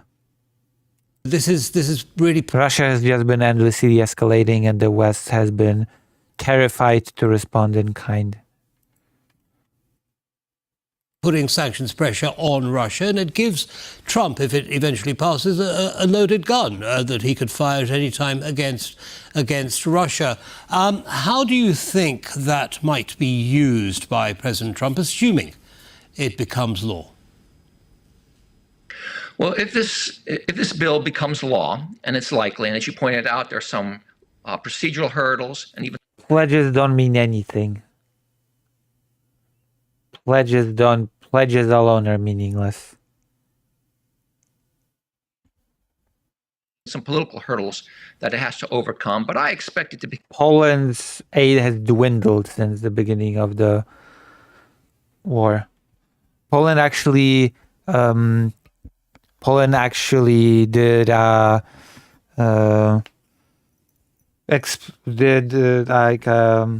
disclosure of total aid that it has given, and Poland in recent years has been giving a lot less aid than at the start. The majority of aid given by Poland has been given near the start. Become law in September or early October at latest. And it does two things. First and foremost, it really underscores strong, robust, bipartisan support for Ukraine on Capitol Hill. And that is pressure on President Trump. Second, it does give President Trump a real nudge to exercise authorities that he has, provides him a few additional authorities when it comes down to tariffs and financial sanctions. The bill has many waivers. So it really, in some ways, is not only just pressure on Trump, but it will be a test to see if he's really willing to exercise those powers. So we'll have to wait and see. It'll be a good signal of support for Ukraine. We'll see. But ultimately, the ball will ultimately lie in President Trump's court, the ball being the sanctions, and whether or not he'll hit them hard enough to, really put pressure on President Putin. Right, well... That is yet to be seen. Yes, as you say, it does have to be seen. But do you think Putin's sitting in the Kremlin right now recalculating his relationship with President Trump? I think he's watching closely. I think he takes note of the fact that these two last conversations, face-to-face conversations between President Trump and President Zelensky went very well. It's very clear that he's beginning to feel... Yeah, I've heard that so many times about Trump's legendary, amazing conversations that lead to nothing. Internal pressure in his conduct of this war and his exercise of this war. Russian polling indicates growing frustration. He is having problems on the front. His war economy is being hit hard by these long-range Ukrainian strikes. War bloggers are beginning to turn on him, expressing concern about the performance of Russian forces, support to Russian forces, and are even indicating that they're worried about what may happen And yet, I don't see this war ending anytime soon. this winter if Ukraine continues to have success in these long-range strikes. So I think Putin's very attuned, very focused on what Trump is doing. Is probably worried that there may actually be a shift in Trump's support for Ukraine. But again, I have to point out that that expression has been verbal. It has yet to translate into actual policy actions. True. Absolutely, and we shall be watching closely. Mr. Brzezinski, as always, thank you very much for sharing your analysis with our audience. That is a very polite way to say, I'll believe it when I see it. It's just a nothing burger so far. All right, thank you. We've gone through the topics. The most important topics being Russia trying to kill me in Poland. How do we feel?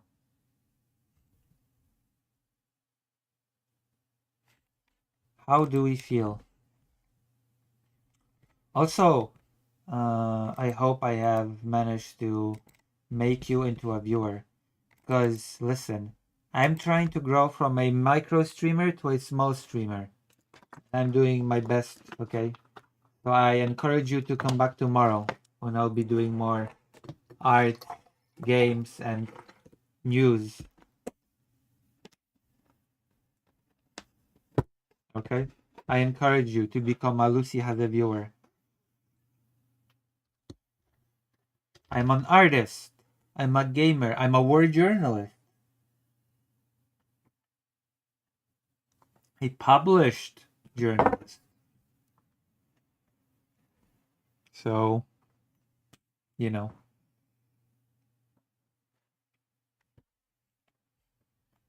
I hope to see you tomorrow so that we can together you must be a big threat if Russia tries to kill you specifically. I know.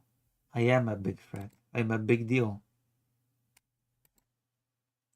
I am a big deal. So press like, press subscribe.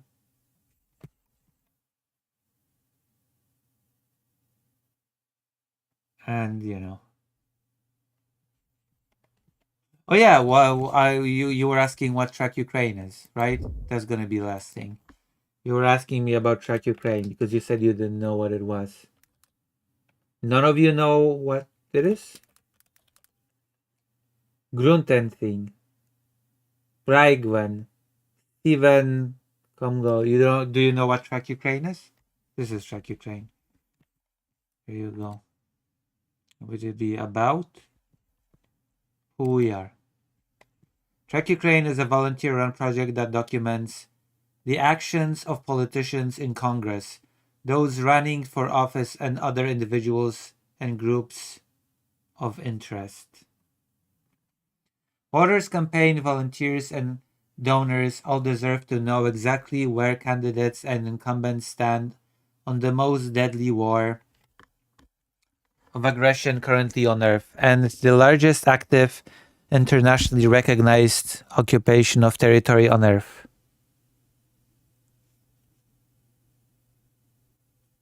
Why is it weird? What's wrong with it? It's like, you know. Why is it weird? Transparency is a key goal of the project, tracking and scoring voting records, statements, actions, or lack thereof. We perform our work for this mission so that those who believe in the American values of self-governance and self-determination can make informed decisions. Track Ukraine also connects current and prospective legislators with those who have experienced the effects of the invasion firsthand. Displacement, occupation, destruction of their homeland, being bombed, the incredible loss of living in a war zone or escaping when others couldn't, and seeing their culture targeted for erasure.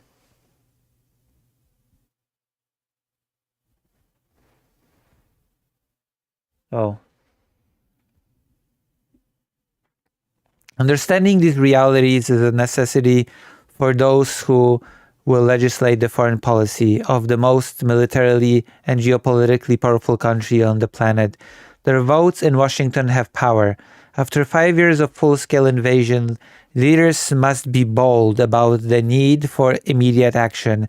The failed promise of a 24-hour peace now fades into distant memory and must be replaced by new powerful decisions. The United States of America placed Kyiv in the position of giving up its atomic weapons arsenal in exchange for security guarantees, especially because we provided those assurances of sovereignty and security. The very nation that harnessed the atom cannot forget its commitments to the lives that depend upon them. The reality of occupation, the promises the US made to the people of Ukraine, and the heavy proliferation of Russian war crimes and crimes against humanity must be front and center in discourse around the war. We work to make sure that's the case. So yeah, that's the organization. I encourage you all to look into it. All right?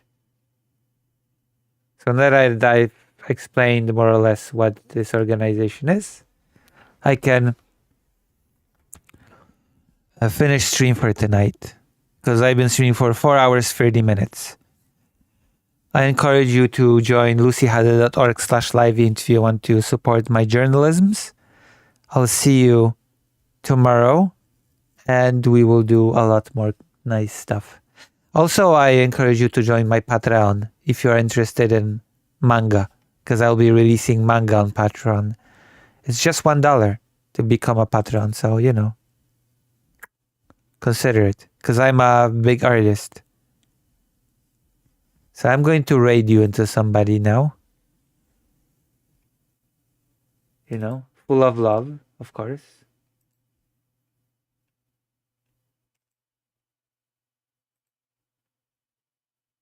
And I hope to see you tomorrow. You know, I hope to see some of you tomorrow.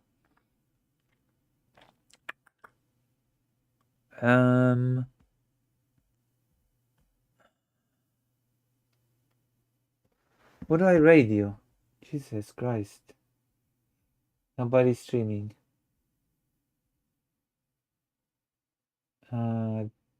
Galactic News Network, I guess. Alright. Thank you. Thank you, Titan. Thank you very much. Alright. Bye-bye. Good night.